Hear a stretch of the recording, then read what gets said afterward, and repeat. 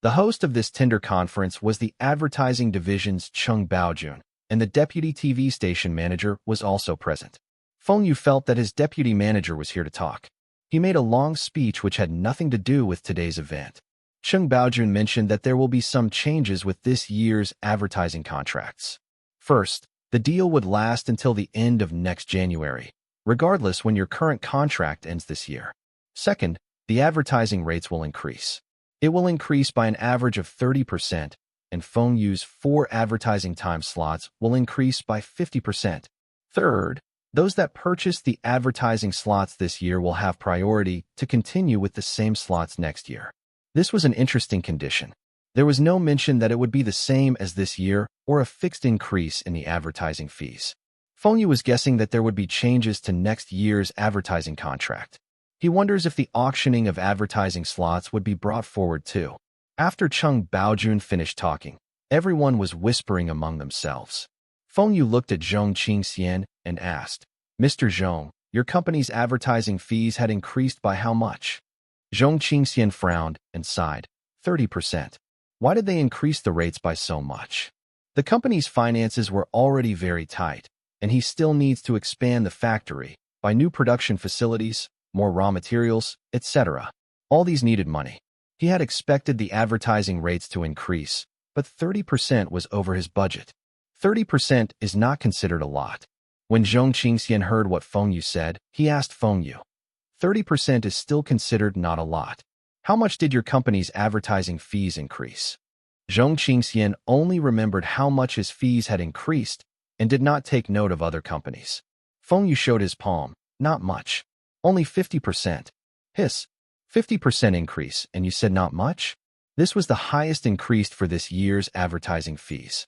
This manager Feng does not want to continue with the advertising slots, or he was wealthy enough to ignore this increase.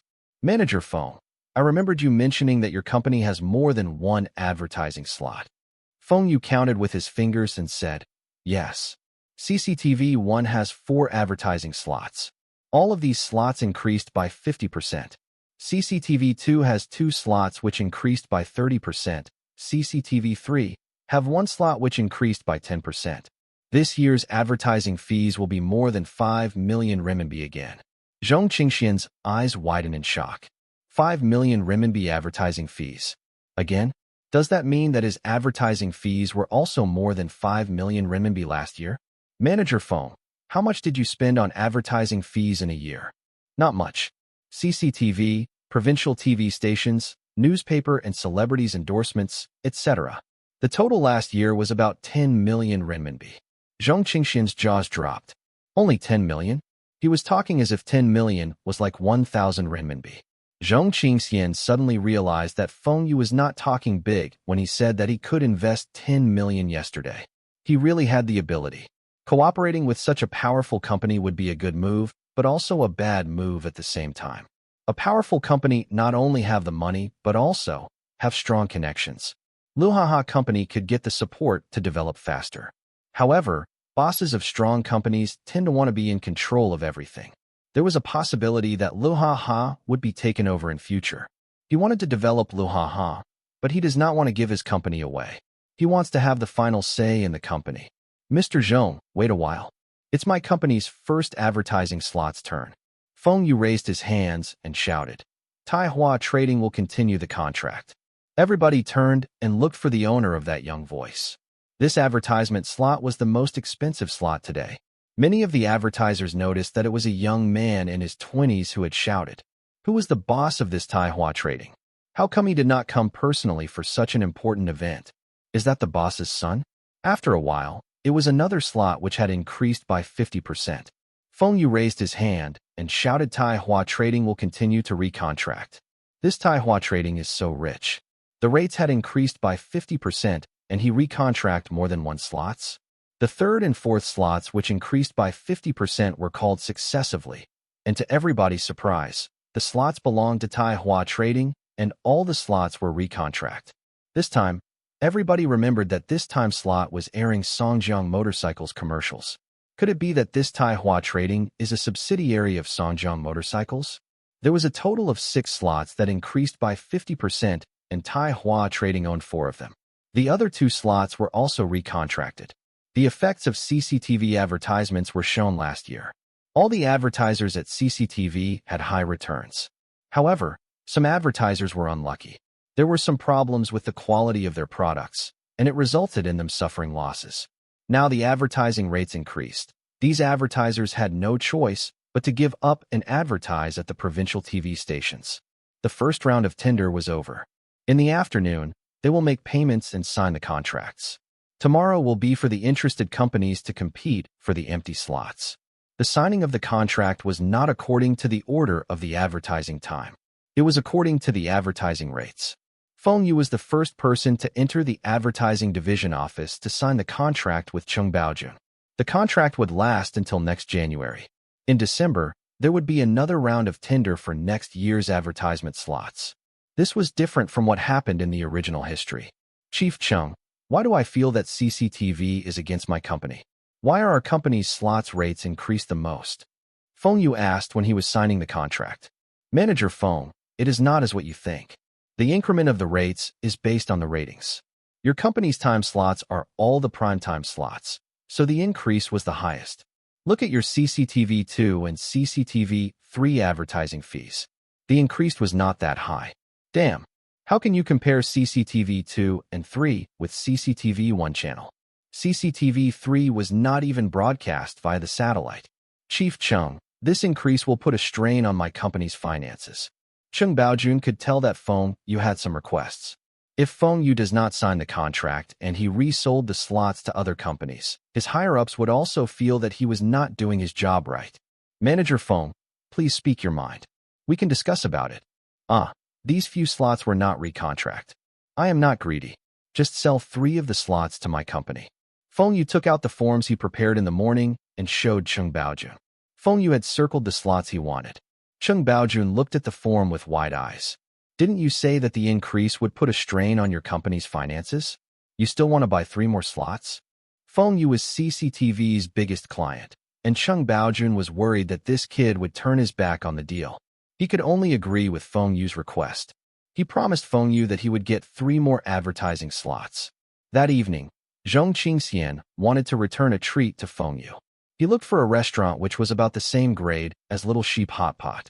With a black wallet in hand, he walked into the restaurant with Feng Yu.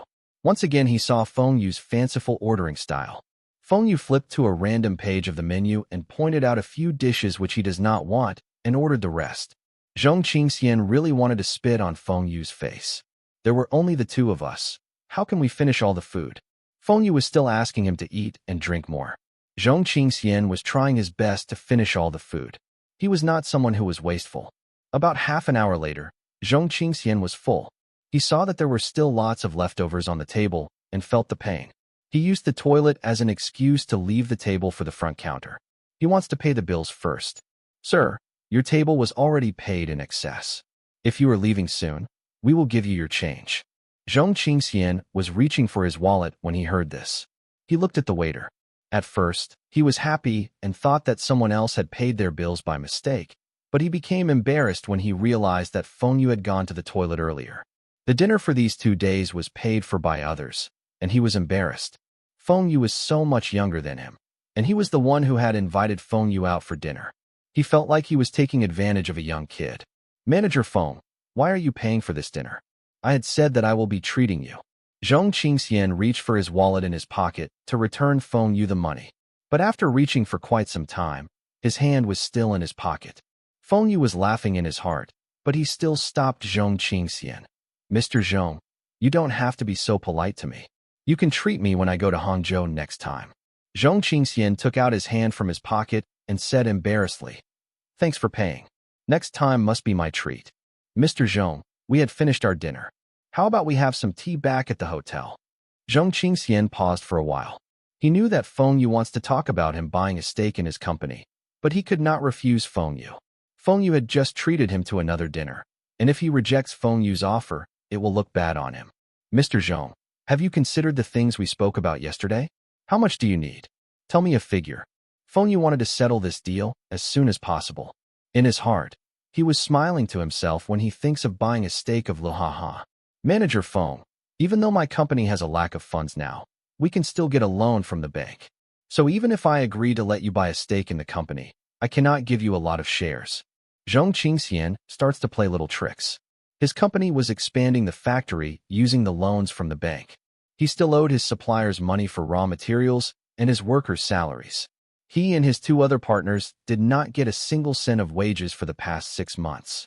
He said this was because he wanted Feng Yu to invest, but at the same time, he does not want to sell a lot of shares. He was hoping for this Feng Yu to agree. Feng Yu laughed. Since you said this, then don't blame me if I take over Luhaha in future. No problem. Mr. Zhong, how much do you need and how much shares can you give me? How about 5 million renminbi for 10% share? 5 million renminbi for 10% shares? That means that Luhaha was worth 50 million renminbi. After deducting the loans and debts, the company was at most worth less than 20 million. This Zhong Qingxian really had the nerve.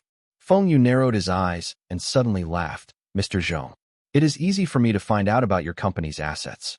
I am wealthy, but that does not mean that I will squander my money. I am investing my money to make more money. 5 million renminbi for 30% shares is more reasonable. Impossible. Zhong Qingxian rejected Feng Yu's offer.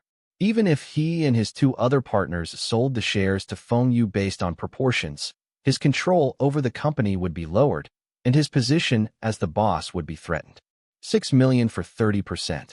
Feng Yu sat on the chair and crossed his arms confidently. Manager Feng Yu, 7 million for 30%. Feng Yu did not give Zhong Qingxian the chance to speak and continued to increase his offer. Zhong Qingxian's breathing became fast. He did not expect Feng Yu to negotiate in this manner. Who the hell would just increase the offer without giving the other party the chance to speak? But he got to admit that this negotiation style was effective. At least he did not have the opportunity to say the things he wanted to say. Manager Feng, the number of shares is too much. Zhong Qingxian calmed himself and said. Feng Yu laughed. Mr. Zhong, it seems like it is not the price you are unhappy about. You are afraid that I will buy over the shares of your other partners and take over Luhaha. Zhong Qingxian was not embarrassed when Feng Yu said what was on his mind. Yes, he was thinking about this. He had set up this company through his own hard work, and because he had a lack of funds, he had to get 2 of his friends as partners. He must have the full authority if this company. 10 million for 40% shares. This will be my final offer. Don't be so anxious to reject me. I can include a condition in the contract. If you did not make any major mistakes, you would still be Luhaha Company's legal representative, general manager, and decision maker. Gold and money have value, but talents are priceless. Zhong Qingxian had used very little capital to lead Luhaha to be China's leading beverage company within 10 years and remained as the leader for many years. Just this achievement alone was worth Feng Yu investing in him. Furthermore, Feng Yu remembered that this year, Luhaha sales would achieve more than 10 million renminbi, and there was even a shortage of Luhaha products on the market. With his investment, there would be an increase in production and the sales figures would be even higher. Just the Northeast region would contribute a vast amount of profits. The profit margin for Luhaha's health supplement drinks was very high. Feng Yu could get back his investments within 2 years, and the rest would be pure profits. Getting TV stars to sign the long-term contract was learned from Luhaha. In his past life, one of Luhaha's subsidiaries had signed a long-term contract with a new not-so-famous singer. Later, this singer became very famous in China, and Luhaha still uses this singer for its product's marketing activities every year. Luhaha gave this singer a red packet for the events he attended. When the contract ended, this singer extended the contract even he had a pay cut. Zhong Qingxian was amazing when it comes to picking the right product, the understanding of China's market, the company's direction, brand management, sales, etc. If Feng Yu could become partners with this person, he wouldn't mind even if he does not have the controlling stake in the company. It would be better for him as someone capable is running the company and he does not need to worry. Feng Yu slowly drank his tea. He believed that no one would be able to resist the conditions he offered. 10 million renminbi for 40% shares, and still let me run the company as the boss? I am also the final decision maker. With this injection of funds, the company can increase its production capabilities, occupy the market fast, and become the leader in the children's health supplement drinks industry. Zhong Qingxian was in a dilemma again. Taihua Trading actually did not have too many funds. Although the company earned a lot last year, it had also spent a lot on the shares. Fengyu does not intend to cash out the share this year. The shares cannot be sold, and Fengyu still owed the bank. After the Lunar New Year, it will be the start of a new financial year. Fengyu still needs to pay a large sum of interests. This will shrink the company's account further. The increase of the advertising fees added to Fengyu expenses. But Fengyu was not worried. When he returns to Bing City, he will split the advertising fees based on the products. Whichever company or factory's products were advertised, they would have to share the advertising cost proportionally. This was especially so for the machinery company. Also, the Soviet Union's technologies wanted by the motor factory will soon be brought over to Bing City. These technologies would bring a few million profits for Fengyu and Kirilenko, and Li Shiyu would settle all the taxes incurred. There will also be the revenue from motorcycle sales. Based on the contract with Li Mingda, Taihua Trading would settle the payment at the end of the month. Fengyu could still raise 10 million renminbi easily. For instance, using the funds from Taihu Food Processing Factory. Zhong Qingxian had still not given Fengyu a definite answer, but he promised Fengyu that he would give him a reply within 3 days after he returns to Hangzhou. Fengyu could tell that Zhong Qingxian was already moved by his offer. Fengyu did not say much and returned back to his room to rest. Early afternoon next day, Fengyu returned to CCTV. To everybody's surprise, Fengyu bought 3 more expensive advertising slots. The way Fengyu spent his money shocked everybody again. Taihua Trading had outshined all other companies, bought the most advertising slots, and paid the most. The rest of the advertisers found out that Taihua Trading was the company that sold wind and rain humidifiers and Songjiang motorcycles. These products were all cash cows. They were more astonished to find out that this young man was the general manager of Taihua Trading and not the boss's son. This resulted in Fengyu leaving CCTV with his bag full of name cards. Some were private companies, and some were state-owned enterprises. There were even foreign companies. Fengyu had brought 100 name cards with him, and it was not enough. Fengyu still had one more thing to do in Beijing. He wanted to visit Baldi Chun to look at the commercial he filmed for wind and rain bladeless fans. At first, Baldi Chun does not want to take on this sort of jobs, but his investor for his movie backed out last minute, and he was short of funds. Fengyu had paid him 50,000 renminbi for him to film this commercial, which also includes the script. He then paid Baldi Chun another 300,000 renminbi to endorse the product for 3 years. Baldi Chun gladly accepted it. An electric fan's advertisement fees could not be compared to motorcycles. A few days ago, Baldi Chun had gone to Bing City to film the commercial. It was the same as the motorcycle commercial. He rushed back to Beijing immediately after he completed the shoot. He had used his spare time to film this commercial and finish the editing. Fengyu watched the commercial on the TV. Even though he knew that this would be a funny commercial and had attended the filming at the scene, he still laughed when he watched the edited version. Baldi Chun had put his bald head through the bladeless fan top, and with his exaggerated expressions and funny lines, the effect of the commercial was perfect. The second commercial's creativity was also thought out. Baldi Chun would wear a wig, and the wig was blown away by the bladeless fan. But this commercial would be filmed the following year. With this commercial, it will increase the bladeless fan's sales. It was the right choice to get Baldi Chun. The Chinese are always curious about new things, and there will be many wealthy people buying the fans to satisfy their curiosity. The advertising slogan, high-tech products, aristocratic style of enjoyment, would fulfill the vanity of these wealthy people. Even if only 10,000 units were sold in China this year, Fengyu would also get more than 10 million in profits. Back at Bing City, Fengyu looked for Li Mingda. The CCTV advertising contract would expire in May. Since they will recontract and continue to air the commercials, Li Mingda got to pay for it. After Lunar New Year, the sales of the motorcycles increased again. 7,000 units were sold in January, and 8,100 units were sold in February. In March, 10,050 units were sold. Fengyu said that this was the effect of advertising. If they continue to advertise at CCTV, the sales will increase further after May 1st. There should be no problems achieving the 130,000 units target this year, and they might even hit 140,000 units. Fengyu had recontract the advertising slots, and even though the advertising fees had increased by a lot, and he bought an additional 3 more slots, the duration of the contract was only about 7 to 8 months. The total advertising fees were not more than 7 million renminbi. This amount was reimbursed by Li Mingde. Reselling CCTV advertising slots felt so good. That evening, Feng Yu received a call from Zhong Qingxian when he was playing video games with Wen Dongjun. Zhong Qingxian had returned to Hangzhou and discussed with his partners. Their factory needs to expand, the productivity needs to be increased, and they still needed to get new facilities. All these required monies. They had not repaid their existing bank loans, and they were unable to get new loans as they had no more assets as collateral. Now, someone came to them to use 10 million renminbi in exchange for 40% shares. This was an excellent opportunity for the debt-ridden Luhaha. Zhong Qingxian told his partners about the pros and cons of selling these shares to Feng Yu. He said to them that they would still be in control of the company and Feng Yu would not interfere with their operational decisions. He would only send a financial representative over to look over the accounts. When the other partners heard this, they were overjoyed. They had suffered for a long time. At first, the company was doing well, but later, their production could not keep up, and they suffered. The company was making money, but they could not get a single cent as all the money were used to expand their facilities. Although the company has a bright future, at the same time, the risk is significant. If their sales had some hiccups and did not reach their forecast, they would have trouble paying the bank.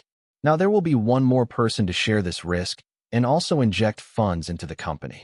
They would be able to increase the factory's output and increase the market share. This was a win-win situation. The two partners always wanted Zhong Qingxian to look for an investor. The company was struggling to stay afloat, and even the supplier wanted to stop supplying raw materials to them. Since all the partners agreed to Feng Yu buying a stake of Luhaha Company, Zhong Qingxian called Feng Yu in front of his partners. Feng Yu asked Zhong Qingxian to come over to Bing City for the contract signing. The money was ready, but Feng Yu could not leave Bing City. Zhong Qingxian could not help, but asked Feng Yu if there were some problems with his company. Feng Yu just replied that there was no problem with Taihua Trading. It was just that he still needs to attend school. He could not get any more leave. Zhong Qingxian. He suddenly realized that Feng Yu was still a high school student. A high school student running such a big company? What a monster! Li Shiqiang saw a man leaving Feng Yu's office when he was about to enter Feng Yu's office. He entered the office. Xiao Yu, who was that guy? I had never seen him before. He is a boss from Hangzhou. His name is Zhong Qingxian. I had invested some money in his company. What are you at the company again? Shouldn't you be at the hospital, accompanying my sister? Feng Danying was due soon. 1 month ago, Li Shiqiang had sent Feng Danying to a maternity hospital. He gave a few cartons of cigarettes and red packets to the leaders at the hospital, and the hospital accepted this patient who was due in another 28 days. Li Shiqiang was now very busy. He had been traveling to and fro the hospital and the company. In the end, it was Feng Yu who had helped him solve this problem. Feng Yu gave another red packet to the leader at the hospital, and a professional maternity nurse was assigned to take care of this special patient. The most frustrating part for Feng Yu was that he had to cook dinner every day. Feng Yu had no choice as he could not get used to Li Shiqiang's cooking skills. As for Wen Dongjun, he only knows how to wash dishes. Li Shiqiang sat on the sofa. Someone is accompanying your sister. I am at the company to take a look. 2 more franchisees are signing the contract today. When Li Shiqiang was talking about this, his face was beaming with joy. Wind and Rain Logistics had more and more franchisees now. The company doesn't even need the salesmen. The franchisees were working hard to get more sales. Currently, there were almost no empty trucks returning back to Bing City. There were too many orders. Almost 80% of cities in the Northeast region have Wind and Rain Logistics franchises. In another 2 months, this figure would be 100%. Wind and Rain Logistics had become the #1 logistics company in the 3 Northeast provinces. After some time, his business would expand towards the south near to Beijing or get more franchisees from the rural towns in the region. Li Shiqiang was glad that he had chosen to start this business. Brother-in-law, if you have nothing to do tomorrow, come over and help me with the contract signing with the distributors. Wu Jigang had brought some of the staff out of the city to get goods. Contract signing? Taihua Trading have what new products? Li Shiqiang was surprised. All the products had signed the contracts. Bladeless fans. I had told you about it before. The patent was approved, and we need to sign the contracts first. Next month, we will deliver the goods. Feng Yu passed a brochure to Li Shiqiang. Li Shiqiang looked at the brochure and was stunned. He rubbed his eyes and looked at Feng Yu. This bladeless fan was just an electric fan. Why was the distributor price so high? Mr. Zhao, I heard that you had doubled your motorcycle sales in March. Ha ha, Mr. Huang, your sales for March was also not bad. I did not expect these motorcycles would sell so well even when they are so expensive. Mr. Zhao, Mr. Huang, stop praising each other. All of us knows that the both of you clinched the first and second position regarding sales. But this year's total sales top position had still not been finalized. Fine, old Jean. You are upset because we did not congratulate you for getting third place in March. Mr. Zhao joked. These distributors were longtime partners of Taihua Trading. Taihua Trading had called them and told them that there will be a new home appliance launching soon. These people rushed over immediately. They made profits every time they work with Taihua Trading. These people were chatting and exchanging information happily among themselves. When Feng Yu entered the meeting room, all of them sat up straight, and you could hear a pin drop in the room. Feng Yu was satisfied with the discipline of these distributors. Even the fiercest distributors had to behave himself at Taihua Trading. It was because Taihua Trading products could sell, and whoever that did not want to obey the rules can get lost. There were many queuing up to be the distributor. Everybody, this will be the newest product launched by Taihua Trading. Wind and rain bladeless fans. The distributors looked at the brochures and were puzzled. What's this? A cylinder top shape. Bladeless fan. If a fan has no blades, how can there be wind? A sample of the fan was placed in front of everybody, and Feng Yu switched it on. The fan top starts to turn left and right slowly. Can everyone feel a breeze? The wind from this fan is more constant than a normal electric fan and feels like natural wind. It will be suitable for blowing at the old and young. Also, this fan has 2 speeds, and the fan top can swivel 180 degrees. This means that more people can enjoy the breeze. This fan uses 40 watts. Feng Yu introduced the features of this bladeless fan, such as safety, electricity saving, smooth constant wind, ease of cleaning, unique appearances, high tech, etc. All the distributors' eyes start to sparkle. Hey, this fan was indeed better than those ordinary fans.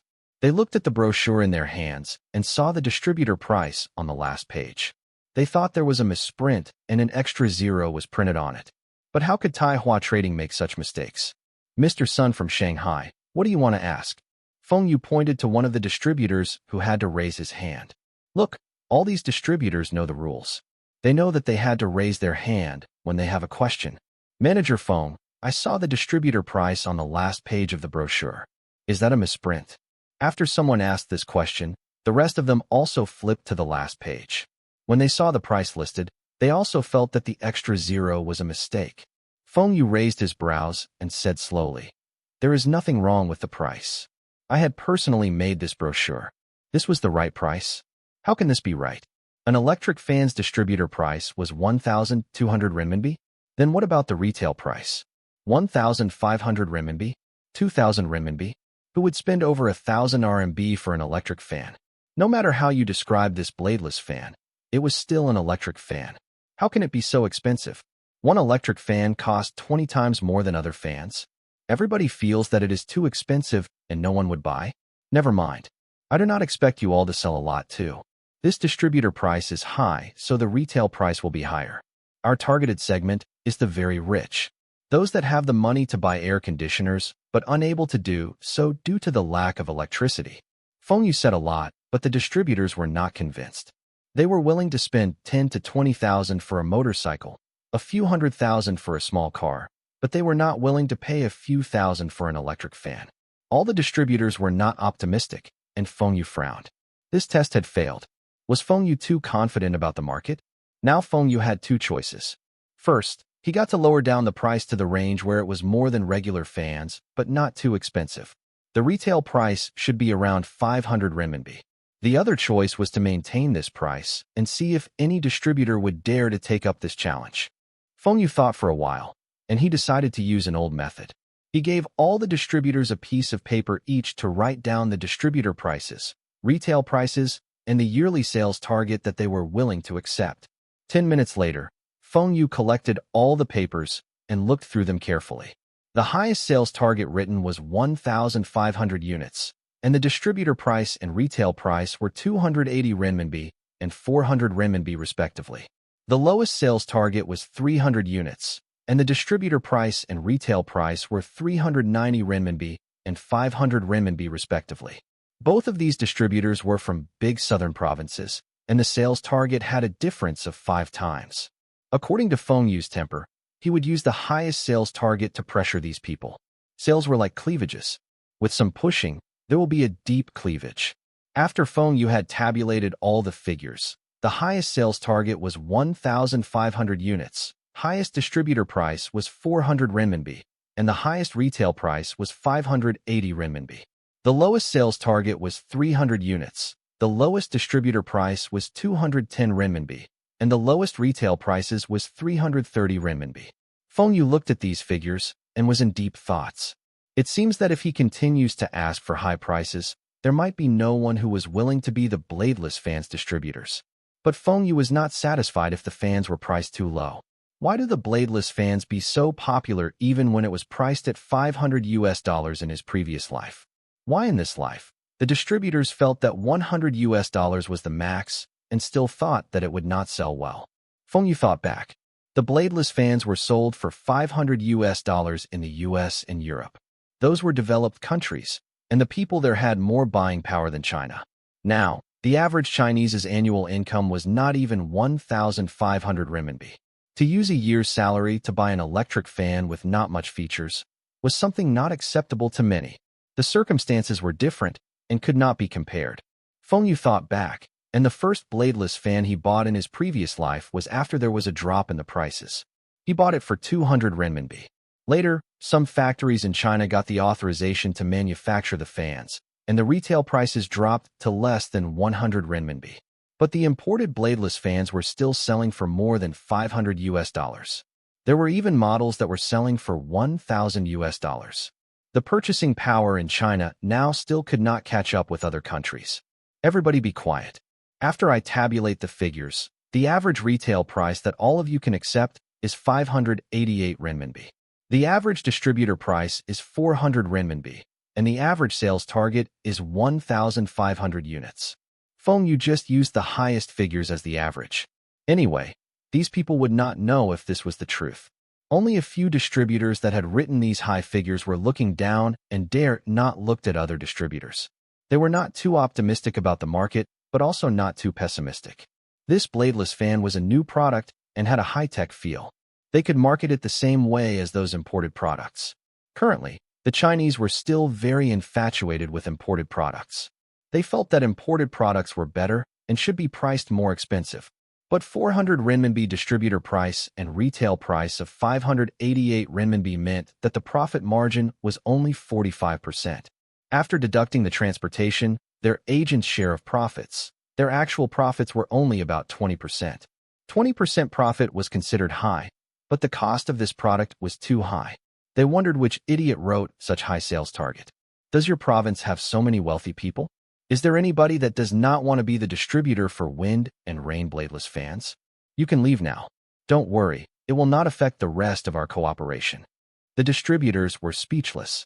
Rather than asking who does not want to be the distributor, why not try asking who wants to be the distributor? Will not affect other cooperation? That expression of yours tells everything. Once we leave, you will find ways to stop our other contracts. Other people might not do such things, but all of them knew that Manager Feng of Taihua Trading would do it. No one wants to leave? Fine. Since we had worked together for so long, I will not set a high sales target. The southern provinces will be slightly higher, and the northern provinces will be slightly lower. The sales target for the southern provinces will be 2,000 units, and the northern region will be 1,000 units. Reasonable, isn't it? The distributors were all cursing and swearing in their hearts. FCK, this is not setting a high target. You had just mentioned that the highest sales target we can accept is 1,500 units, and now you added 500 more units? This is not setting a top target? Reasonable? Someone raised his hand, wanting to say something, but Feng Yu waved and continued. All of you might feel that this bladeless fan sales will be low because it is expensive. All of you have a look down on the purchasing power of Chinese. The wages of the working class are not high, but businessmen are earning a lot. All of you had worked for others before. What about now? Every one of you is earning more than a six-figure annual salary. Do you know how much is this bladeless fan selling overseas? Just change the currency to rubles. What? This bladeless fan is selling overseas for 580 rubles a unit? That's more than 3,000 renminbi. It cost almost as much as an air conditioner. Who would buy it? The air conditioner cost only a few thousand, but the installation charges were more expensive. The total added up to about 10,000 renminbi. But overseas was different from China. There was no lack of electricity. Why would people choose the fans over air conditioners? We have bought the advertising slots at CCTV, and it is all primetime slots. This commercial was directed by Baldi Chun, and he is also the star of the commercial. In the past, all of you also felt that Songjiang motorcycles will not be selling well. But what about now? With CCTV advertising, celebrities' endorsements, your sales figures increase every month. This bladeless fan will be the same. The sales will not be bad. If you do not want to be a distributor, you can be an agent. The commission will be the same as Songjiang motorcycles. About 5%. When Fengyu said agent, the distributors became suspicious.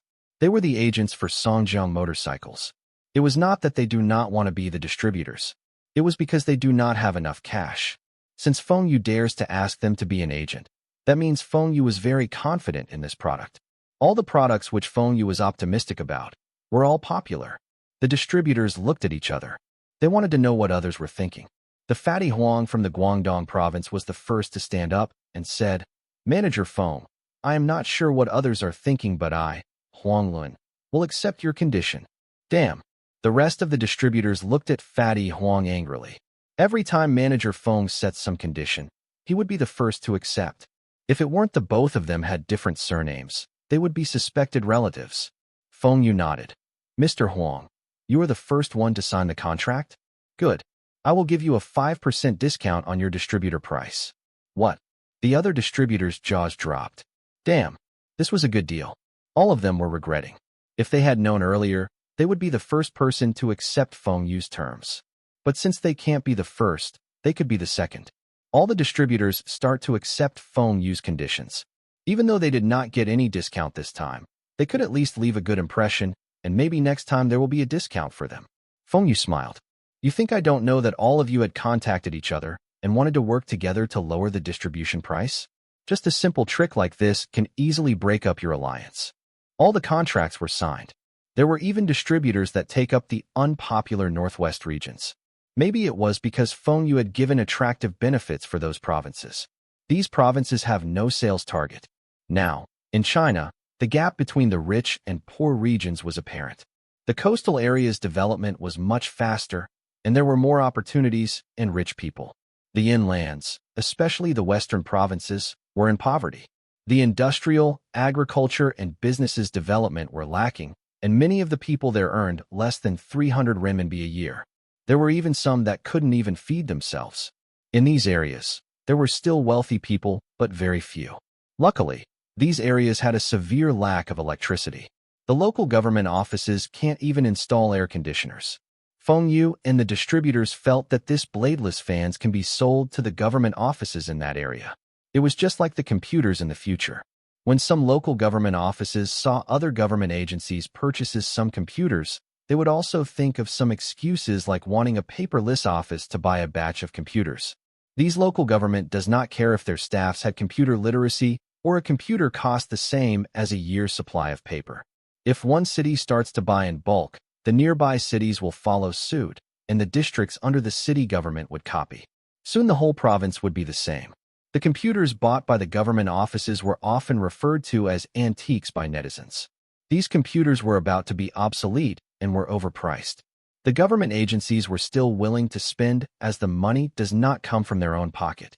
The distributor that took on the Northwest province had this thinking. He was confident that he would convince the local government to purchase a batch of fans. It would not be like what Fatty Huang said.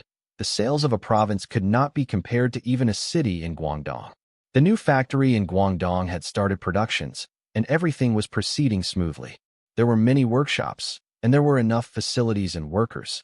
There would be no delays to the humidifiers and bladeless fans productions. A few days later, Fu Guangjing came to Bing City again. He wanted to talk to Fengyu about the overseas sales. They need to get a celebrity to star in a commercial for their products. Taihua Trading had to agree to invest in this commercial and the celebrity's endorsement. Brother Fu, you had worked hard for this period of time. Ha ha ha. My family had assigned 2 people to me. I am just leaving everything to them. You are the one who had worked hard. You settled China's distributions within such a short time. The both of them had some pleasantries, and Feng Yu asked, Brother Fu, you are not here at Bing City just to chat with me, right? Just speak your mind. Fu Guangjing laughed. This, Manager Feng, our humidifiers and bladeless fans in China have celebrities' endorsements and commercials. Do you think we should hire some stars to do an ad for the overseas market? Feng Yu raised his eyebrows. He knows what Fu Guangjing was trying to say. The fees for overseas celebrities were much higher than in China. Fu Guangjing was worried that Feng Yu would not agree. That's why he came personally to discuss with Feng Yu. If they had chosen the right celebrity to endorse their products, the sales would increase a lot, and they can earn back the endorsement fees. Feng Yu would never reject this idea. Brother Fu, I thought it was some important matter. You can just talk to me over the phone. Yes, I totally agree with you. Fu Guangjing brightens up. That's great. But the budget would be quite high. I decided to get Hollywood stars this endorsement. The fees might reach $2 million a year. But I had calculated. There would be at least $3 million of profits. Spend $2 million for $3 million profit? Feng Yu frowned. He felt that even though they still made a profit, but the profit was too little. Compared to Zhu Simeo and the rest, the profits were too low. The humidifiers and bladeless fans were all monopoly products. There were no similar products on the market. For $2 million endorsement fees, there should be more than $4 million in profits. Who do you intend to look for? Which geographical area will be covered? Feng Yu asked. We are looking at Lim Basinger or Michael Keaton. Their movie Batman last year was the top-grossing movie in Europe and the US. They have countless fans in Europe, US, and Asia. I think they can even be the spokesperson for the whole world. Fu Guangjing said a lot, but Feng Yu was thinking, who are these 2 stars? He had heard of their names before, but he had no impression. These 2 stars' future developments should not be that great, or they did not have any blockbusters in future. These 2 stars which Fu Guangjing recommends might be very famous last year, but this year, their popularity should be declining. In future, their popularity would continue to drop. It would be like signing a forward who was in his top form. But after signing, the player's condition became worse every year, and you still have to pay his wages. If they need to get a celebrity, then they must look for those with potential, at the same time, have a right image and suits the product. They can't just sign any celebrity without careful selection. For instance, Yao Ming had signed a deal with Pepsi, but sportsmen were not allowed to drink carbonated drinks. When Yao Ming suffered a fracture, there was an article on the papers saying that Yao Ming's fracture had something to do with Pepsi. The article states that Pepsi had an effect on bones and would affect the performance of sportsmen, etc. What the article was trying to say was that Yao Ming drank Pepsi, and that's why he suffered a fracture. In the end, Yao Ming's commercial value dropped drastically, and Pepsi's sales were also affected. Feng Yu was looking down thinking hard about which movie stars that were not famous yet, but would become very popular soon. He saw the scissors on the desk and suddenly remembered someone. Johnny Depp, Edward Scissorhands. A robot with emotions. It represents high-tech innovations. This was in line with the positioning of the humidifiers and bladeless fans. Johnny Depp was already a small celebrity in the US, but he was not the very famous type. He was only a second-tier actor. The movie Edward Scissorhands was screened later this year and won several awards. Johnny Depp was also nominated, and his popularity soared. His popularity lasted for the next few years and quieted down. But after the millennium, his role as Captain Jack Sparrow in the Pirates of the Caribbean led him to become the world's highest-paid movie star. Looking at the poster of Baldy Chun sticking his head through the bladeless fan on the table, Feng Yu suddenly felt that a child would be more suitable. A child would be more adorable and also send a message to parents that this fan is very safe. Even a kid can put his head through the fan top. If it was a child that star in this commercial, it will highlight the safety features of the product which suits their product positioning in the US and Europe. A child actor. Home Alone, Macaulay Culkin. Feng Yu raised his head, looked at Fu Guangjing, and said excitedly, Brother Fu, let's get a kid to endorse our products. With Feng Yu's insistence, Fu Guangjing agreed to contact Johnny Depp and Macaulay Culkin. Johnny Depp was currently still considered a TV star, even though he was not that famous. But who the hell was Macaulay Culkin? How does Feng Yu know that a 6 to 7 years old kid will be famous? Feng Yu swore that it would be worthwhile if they signed these two actors. They can offer Johnny Depp a 1 to 2 years contract and a 3 to 4 years contract to Macaulay Culkin. It would not be worthwhile if the contract period were longer than this. The endorsement fees for these two actors would not cost more than $1 million a year since these two were still considered unknown now. Fu Guangjing could only agree to go along with Feng Yu's suggestions, but he was curious about how Feng Yu came to this conclusion that these two actors would be famous in future. Wait until year-end. Fu Guangjing and the Fu family would be in awe of how accurate Feng Yu's prediction. It was April, and Feng Yu changed the commercial for the primetime slot at CCTV. He changed the commercial to the wind and rain bladeless fans. Even the slots on CCTV2 were changes. The advertising campaign had started. Before the effects of the campaign can be seen, Li Mingde came to Feng Yu. The machinery company had paid a high price for the primetime advertising slots. How come it was changed to bladeless fans? Feng Yu showed a helpless expression. He offered to refund Li Mingde, but Li Mingde does not accept since Feng Yu had to pay back the machinery company if the sales did not hit 130,000 units. How can Feng Yu change the commercial? Feng Yu positioned himself lower and said that he could return more advertising fees. If Li Mingde agrees to him changing the commercials during prime time, then he would refund 5 million renminbi. Feng Yu would also think of ways to get 2 more slots for Songjiang motorcycles. Li Mingde was tempted. 5 million renminbi. If he could get it, he could claim credit with the city's leader. But he was still not satisfied. He told Feng Yu that he would not be responsible if the motorcycle sales declined. If Feng Yu does not hit the sale target, he still would have to pay back all the advertising fees. Feng Yu agreed. Both signed a simple agreement, and on the agreement, it stated that Taihua Trading refunded 5 million renminbi advertising fees to the machinery company. Li Mingde left smiling, with the check in his hands. The sales target was already hard to achieve, and now Feng Yu changed the commercial? He was digging his own grave. Meanwhile, Feng Yu was holding to the agreement, laughing. He had used the machinery company's 5 million renminbi for a few months and had just returned. He even got a documented proof. In future, even if Li Mingde knew that Feng Yu had tricked him, he could not do anything. I had returned the money to you, and you had accepted it. That means that you are not going to pursue this. This agreement is the proof. Although returning this 5 million renminbi would use up most of the available funds in Taihua Trading's account, but it was still okay. Taihua Trading does not need a lot of money to operate. There will be profits coming in every month from the humidifiers, Songjiang motorcycles, Taihua processed food factory, etc. These profits were enough for Taihua Trading to operate. The things Taihua Trading needs to pay was only some deposits, down payments for goods. The Taihua Electric Appliances factory also does not require a lot of money as the cost of production was not high. A few million RMB would be enough for Feng Yu to manage the cash flows of these businesses. The last loophole was covered up before the transfer of the machinery company's shares from the aviation factory to Feng Yu. Li Mingde still did not know that Feng Yu would be the major shareholder of the machinery company in a few days. The high-powered electric furnace had finished installation and was in the calibration stage. Current, Ho Haitao was still happy with this deal. After the furnace was calibrated, he would transfer the shares to Feng Yu. This way, the aviation factory would get the machinery company's dividends too. This period of time, Ho Haitao seldom visit the machinery company, and Feng Yu does not check the machinery company's accounts. This made Li Mingde very pleased. He thought that Feng Yu was bowing his head to him and was afraid that he would remove Feng Yu's position as the temporary factory directory of the motorcycle factory.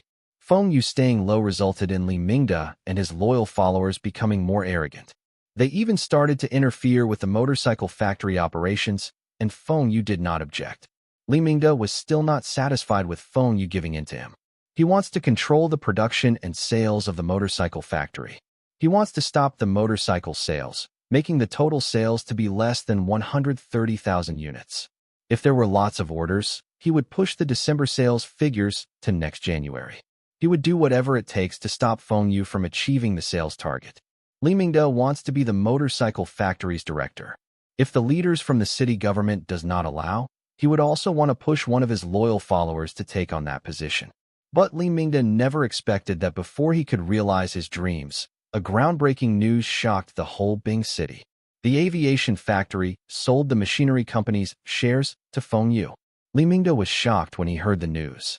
He immediately called the city government to verify and found out that Feng Yu and Ho Haitao had just signed the paperwork at the Trade and Industry Bureau. Is Ho Haitao stupid? The machinery company is making profits now, and he sold the shares? He immediately calls Ho Haitao and questions him loudly. Why did he sell the machinery company's shares? Did the city government agree? Ho Haitao calmly replied that the aviation factory is under the jurisdiction of the military and ministries. The city government have no right to interfere with any decisions made by the factory. The aviation factory needed an advanced high-powered electric furnace to complete the orders given by the military. Even the military leaders praised him for getting the furnace. Ho Haitao also had a reasonable explanation for selling the machinery company's shares to Feng Yu. Firstly, the aviation factory does not have enough cash to buy the furnace. Secondly, the aviation factory did not sell the shares to any random buyers. Feng Yu was also a shareholder. Lastly, Feng Yu offered a high price for the shares. All these had become a reality. Li Mingde, or even the city government, could not do anything. Ho Haitao was called over by the city's leaders for a talk, but it was only talking. The aviation factory's directory was not appointed by the city government, and there was no way the city government could stop this sale. Li Mingde just realized that this period of time, it was not Feng Yu giving in to him. Feng Yu and the aviation factory had planned this long time ago. After this transfer of shares, the Feng family had a total of 44% shares of the machinery company. This was more than the city government, making the Feng family the major shareholders. Feng Yu was speechless. Li Mingde was at least 50 years old, and he still acted like a kid by complaining to the higher-ups. With the aviation factory's shares, the Feng family became the major shareholders of the machinery company. Li Mingde was nervous. He suddenly remembered that Feng Yu and Fu Guangjing were close, and he heard the wind and rain humidifiers overseas sales were handed over to the Fu family. If Fu Guangjing supported Feng Yu or Feng Xingtai, then there would be a shift of power at the machinery company. He must get the city to help him and protect his position. For the first time, Li Mingde felt that restructuring the machinery company was a mistake. Why did he support the restructuring of the machinery company from a state-owned enterprise to a private company? Although in Bing City, there was still no state-owned enterprise leader being replaced after the reorganization. In the coastal provinces, there had been some instances where the government appointed leaders being replaced. The person who would have the final say in a joint stock company is the person who had the most support of the shareholders. Li Mingde was a general manager of a state-owned enterprise and was on the level of a department deputy chief. If his position was removed by the Feng family, where can he go? There were many state-owned enterprises in Bing City, but there were not a lot of good positions. Initially, many people were envious of his position, and he had the chance to be transferred to the agricultural department. But he rejected the offer. Even if he wanted to take up the transfer now, there must also be someone who would give him this position. Li Mingde could see himself spending his remaining career in a no-authority position with an almost bankrupt state-owned enterprise. He would no longer have any authority, secretary, benefits, cars, etc. He must not let this happen to him. The only person that can help him now is his former leader, Deputy Mayor Su. Although Deputy Mayor Su was about to retire, he was still in position and still had authority. With his number of years with Bing City, even the mayor had to give him face during meetings. Li Mingde did not go to Zhang Ruiqiang, who was in charge of Bing City's state-owned enterprise restructuring, economy, and commercial development. Everybody knows that Feng Yu visits Zhang Ruiqiang every now and then. Li Mingde even suspects that Zhang Ruiqiang was in cahoots with Feng Yu, and this idea might also be from Zhang Ruiqiang. At 1:30 p.m., Feng Yu appeared in the city government. Li Mingde had arrived earlier than 1 p.m. Li Mingde stood at the windows and was relieved when he saw Feng Yu entering the building. He was afraid that Feng Yu would find some excuse to skip this meeting. Mayor Su, look. This is Feng Yu. He can't even be punctual and is very arrogant. He knows that you are waiting for him, and yet he arrives so late. He is so young, and yet he is putting on airs. Li Mingde tried to add fuel to the flames. Deputy Mayor Su frowned and said, I am not old until I can't tell the time. It is 1:30 p.m. now. Even though Li Mingde was told off by Deputy Mayor Su, he was still happy. He could tell that Deputy Mayor Su was unhappy with Feng Yu.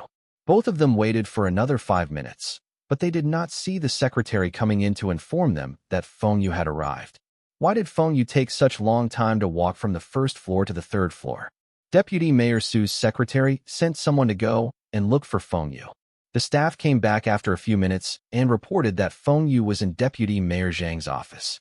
Li Mingde saw Deputy Mayor Su's face change his color and immediately take the opportunity to stir SHD.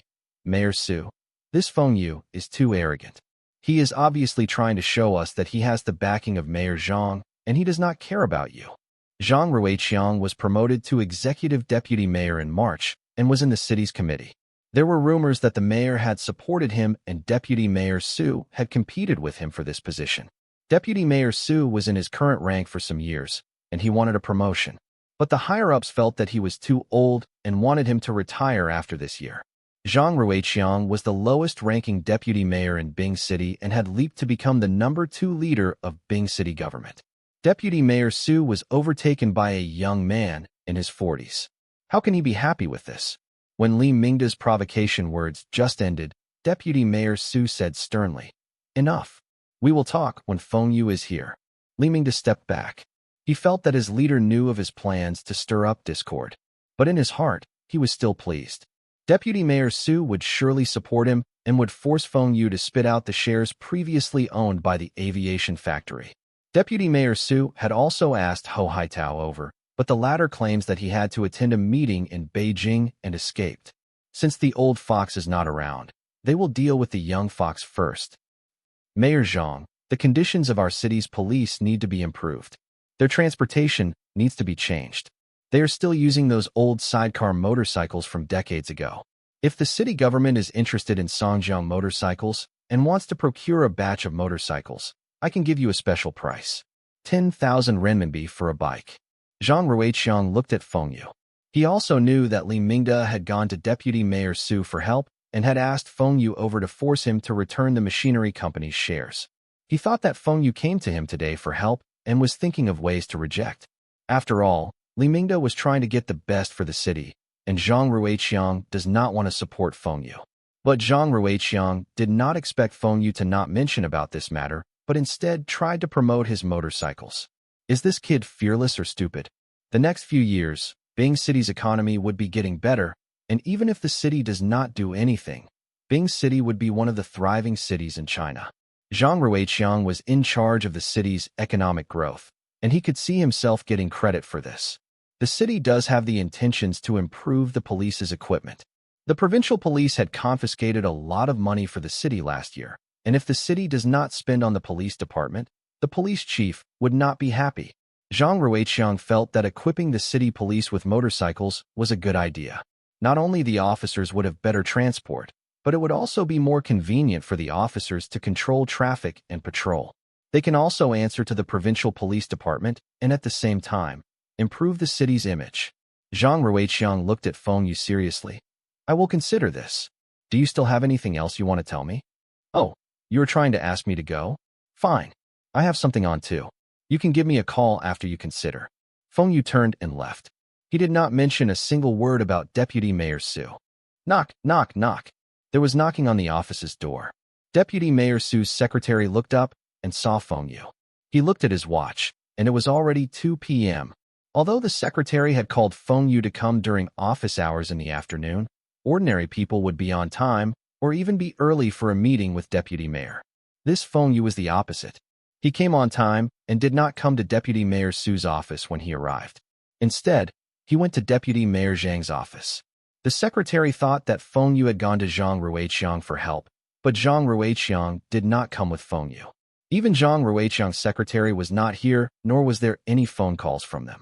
Xiao Sun knew that no matter if Feng Yu were successful in getting help, he would be in trouble. His boss would reprimand him for failing to ask Feng Yu to come on time. Why are you so late? Xiao Sun shouted unhappily. Feng Yu raised his brows. Why? Deputy Mayor Su had left? Then I will come back another day.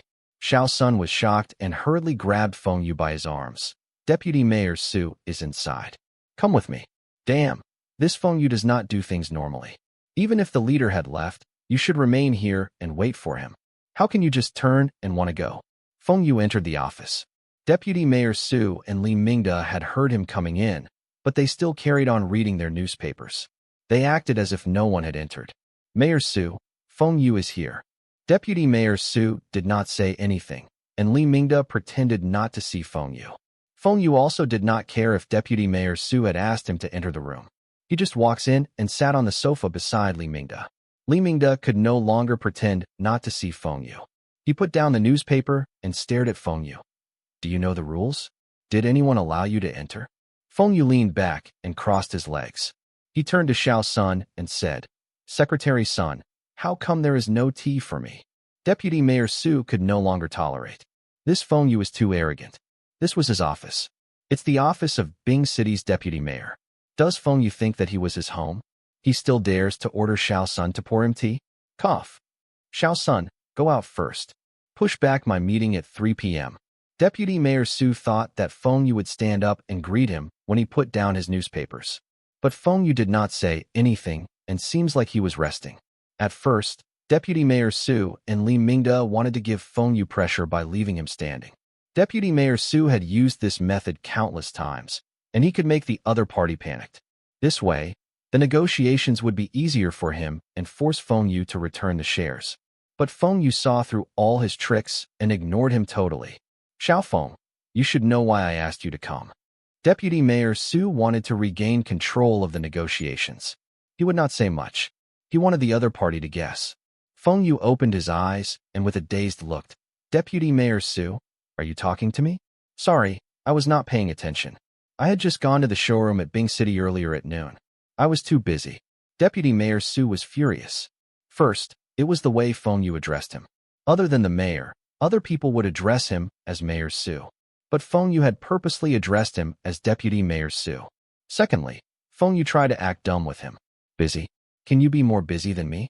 This young brat thinks that he had some connections and money and can be arrogant? Xiao Feng, don't try to act dumb. You clearly know the reason why we asked you here. I don't care what deals you have with the aviation factory. You must sell the aviation factory's shares back to the city. The machinery company is a state-owned company and is a collective enterprise. This will never change. Li Mingda shouted. Feng Yu said with a surprised look. Director Li, what are you talking about? The machinery company had been a collective enterprise all this while. Even after the restructuring, it is still a collective enterprise. Do you think that the machinery company now belongs to a single entity? Feng Yu stared at Li Mingda after he finished saying this. Li Mingda almost died from his anger. Feng Yu still dared to imply that he was in full control of the machinery company. Xiao Feng, you don't try to avoid the topic. Tell me straight, are you going to return the 14% shares? Li Mingda asked. Return? What do you mean? I had bought these shares with my own money. You sound as if I had stolen or robbed these shares. Director Li, you have to be responsible with the words that are coming out of your mouth. Deputy Mayor Su stared at Li Mingda. How old are you, and yet you are arguing with a young man? The worst part was that you still lost the argument. How did you spend all these years? Deputy Mayor Su does not intend to let Li Mingda speak. Li Mingda was not as eloquent as Feng Yu.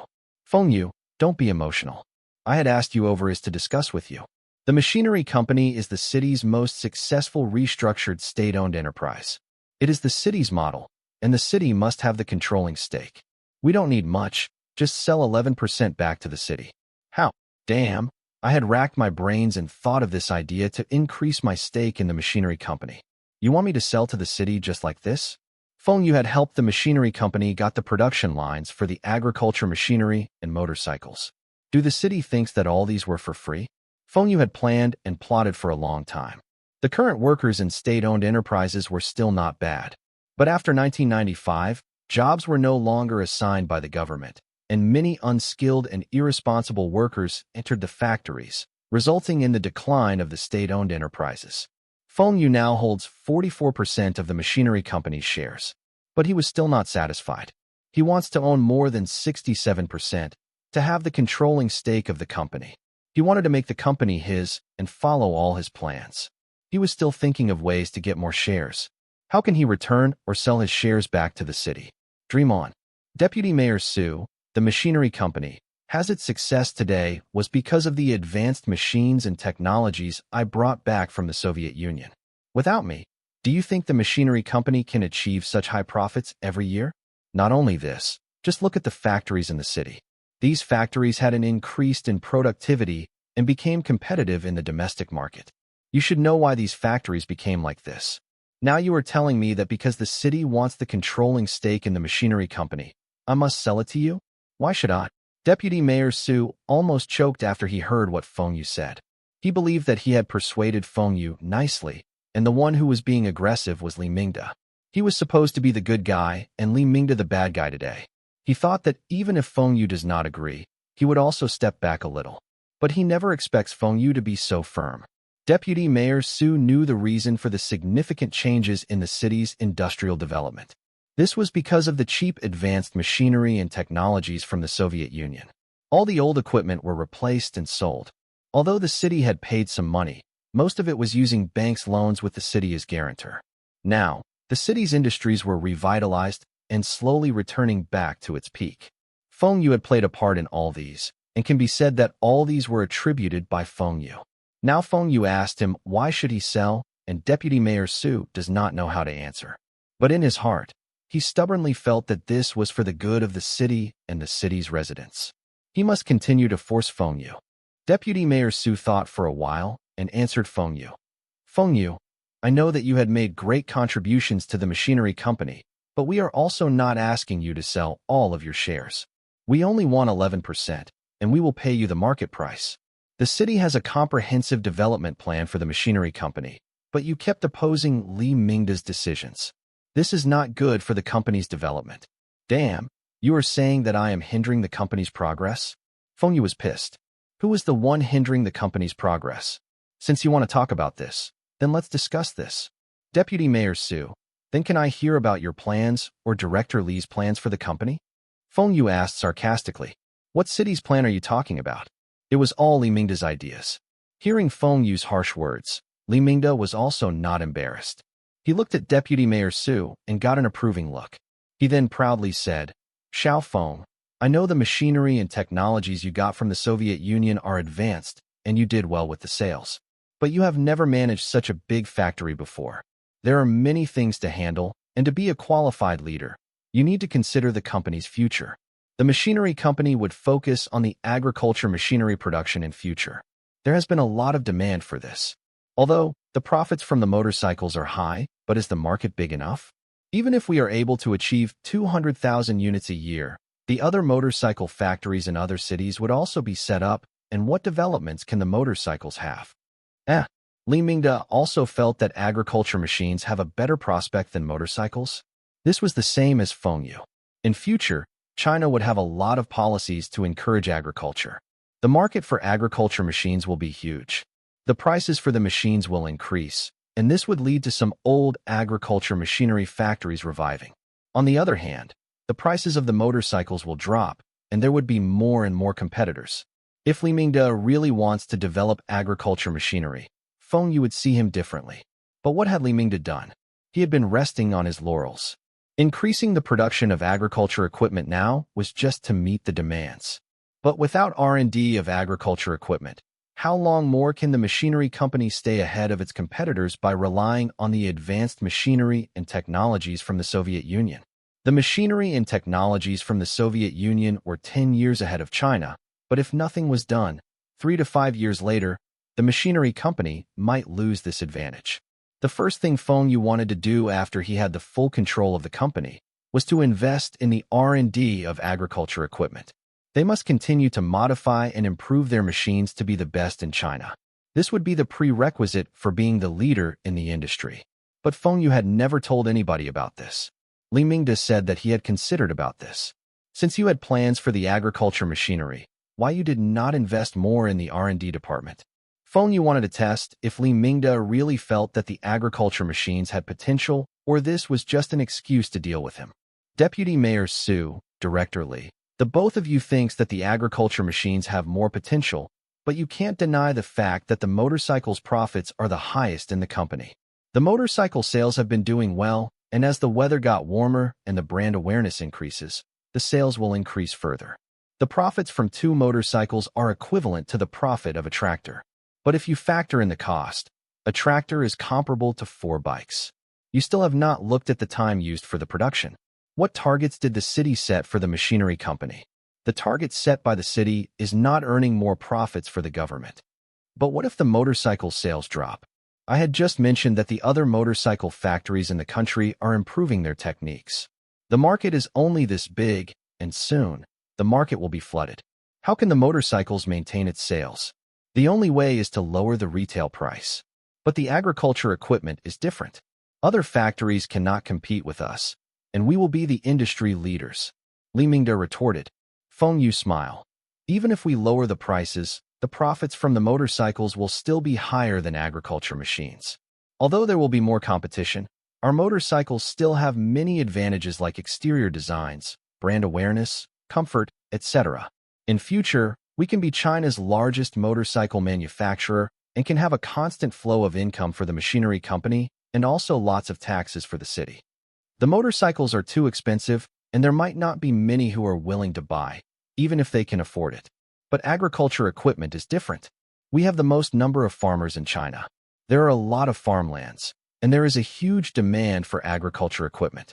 Regarding demand, agriculture would have better potential than the motorcycles. Feng Yu was looking at Li Mingde differently. He can foresee this? It seems like this Li Mingde still has some foresight. Since Director Li have so much confidence, why not we have a bet? Even though other motorcycle factories would introduce new motorcycle model the year, the most prominent motorcycle would still be Songjiang motorcycles. Feng Yu was playing with words again. Most prominent does not mean the highest sales and also the most profits. Li Mingde righteously said, Xiao Yu, how can you bet on the company's matters? Furthermore, I am a party member, and I don't gamble. Feng Yu, damn, the 2 contracts you signed with me had betting elements. Feng Yu saw Deputy Mayor Su sitting at the side, and he understood. Li Mingde dare not to bet in front of the leader. Deputy Mayor Su, Director Li, I will not sell the shares no matter what you say. Also, I had been the temporary factory director of the motorcycle factory for quite some time. Shouldn't I be promoted to the factory director? Deputy Mayor Su almost died from anger. Feng Yu not only refused to sell the machinery company's shares and still want authority? If Feng Yu agrees to sell the machinery company's shares, then they might give Feng Yu that position. Deputy Mayor Su was confident that he could convince the city government to get a bank loan to purchase the shares from Feng Yu. But Feng Yu was firm, and he refuses to sell. Deputy Mayor Su was prepared to use an executive order to force Feng Yu to sell the shares back to the city. He could not touch that old Ho Hai Tao. He can at least take care of this brat. Meanwhile, the machinery company's office chief was rushing to the city government. Something big had happened, and he must inform Director Li immediately. He had paged Li Mingde, but Li Mingde had yet to call him back. Feng Yu, you must agree to sell the shares today. This is an order. Deputy Mayor Su snapped. Feng Yu stared at Deputy Mayor Su. What? You want to fall out with me? Fine. I also do not intend to give you face anymore. Order? What order? Who are you to order me around? Am I your subordinate? I had never heard before that a deputy mayor can force a civilian to sell a company's shares. Feng Yu sneered. Feng Yu's series of questions angered Deputy Mayor Su even more. If you do not agree to sell the shares today, you can forget about being the motorcycle factory's director. You will not even be the temporary director. Feng Xingtai can also forget about his position as the deputy general manager. Deputy Mayor Su banged the table and shouted. Ho Haitao's aviation factory had military backings, and Deputy Mayor Su could not do anything to him. But to a young brat from a farming family, he was confident he could deal with him anything. He will remove Feng Yu and his father from all their positions and then use some tricks to dilute their shares. This way, the machinery company will still be in the city's control. There were people walking past Deputy Mayor Su's office, and they were the city government staffs. Some of them were there to watch the show, and some were sent over by other leaders. They wanted to know what was happening. Some of the staffs were hoping for the opportunity to shine in front of Deputy Mayor Su. Secretary Sun immediately closed the door. Deputy Mayor Su had already banged the table, and it would not be good if words spread to other leaders. Feng Yu glanced at Li Mingde. Does this mean that Director Li had already appointed someone to succeed my position? Seems like you have planned for this long time ago. Li Mingde tried to persuade nicely. Xiao Yu, just sell the machinery company's shares to the city, and I will let you be the factory director of the motorcycle factory. Don't lose such an important position because of some shares. Take the money and do whatever you like with it. Don't you still have a trading company? Feng Yu smiled sarcastically.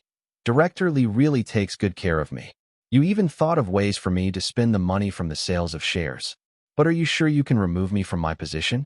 We are a collective enterprise, and the appointed leaders have to go through an election. You say election?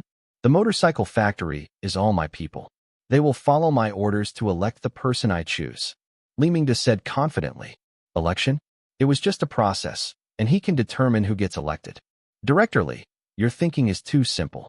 The machinery company's election is not up to those people to decide. It will be decided by the shareholders. Deputy Mayor Su was shocked. Shareholders to decide. What does this mean? Feng Yu looked at the shocked Deputy Mayor Su and sighed. These were all old concepts. They still thought that the machinery company was still before restructuring and the city can control it with their authority. The company is now a shareholding company and is controlled by the shareholders. Right. Did the office informs Director Li? Mr. Fu will be coming to Bing City tomorrow. We will be holding this as shareholders meeting. What? Shareholders meeting? What does that mean? Deputy Mayor Su was puzzled, and he looks at Li Mingde. What was Feng Yu talking about? Li Mingde was also stunned. Beads of sweat start to appear on his forehead. It was not sure if the room was too warm or he was too nervous. When the state-owned enterprise was restructured into shareholdings company, Li Mingde had also read up on the related laws and regulations. The shareholders' meeting was the most important meeting for a shareholding company. Did Feng Yu indeed contacted Fu Guangjing and will work together to remove him from his position at the shareholders' meeting? Knock, knock, knock. There were loud knockings on the door. Xiao Sun opened the door and saw the machinery company's office chief. The leader is busy. What do you want? Xiao Sun asked unhappily.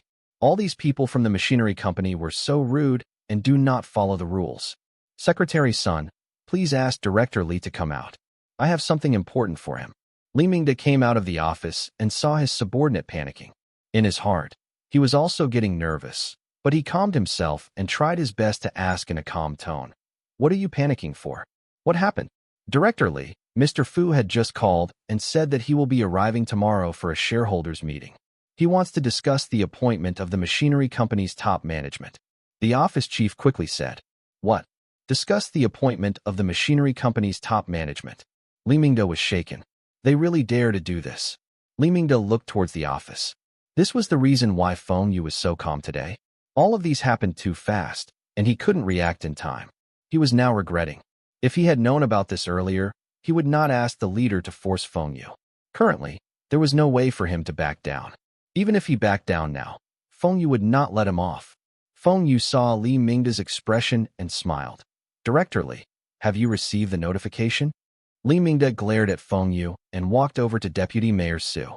He whispered something into Deputy Mayor Su's ears, and Deputy Mayor Su's face changed. He pointed at Feng Yu but could not find the words. If there are no other matters, I will make a move first. Oh yes. I will make a special exception and invite Deputy Mayor Su to sit in for tomorrow's shareholders meeting. Sit in? Deputy Mayor Su almost vomits blood. He was the deputy mayor, and he had to be invited to sit in for a company's meeting?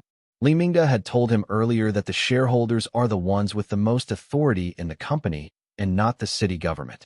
He wanted to curse and swear. This was a state-owned enterprise, and how can the one with the most authority, not the city government? Shareholders meeting? What the hell is that? Son, what do you mean? You want to remove Li Mingde? He is the city's appointed general manager and was the old factory's director. How do you remove him? Feng Xingtai looked at Feng Yu as if he was looking at an alien. Dad, the company is now a shareholding, and the ones with the highest authorities are the shareholders. Li Mingde is only representing the city government with 40% shares. But we have more shares than him. We have more than 50%. More than half. The both of us only add up to slightly over 40%. Are you talking about that, Fu? Fu Guangjing. Feng Yu reminded his father. Right? Fu Guangjing also supports you? Feng Yu nodded. That's right. Fu Guangjing will surely support me. He is not doing this as a favor. We just have the same goals. Dad, are you willing to be the company's general manager? Feng Yu wanted to test his father. To run a company, the worst thing that could happen was to let a novice lead the company. But if his father were sitting in that position, he would at least listen to his suggestions. Feng Xingtai waved his hands. Nah, I am already very busy with the food processing factory, and I do not have the experience to manage so many people.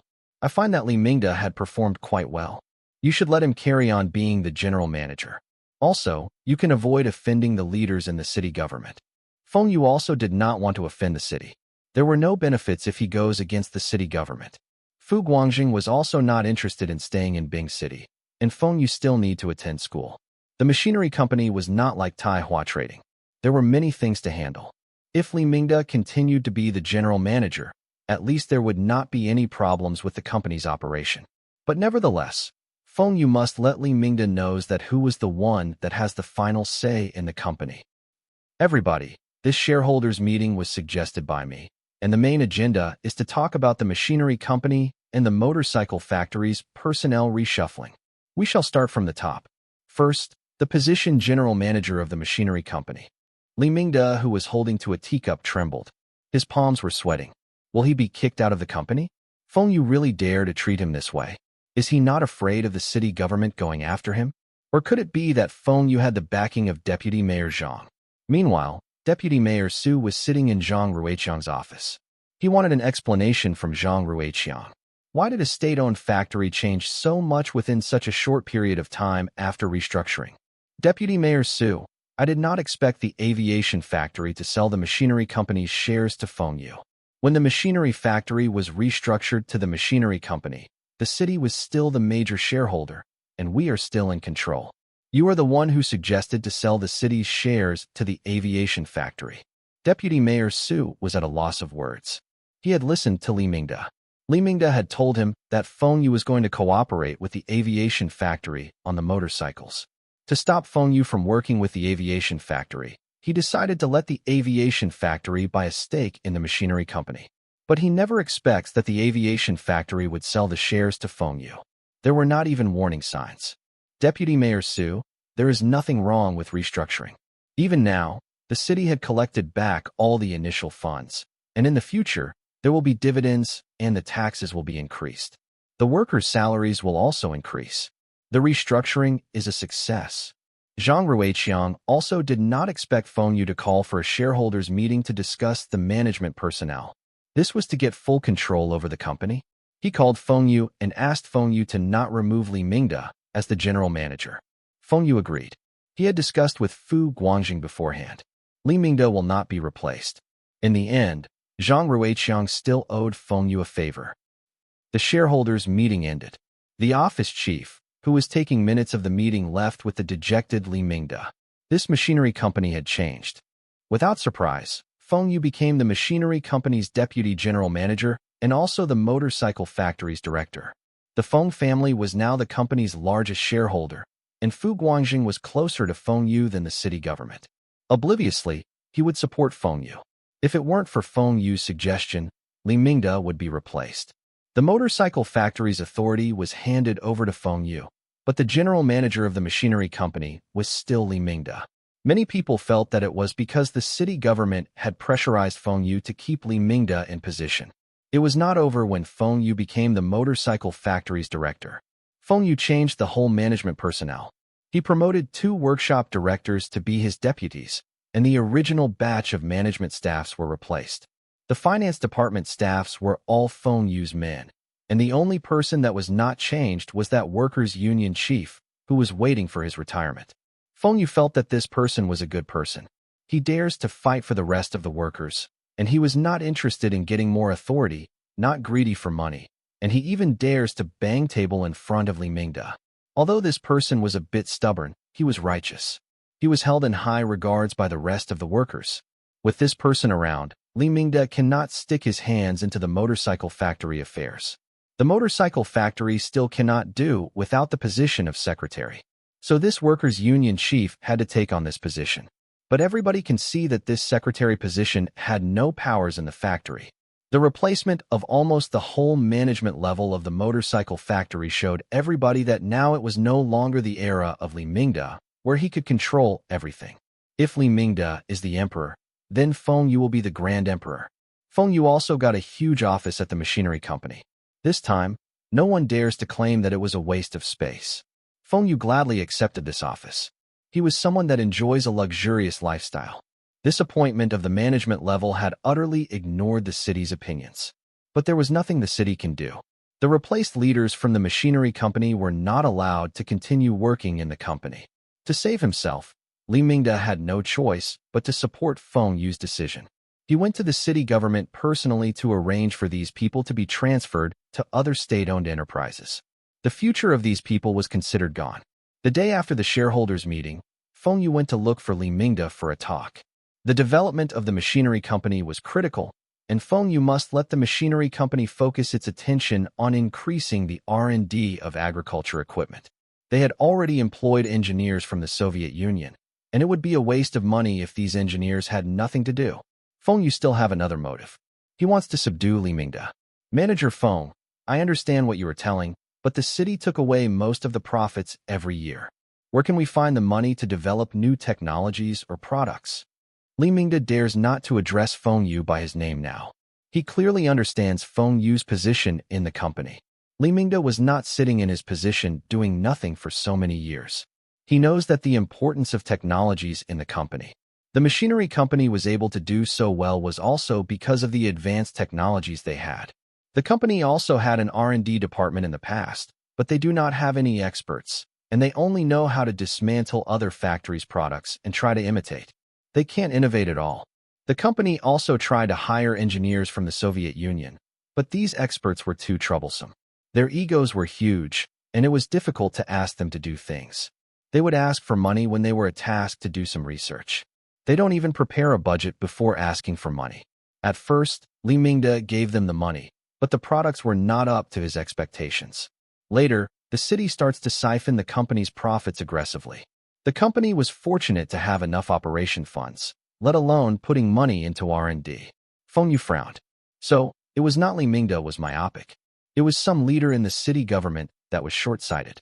Who was responsible for the state funds? You did not tell them that if this carries on, the market share of the company will drop and return to the original state. Li Mingde lowered his head and mumbled. It was Deputy Mayor Su. He is in charge of the state funds. Damn, he is the one. Li Mingde explained the situation to Feng Yu. This Deputy Mayor Su can be considered the person who pushed Li Mingde to power. Without him, Li Mingde would be nothing. Last year, Deputy Mayor Su was vying with Zhang Ruiqiang for the position of Executive Deputy Mayor. To win, he must have some accomplishments. The accomplishments would be from the industries and the state funds he was in charge of. To increase the state funds, he took away almost all the available funds from the state-owned enterprises. But the mayor was clear that these were not the credit of Deputy Mayor Su. The state-owned enterprises got banks loans from the banks to buy imported Soviet Union technologies and machines. All these were led by Zhang Ruiqiang.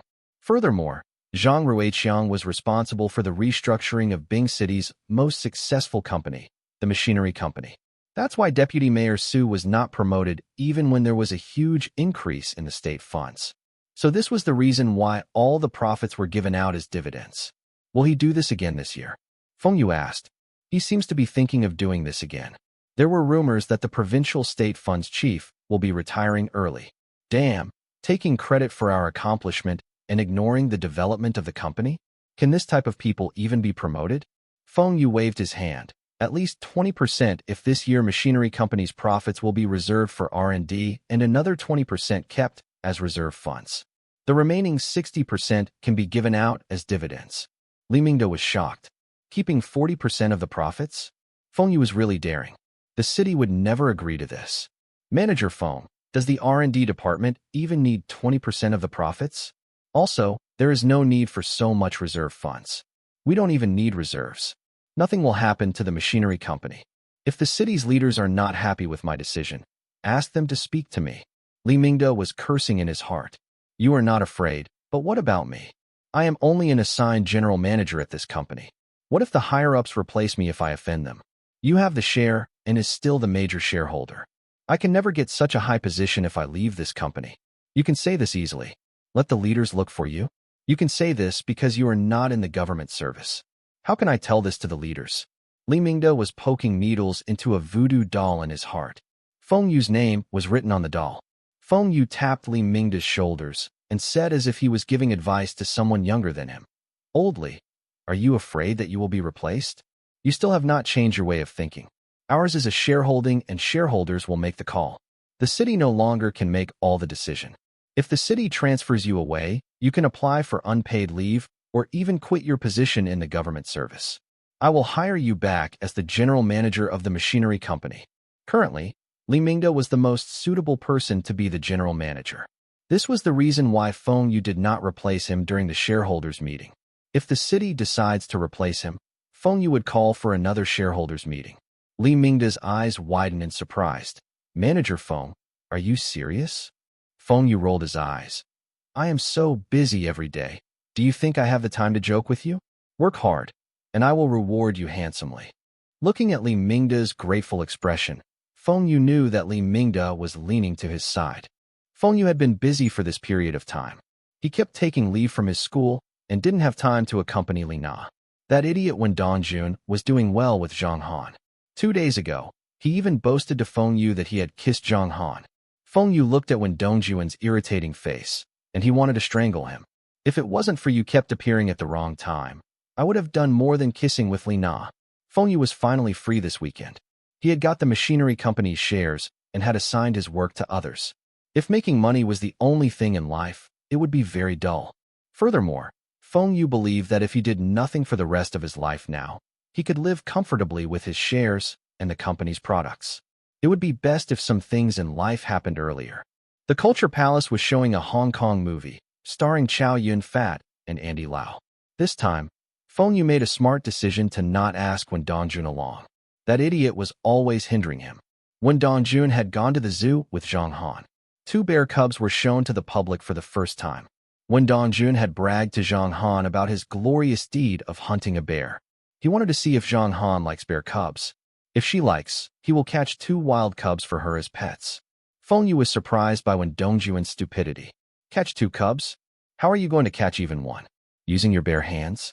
Now, there were no more hunting rifles, and the last time they hunted the bear was mainly due to luck. Feng Yu would lose if he compared his skin thickness with Wen Dongjun. He told Li Na that Wen Dongjun was bragging, and he was the one who killed the bear. After the movie ended, the both of them strolled slowly side by side. As there were lots of people, Feng Yu took the opportunity to hold Li Na by her waist. Don't wander after midnight during weekends. Come to the Apple Wonderland. We welcome wandering children. Stop being in a daze and shout loudly together. Say goodbye to the lonely night. Since the Lunar New Year, there were a few newly opened audio cassette tape shops in front of their schools and near the Culture Palace. Taiwanese boys group Little Tiger's songs were very popular. You can hear their songs on almost every street. Listening to the song, Feng Yu started to sing along. In his past life, he liked this group a lot. The group came together again for a performance during the Spring Night Gala. Although the group members were old and their vocals were not as good as before, they still attracted the most viewership for their performance. You know how to sing this song? Li Na eyes shined brightly. What's so difficult? I know most of Little Tiger's songs. But the song I liked most is. I can even use hand signs along with that song. Feng Yu starts to gesture with his hands and sang a few lines of I had heard of and are in their new songs. Which album is that? Where can I buy it? Feng Yu still wanted to sing the chorus of Li Na, but now he was at a loss for words. He had seen the Little Tigers poster outside a shop, and their album had just been released in February, and should be their later albums, and was not released yet. Feng Yu had accidentally revealed his rebirth identity. Luckily, Feng Yu was able to react quickly and said, I remembered wrongly, and are not their songs. Ha. Li Na giggled. I had bought all their cassette tapes, and they had just released their album.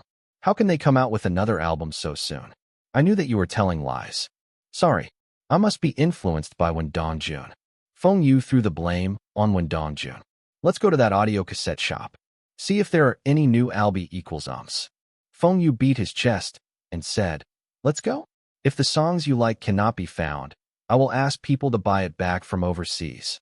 In this era, There was importation restriction. Many videos, music, and books cannot be bought in China. They can only be brought in from overseas. When Fu Guangjing came to Bing City a few days ago for the shareholders' meeting, Feng Yu had asked him to bring along some Western videotapes and music tapes. The audio cassette shop was not very big, and there were 2 shelves by the walls. In the center, there was another shelf. There were many cassette tapes on the shelves. There were Chinese, Hong Kong, Taiwanese songs, but there were none from the Western countries. The foreign songs can only be bought from state-owned shops. The innermost shelf of the shop were all videotapes, but the tapes were not for sale. They were for rent. Feng Yu was also not sure when did audio cassette tape shops start renting videotapes. Movies were not like music. People watch movies were for the plot, and if someone had watched the video once or twice, the person would lose interest. That's why it was not worthwhile to buy the videotapes. Renting would be a better option. After watching the movie once or twice, you can still exchange the rented videotape with others. This way you can even save money. Feng Yu and Li Na were looking for the cassette tapes on the shelves. Feng Yu was looking at Hong Kong and Taiwanese cassette tapes, and during this time, Luo Dayo, Li Zhongxing, Jonathan Li, and Zhang Guorong, Leslie Chung, were already very famous and Feng Yu liked many of their songs. But after searching for a while, he could not find these singers' albums. But there were Andy Lau's songs. Feng Yu preferred Andy Lau's future songs. The store owner saw Feng Yu did not pick any cassette tapes and went up to him to offer some assistance. Bro, whose songs do you like? Tell me, I will help you find. Thanks. I am just looking around. Feng Yu was at the shop to accompany Li Na. He does not mind if he can't find anything he likes. Bro, my audio cassette tape shop has the most varieties in Bing City and Longjiang province. It doesn't matter if it is China or overseas. If you can name it, I can find it. The store owner boasted. Overseas cassette tapes? How come I never see it? Where are the tapes? Feng Yu became interested. He had finished listening to the cassette tapes Fu Guangjing gave him, and he wants to listen to some newer songs. The store owner asked Feng Yu to wait a while, and he walks out of the shop to check if the coast is clear. Then he took out a box from under a table. The box was full of cassette tapes. There were at least a few hundred cassette tapes and CDs. Most of the cassette tapes and CDs were English, and there were some Russian, Japanese, and some in languages unknown to Feng Yu. He guessed that it should be French or German. All the tapes seemed to have been taken apart, and the plastic packaging was not there. Feng Yu opened a random cassette plastic box and was disappointed. These were all smuggled tapes and CDs. He still thought that these were originals. There was some punch disc. All these should be smuggled goods. No wonder the store owner needs to check out the shop first. This store owner seems to have lots of connections. Oh, Feng Yu still wanted to pick a few cassette tapes, and Li Na suddenly shouts. Feng Yu had wanted to go through the tapes in the box to see if he could find some tapes he likes when he heard Li Na shouted. What are you doing? I saw it first. What you saw it first?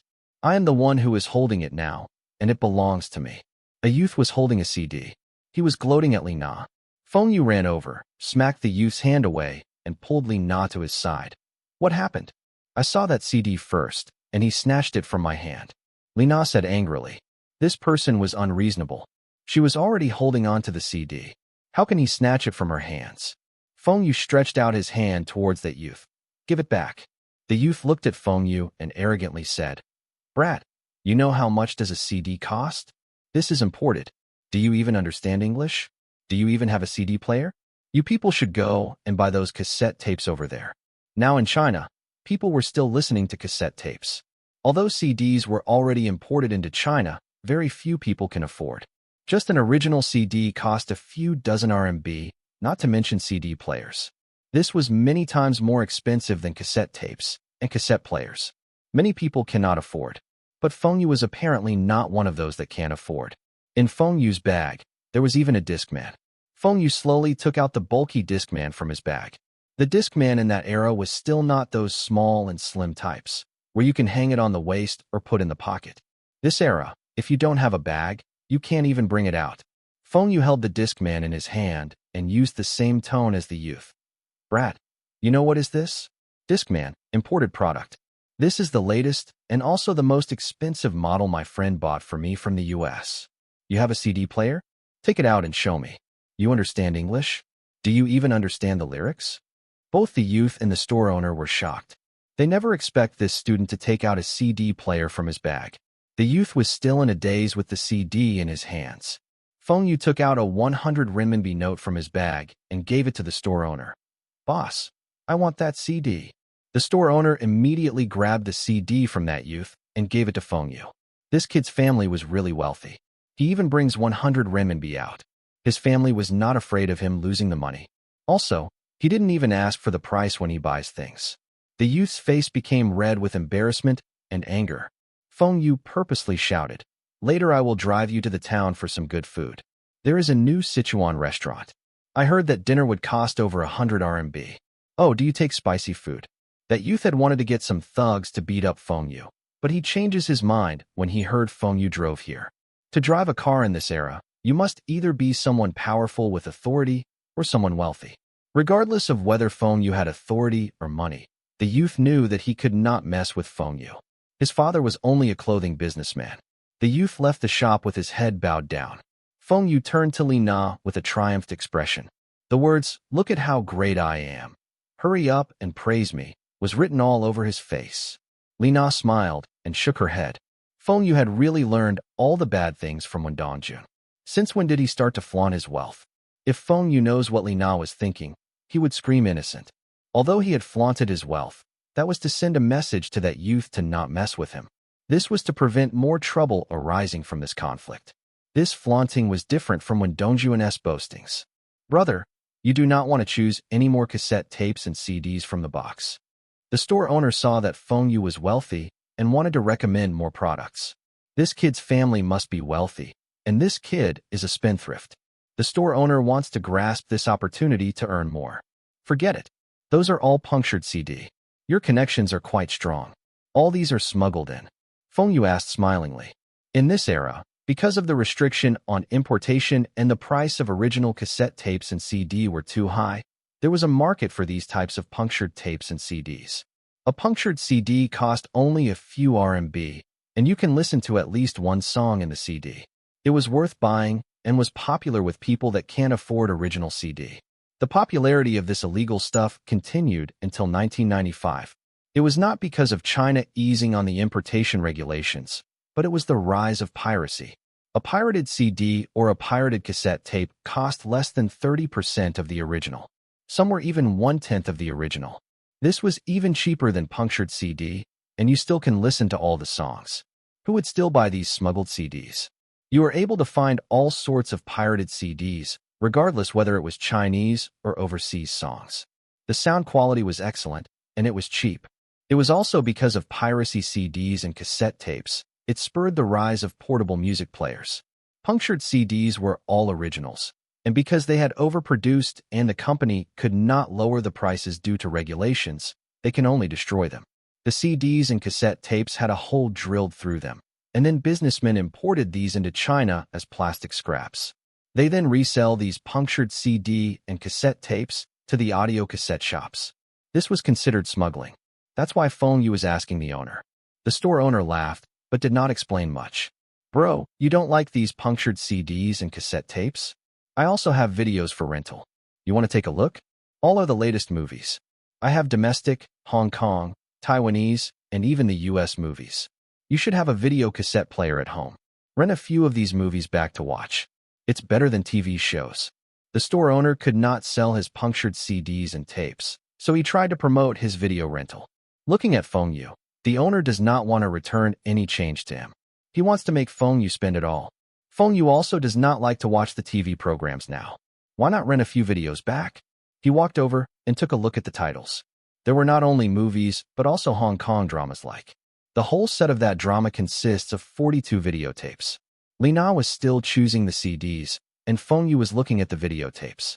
He was not interested in most of them, and when he was about to pick some Hong Kong triads movies, the owner pulled him to a side and secretly asked, "Young man, do you want to go further in and pick? There are more interesting ones inside." Feng Yu blinked and saw the owner's naughty smile. He immediately knew what videos the owner was talking about. But Feng Yu still rejected the owner's offer. He had Li Na by his side, and he can't touch her. If he still watches these type of movies, he would go crazy. Furthermore, if his sister found out about that videotape, his dad would come over and teach him a lesson with a feather duster. Feng Yu was thinking this way in his heart, but his hand still reached out on its own. Feng Yu, are you done? Feng Yu immediately withdrew his hand and casually grabbed 2 videotapes along the way. Yes, I'm coming over. Once out of the audio cassette shop, Feng Yu looked back at the shop. Must remember this address. Feng Yu had just signed a sales contract on behalf of the motorcycle factory with the city. Zhang Ruiqiang had proposed to increase the budget for the police's equipment and working conditions during the city government meeting. This proposal was welcomed by everybody, especially the deputy mayor who was overseeing the city's law and order. If the city's police can do their job more effectively, it would also be his credit. But how are they going to improve the working conditions and equipment? Everyone had their own views. Someone wanted to build new police stations or at least renovate the old buildings. The current buildings were too old, and it would affect the police's image. Some suggested increasing the police officers' salaries. This way, the integrity of the police force can be maintained and prevent complaints from the public that the officers were giving tickets for their fines. Zhang Ruiqiang did offer a different opinion. He felt that the patrolling of the officers need to be changed for them to carry out their duties more effectively, and this was critical. The officers were still using decades-old vehicles, and this was a risk to the officers' safety. Old patrolling vehicles could delay the officers from attending to scenes in time, and they could not chase after those criminals' cars. These were the reasons given to support his suggestions. Procure a batch of vehicles? Everybody at the meeting felt that this was not a good idea. Even if they purchased jeeps, it would not be cheap. Zhang Ruiqiang's suggestion was to let every station to have at least a new vehicle, and this meant that they needed at least a few dozen vehicles. This would cost at least a few million RMB. What? Motorcycles? Motorcycles are not cheap too. Are you thinking of buying Jialing 50? If the officers were to ride this model of bikes, they might as well stick to their current sidecar motorcycles. The old sidecar motorcycles were still faster than this model. Zhang Ruiqiang continues to say that he had spoken to the machinery company about this, and the shareholder had agreed to give Bing City a special price. 10,000 renminbi per bike. If we purchase 100 bikes, the machinery company will give us 10 bikes as a gift. When everyone heard this, they agreed. One motorcycle for only 9,000 renminbi was really a good deal. With 110 bikes, they would be able to assign the bikes to all the stations in Bing City and still have a batch of bikes for their traffic police. This would significantly upgrade the city's police presence. When Feng Yu told the others about this special deal at the machinery company, Fu Guangjing agreed without hesitations. His family had always given government entities preferential treatments back in Hong Kong. This way, they could prevent problems arising in future. Li Mingde had no reason to oppose this deal. He was still a government official, and how can he go against the government? After the sales contract had been signed and the city made the payments, Feng Yu delivered the 110 bikes to the respective police stations and the traffic police department. All the officers were excited about the new motorcycles, and among them, the traffic officers rejoiced the most. Now let's see who dares to speed or drive without licenses. In the past, we can't catch you. Now, let's see how are you going to get away. Feng Yu was sitting at Police Chief Chen's office. Chief Chen was now the city's deputy police chief. During the crackdown, he was praised for his work by the provincial police chief, and he was promoted. It was also because of this, Chief Chen became closer to Feng Yu. Manager Feng, are you here for something? Chief Chen, I had a good idea for the provincial police chief to notice you more. You had helped me with the Song Laosi problems previously, and now I am here to return the favor. Feng Yu said with a wide grin. Good idea? What is it? Chief Chen, you are in charge of the traffic police department, right? Do you have any connections in the city or provincial's TV station? Can you ask them to do a publicity campaign for the city's traffic police? It might be a bit difficult with the provincial TV station, but there should be no problems with the city's TV station. The TV station chief was my classmate. But what traffic police publicity campaign are you talking about? This is the first time I heard of it. Chief Chen was puzzled. TV stations usually would show the significant events that happened in the city, or what the city leaders did, or some resident-related programs. He had never heard of a TV station doing a publicity campaign for the traffic police. Furthermore, what's there to promote for the traffic police? Feng Yu spread the newspaper on the coffee table and pointed to a news article. Chief Chen, look. This article is published after Lunar New Year. It states that there was an increase in unlicensed motorcycle riders in Bing City, and the traffic police can't do anything to them and let them be. Many traffic accidents had happened, and the culprits were never caught. But Feng Yu did not mention an essential element. All those motorcycles were Songjiang motorcycles. Chief Chen frowned. Feng Yu was here to mock him? Chief Chen, now the traffic police have just bought a new batch of motorcycles, and you think the officer on duty can catch up with the culprits with new bikes? Absolutely no problems. If the officer still can't catch up with the culprits, I will punish the team leaders severely. Look, only you, the city leaders and the traffic police officers knew about this, but the residents do not know. Why not film a TV episode to explain the past difficulties and tell the residents that this will not happen again? This will let Bing City's residents understand our traffic police more and also scare those unlicensed riders. You can also show the leaders that you are doing your job. Feng Yu was eloquent, and he believed that Chief Chen would be persuaded. Chief Chen's eyes grew wide. Why didn't he think of this earlier? He does not care about what the residents think. He only wants to get more exposures to the leaders. We should really do a program for the residents to see our changes. The city TV station is too small. I will think of a way to air it on the provincial TV station. What's the point of showing to the city government leaders? It was more important for the provincial leaders to see his capabilities. This campaign must be aired on the provincial TV station. In less than a week, Feng Yu saw the exclusive interview with Bing City's traffic police on the provincial TV station's news. Chief Chen showed the traffic police's new motorcycles in a traffic police officer uniform. This type of promotion was better than advertising on the provincial TV station. There will definitely a large order coming in within 3 days. Still, Feng Yu had looked down on the imitating skills of the local governments. The very next day, many cities' government called and wanted to order Songjiang motorcycles. The following week, all the local governments in Longjiang had ordered motorcycles from Tai Trading. The minimum number of bikes ordered was 30 units, and the highest number of bikes was 80 units. These orders do not enjoy the same discount as Bing City. The price was 13,000 renminbi per bike. What? You think it is expensive? You can check with the distributors in other provinces. The distributor prices they got were 15,000 renminbi, and the minimum order was 100 units. I had already given you discounts. You still feel that it is expensive? Then don't buy. Our Songjiang bikes are very popular in China, and if you hesitate any longer, there will not be enough stocks.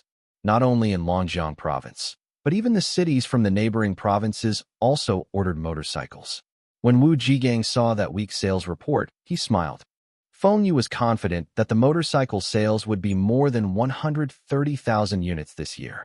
First, it was the advertisements. Second, it was this move. In China, local governments like to compare, compete, and copy from others. They did not care about the economic situation of their area. They would only think that you and I are mayors. If you are driving an Audi, I cannot drive a Santana. In the original history, China's traffic police's change of equipment happened at the end of this year. All the sidecar motorcycles were scrapped and changed to imported bikes. Once again, Feng Yu changed history in Bing City. With Bing City as an example in the promotional campaign, the motorcycle sales increases. The sales for Longjiang and Lin provinces increased, and most of the sales were for the government. Longjiang province's sales even exceeded Guangdong province. This also spurred the distributors from the big provinces. They wanted to clinch the top provincial sales awards for this year, as the rewards promised by Feng Yu was huge. Regarding economy, average wages and population, Longjiang was ranked one of the lowest. Only the western provinces were ranked lower than Longjiang.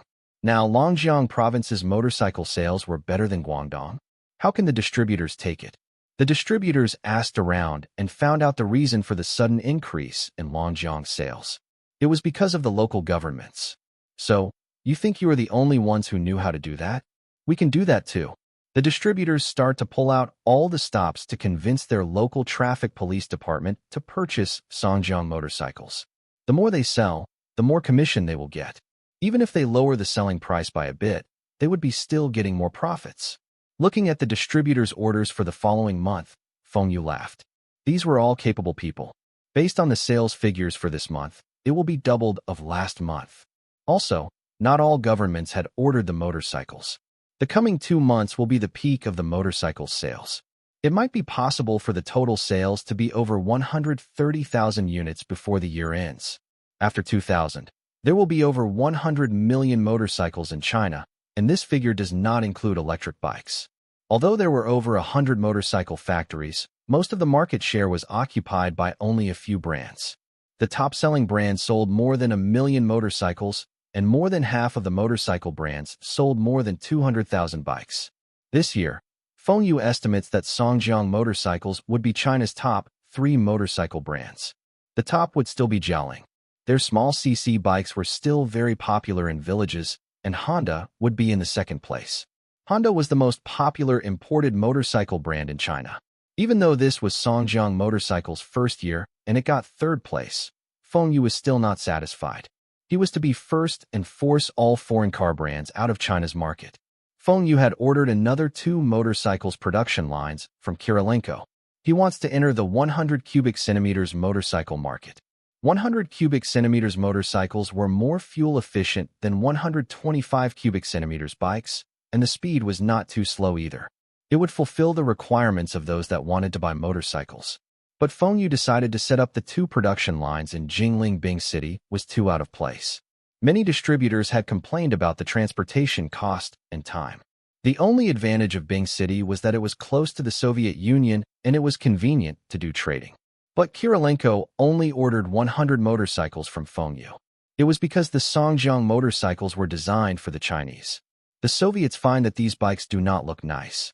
Fengyu used the equipment as an investment for the setting up of another motorcycle factory in Jingling City. This time, the city was determined to use cash to increase their investment proportionally. The city does not want to let Fengyu dilute their shares. Fengyu also gave the motorcycle engineers a task. They can temporarily stop the R&D for the bigger cc bikes after the 150 cubic centimeters was completed. They must continue to develop smaller cc bikes. Other than 125 cubic centimeters, the motorcycle factory also had the technologies to manufacture 150 and 100 cubic centimeters bikes. Fengyu said that he would produce the 100 cubic centimeters bikes later the year. There were no plans for the 150 cubic centimeters bikes, as China still does not allow such bikes on the roads. After they are approved, the productions will start. But the engineers do not understand why Fengyu wants them to research on 75 cubic centimeters and 50 cubic centimeters bike engines. Other people start building bikes from small to big, but Fengyu is the opposite. Fengyu wants to make smaller bikes? That's going backward. Jialing 50 was selling well, and over 200,000 units were sold in a year. But can their profit match Songjiang Motors? They did not know that Fengyu decided to introduce the underbones motorcycles and scooters. These will be Songjiang Motors' next big thing. Scooters were already introduced in Japan, but the response was not very good. In Japan, the public transportation infrastructure was excellent, and their car industry was well developed. These limited the growth of their motorcycle market. The targeted market segment of scooters were the ladies.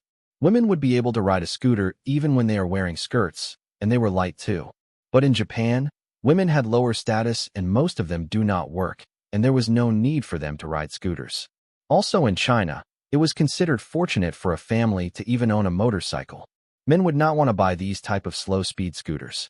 The only market that has some sales for scooters was Taiwan. In China, temporarily no one likes to ride scooters.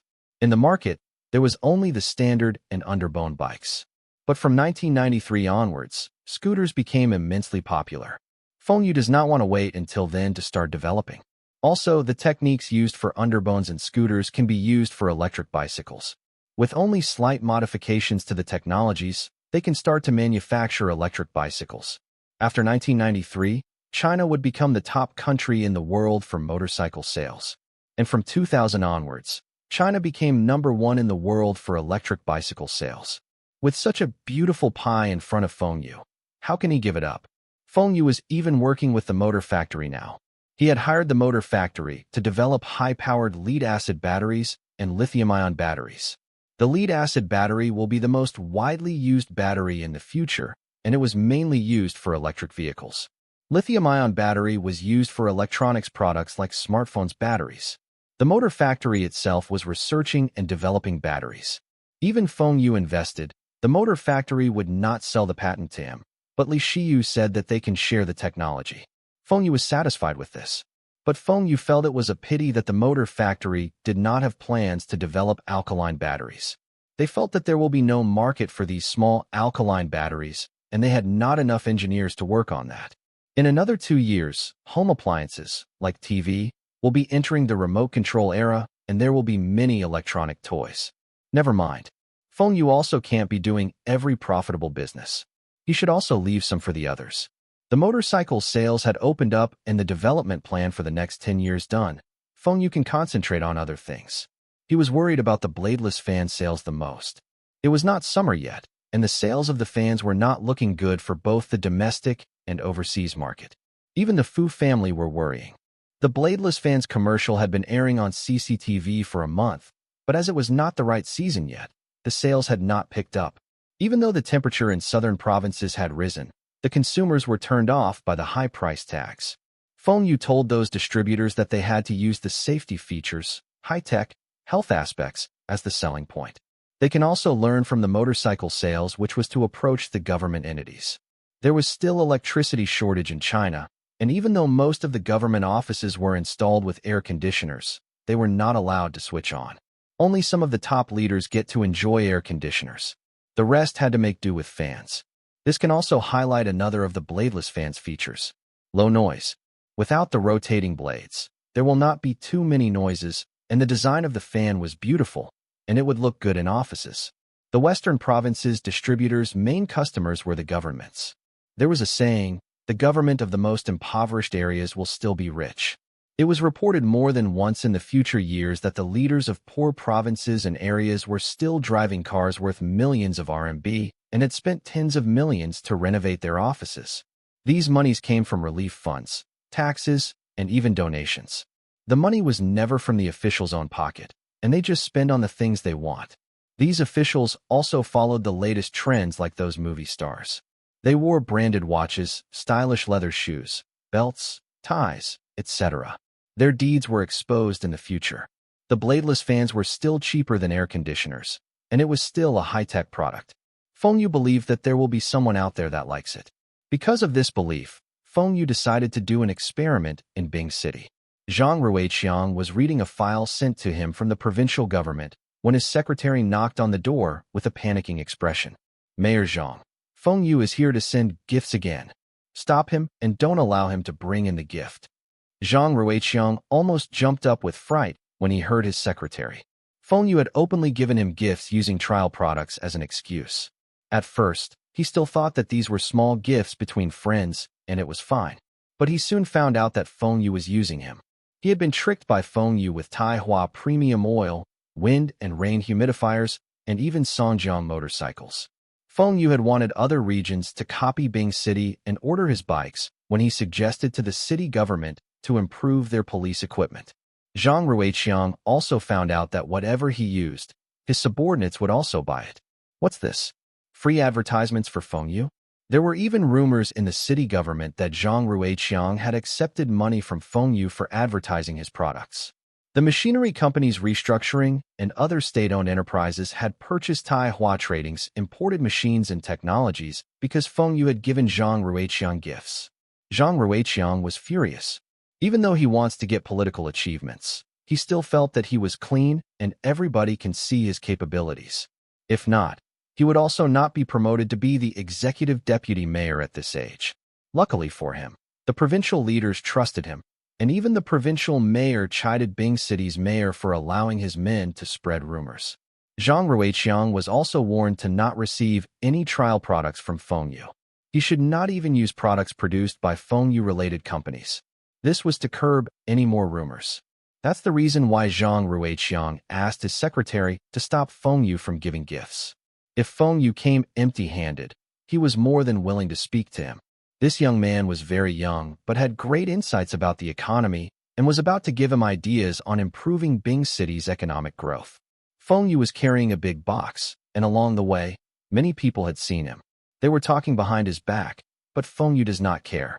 To Feng Yu, these people were only gossip mongers and do not work hard. These people would never do well. The strong do not need to care about what the weak say about them. But when Feng Yu was about to enter Zhang Ruiqiang's office, he was stopped. Brother Zhao, it's me, Feng Yu.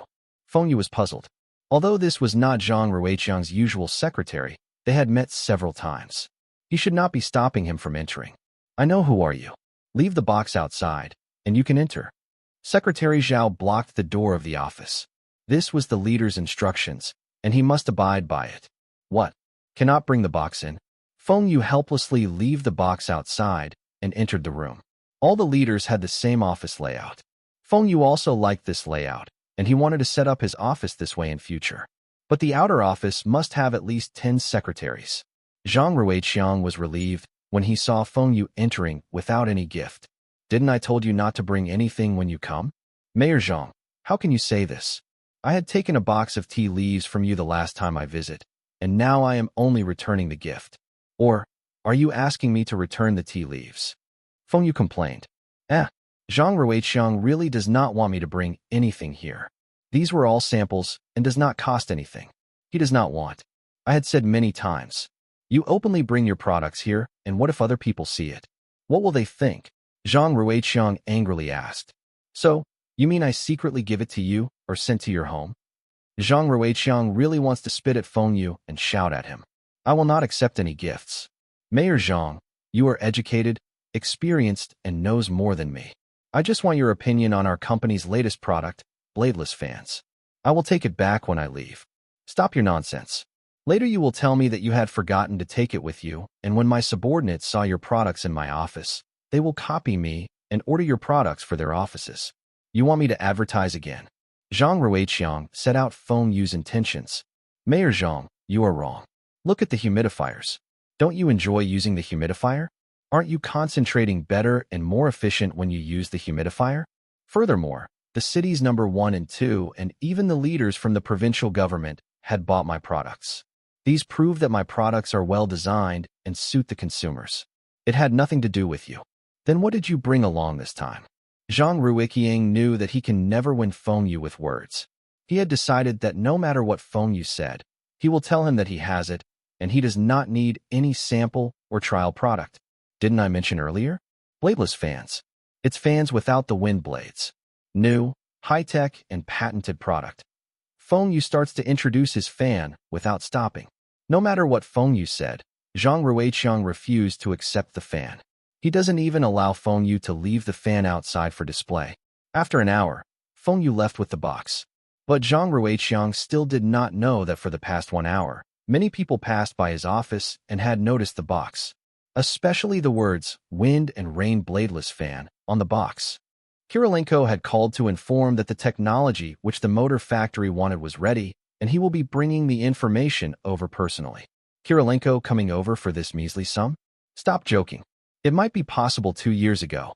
The Kirilenko now was already a successful businessman. Would he care about this small amount? Although the information was not cheap, Kirilenko's cost was high, and his profits were only a few 100,000 rubles. Feng Yu could guess the purpose of his visit. He should be coming over to discuss the Soviet Union political affairs. Feng Yu had told him his predictions, and the predictions slowly became true. For example, President Mikhail Gorbachev and Yeltsin, Lithuania's independence, and the relationship between both Germany. Talks had begun between both Germany and unification should happen before the end of the year. Kirilenko's father Sinchenko had secretly pledged his loyalty to Yeltsin. He was a logistics officer in the army and could provide Yeltsin lots of support. For instance, he could decide the number of supplies which troops receive. He could even stop the supplies to certain forces. This significantly affects the military power between both factions. His father had made his decision, and the rest was up to Yeltsin. Kirilenko also wanted to speak to Feng Yu and seek his views. Feng Yu was a businessman, and Kirilenko was his trading partner. If Kirilenko's family rose in status and had more authority in the Soviet Union, Feng Yu's trading business would become better. Because of this reason, Kirilenko and his father knew that they and Feng Yu shared the same interest. Kirilenko now regrets that he had introduced the other Soviet Union second generations to Feng Yu. If his family failed, Feng Yu could still work with the other second generations. After all, Feng Yu could pay in full for every trade, and this was better than the second generation's other partners. Feng Yu had the upper hand, and the consequences were small if he were to ditch Kirilenko. Kirilenko coming over to find Feng Yu was not only to listen to Feng Yu's analysis of the Soviet Union's affairs, and also to foster a closer friendship. Feng Yu was standing outside the airport and saw Kirilenko waving to him. Kirilenko had brought along a follower, and he was carrying 4 large luggage behind him. Almost all the luggage contains the technical information, and their personal belongings only take up half luggage. After a warm hug, Feng Yu hurriedly pushed Kirilenko away. This guy's strength was no joke. He could strangle someone with his embrace. Brother Qi, let's send the information to the customer, and we can have a chat later. Of course. But tonight, you must drink with me. Ask Li along. Kirilenko only knew 2 people in Bing City, and the second person was Li Shiqiang. Brother Qi, my brother-in-law, is not free. My sister will be giving birth any time this week, so... Congratulations. It's fine then. I had brought some gifts for him too. Tomorrow let's visit your sister at the hospital. Soviets love to receive and give gifts. Kirilenko was here to foster friendships, and he did not come empty-handed. He knew that Li Shiqiang was Feng Yu's brother-in-law, and if he could form a close relationship with Li Shiqiang could help him if needed. The motor factory's chief engineer and his staffs were going through the information. They were mainly checking if there were any missing information. They were not worried if the information was false. Feng Yu had promised them that he would compensate them double the amount if the data were fake. Feng Yu believed that Kirilenko would not cheat him because of such measly sum. This would cause discord between them and would affect their future business deals. Li Shiyu also trusted Feng Yu would not cheat him. He was not someone to mess with. The documents were checked, and some minor details could not be verified. It still requires some time. Manager Feng, the documents are all here. We will sign off and notify the bank to transfer you the payment. You said that there will be experts from the Soviet Union. Where are they? With only these information, it will be tough for us to digest it. The experts will be arriving next week. They will be coming in as a group. Some of them are for your factory, aviation factory, machinery company, beer factory, etc. I will send them over. Feng Yu was satisfied. He had successfully recruited more Soviet experts. The experts had over 20 years of experience, and they were worth a lot of money. If Feng Yu was evil, he could sign an employment contract with these experts and charge the factory's consultation fees for their services. But Feng Yu was not interested in earning this small amount of money. He rather let those factories owe him favors. In this era, favors were worth much more than money. After refusing Li Shiyu's invitation to dinner politely, Feng Yu sent Kirilenko to the International Hotel. In the past, the International Hotel's manager Yu Chunyuan had chased Feng Yu away from the hotel because Feng Yu was exchanging foreign currencies there. But 2 years later, Feng Yu was a big boss, and Yu Chunyuan came out to the driveway and opened his car door personally. He had witnessed the Feng's family connections during Feng Yu's sister wedding. Yu Chunyuan was only a small manager at a state-owned hotel and couldn't even be compared to the guests invited by Feng Yu. Feng Yu had asked his staff to call the hotel beforehand, and Yu Chunyuan had made arrangements for the room and restaurant's reservations. Although there were only 2 people for dinner, Yu Chunyuan prepared a private room. He knew that Feng Yu would not order lesser dishes than other private rooms. After some wine, Kirilenko asked softly, "Feng, my father is now under Yeltsin. Are you sure this will be an opportunity?" Feng Yu smiled. "Brother Qi, you have already decided to believe me, and why are you still asking? But I still need to remind you that Yeltsin might be assassinated, and if he dies, it will not be a good thing for your father." Assassination. Kirilenko was shocked. Feng Yu had never told him about this. Could it be that someone wants to start a military coup? If someone were to start a military coup, the one being assassinated should be President Mikhail Gorbachev. Why was Yeltsin being targeted? Thinking about this, Kirilenko broke out in cold sweat. If it was as what Feng Yu had said, his father had joined Yeltsin's faction and temporarily no one knew about this. But sooner or later, people would find out. If Yeltsin were killed, then his father would be in deep trouble. Brother Qi, calm down. Yeltsin should be aware of this. He should not be in any danger if he takes precautions. Your father is in charge of the logistics, and if he provides more supplies to Yeltsin's faction, it will be the best support for him. Once Yeltsin came into power, your father will be rewarded. In history, the opposition parties do not agree to assassinate Yeltsin and only agree to put him under house arrest. This was also the reason why Yeltsin became successful in controlling Russia and also receive over 90% of the Soviet Union's overseas assets. This resulted in Russia continues to be one of the strongest nations in the world. Kirilenko thought for a while and asked, Feng, you have lots of ideas. Which path should I take for my future development? Feng was feeling weird when Kirilenko asked him this question. He knew Kirilenko well. Kirilenko was not a decisive person, but he had his own future goals. Feng did not expect that Kirilenko would seek his advice. Feng was glad to offer Kirilenko advice or even be his mentor. Just don't blame him when something happens. Brother Ki, didn't you mention that you do not want to be a politician and does not want to be in the military? You should continue to be a businessman. I will definitely be doing business and earning money. Being a soldier was too tough, and politics are boring. I still like my current lifestyle. But didn't you say that the Soviet Union will disintegrate? If what you said was true, then our business will be greatly affected. Feng, you understand that Kirilenko was scared of the current political situation. Kirilenko's biggest income now was from the sales of industrial machinery and technologies.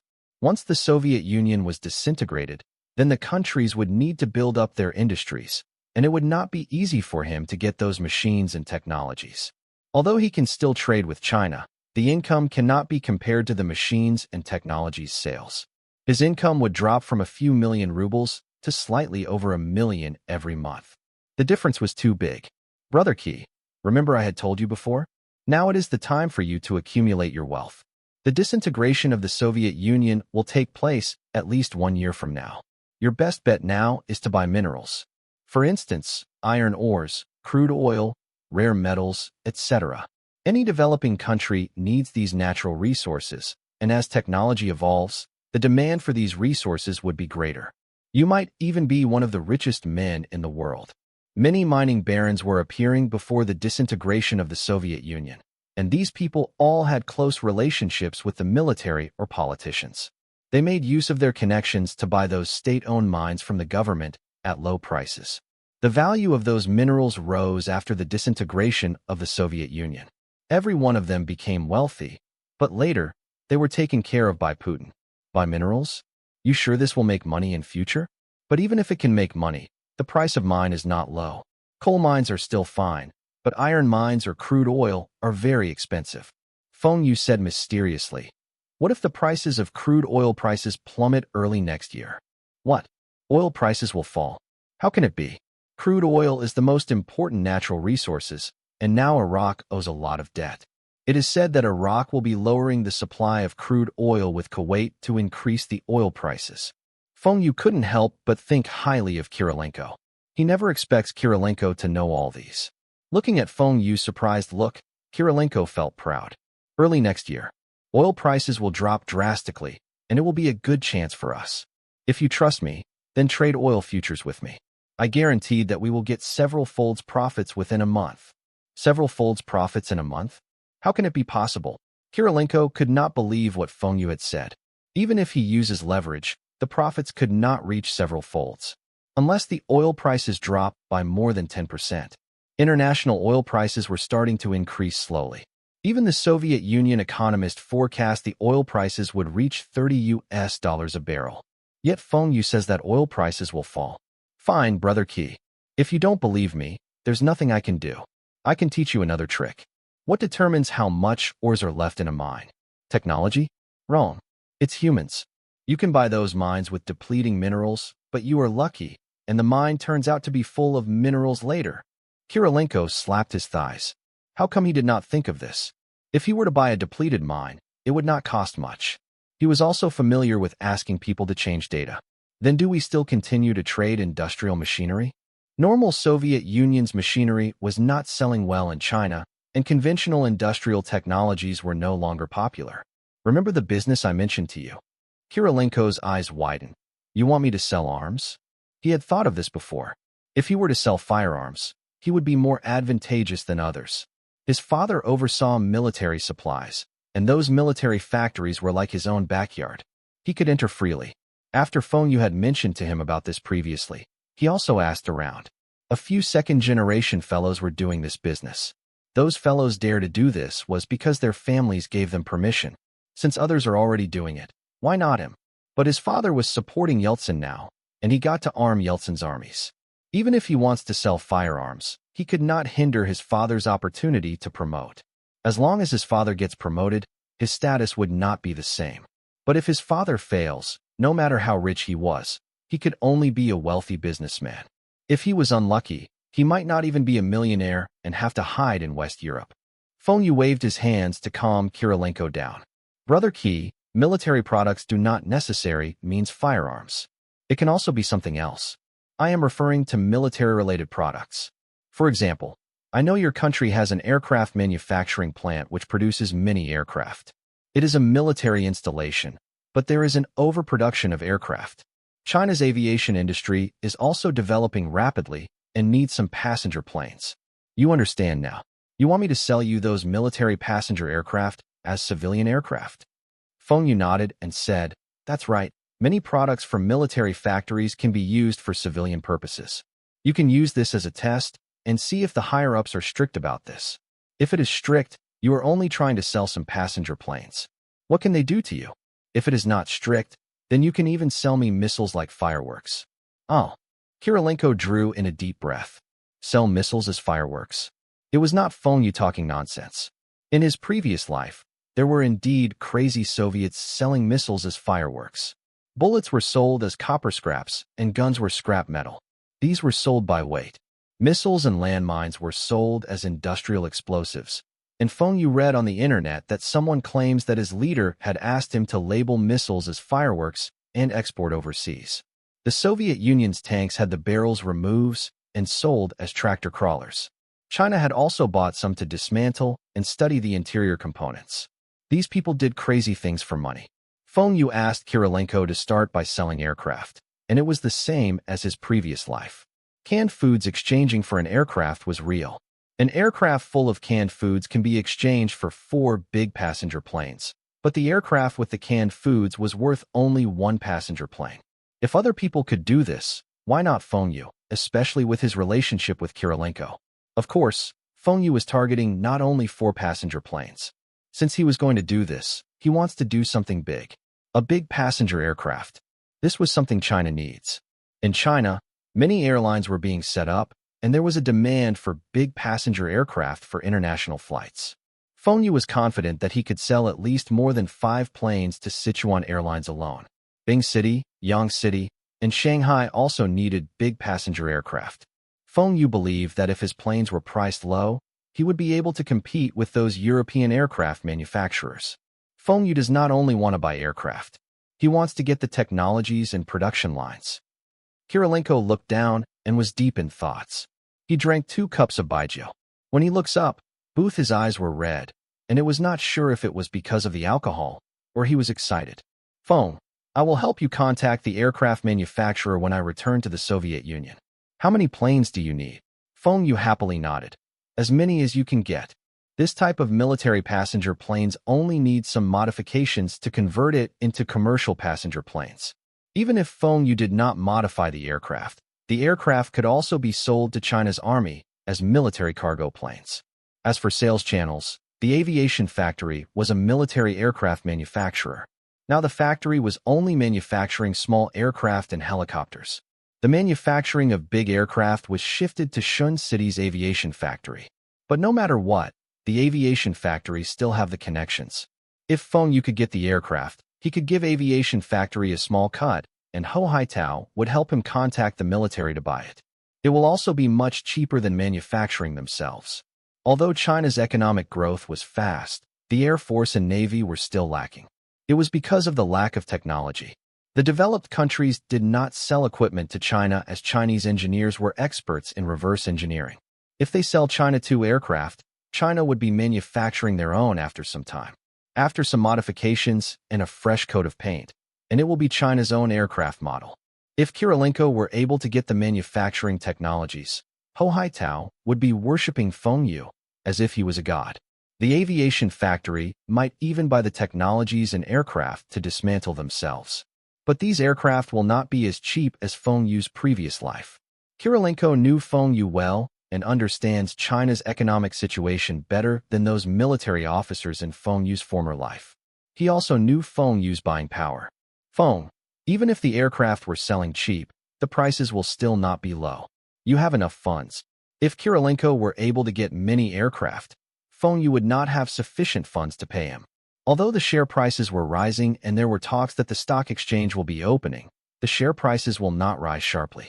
Feng Yu would never sell his shares now. Feng Yu would at least wait until next year before he would start to consider selling the shares and investing the profits in other areas. Feng Yu had already thought of a way to get the money for buying the aircraft. He can get loans. He could not get any more loans in China and Hong Kong, but he could still get loans from the Soviet Union. He can use all his assets like the machinery company's shares, Taihua Trading, and Taihua Home Appliances factory shares to get loans. With Kirilenko around, there should be no problems. Feng Yu raises his glass and cheers with Kirilenko. Kirilenko finished the glass in one gulp, and Feng Yu only took a small sip. Brother Qi, I do not have sufficient funds, but I intend to get a loan from the Soviet Union. Can you introduce me to someone? Loan? No problems. I know a few bank managers in Moscow. Kirilenko said proudly. Feng Yu shook his head. Brother Qi, I do not want to get loans from Moscow. Why? Kirilenko was puzzled. Why? If you know that I will be cheating the bank using the loan, you will hate me forever if I get the loan in Moscow. Brother Qi, I cannot explain to you now. Can you help me get loans from Belarus, Ukraine, or other Soviet Union countries' banks? I have assets as collaterals, but I need your help to evaluate my assets higher. After the disintegration of the Soviet Union, all the Allied countries would become competitors. If Kirilenko found out that Feng Yu had cheated the banks from other countries, he would be clapping his hands with joy. This should not be a problem either. I know some people from the Allied countries too. Kirilenko said proudly. His China's commodities were not only selling around Moscow. The big cities and Allied countries were also his market. This was the reason why he had worked with so many second generations. Oh, how much loans do you intend to get? Kirilenko asked casually. Can I get 100 million rubles? Feng Yu asked. How much? 100 million? You have so many assets to act as collaterals. Kirilenko stood up from the shocked. He thought Feng Yu only wanted to get a loan of 20 or 30 million rubles. 100 million rubles loan? Is he crazy? Feng Yu smiled and replied. I do not have so many assets, that's why I need your help. I think you should also get a loan before the end of the year. There will be a great opportunity early next year. Good opportunity? Oil futures? You are betting that the oil prices will fall. Kirilenko was persuading himself to trust Feng Yu. After all, Feng Yu had created so many miracles, but it was impossible for crude oil prices to fall. This was not about any single country. This will affect the world's economy. Kirilenko does not want to get a loan with Feng Yu to bet on futures. There's still leverage too. If something happens, he might lose every single cent. How much is your assets worth based on China's appraisal? Kirilenko asked. Feng Yu counted with his fingers. Let me count. Taihua Trading, Home Appliances Factory, Machinery Company, and other shares that I owned should be about 30 million rubles. If I take the growth into consideration, it should be about 40 million rubles. Kirilenko was shocked. This was the kid who stood outside the hotel to change rubles illegally, and now he has so many assets? Kirilenko can't help but ask, Feng, did you make a lot from the industrial machinery and technologies I sold to you? Kirilenko felt that he was making a loss. Although he had made quite significant profits when he sold these machines to Feng Yu, but compared to Feng Yu, his earnings were nothing. No. Brother Qi, you misunderstood me. I can guarantee that I did not make more than you for the machines and technologies. But I had kept a lot of those machines and technologies for myself. For example, the agriculture machines production lines, the oil press, animal feed machines, motorcycle production lines. My company's humidifiers are selling all over the world, and it had brought my company over 10 million rubles in profits. There should be more this year. There were indeed almost 10 million rubles in profits from the humidifiers, but the profits got to be split between the Fu family, motor factory, and the aviation factory. Feng Yu's profits were not so high.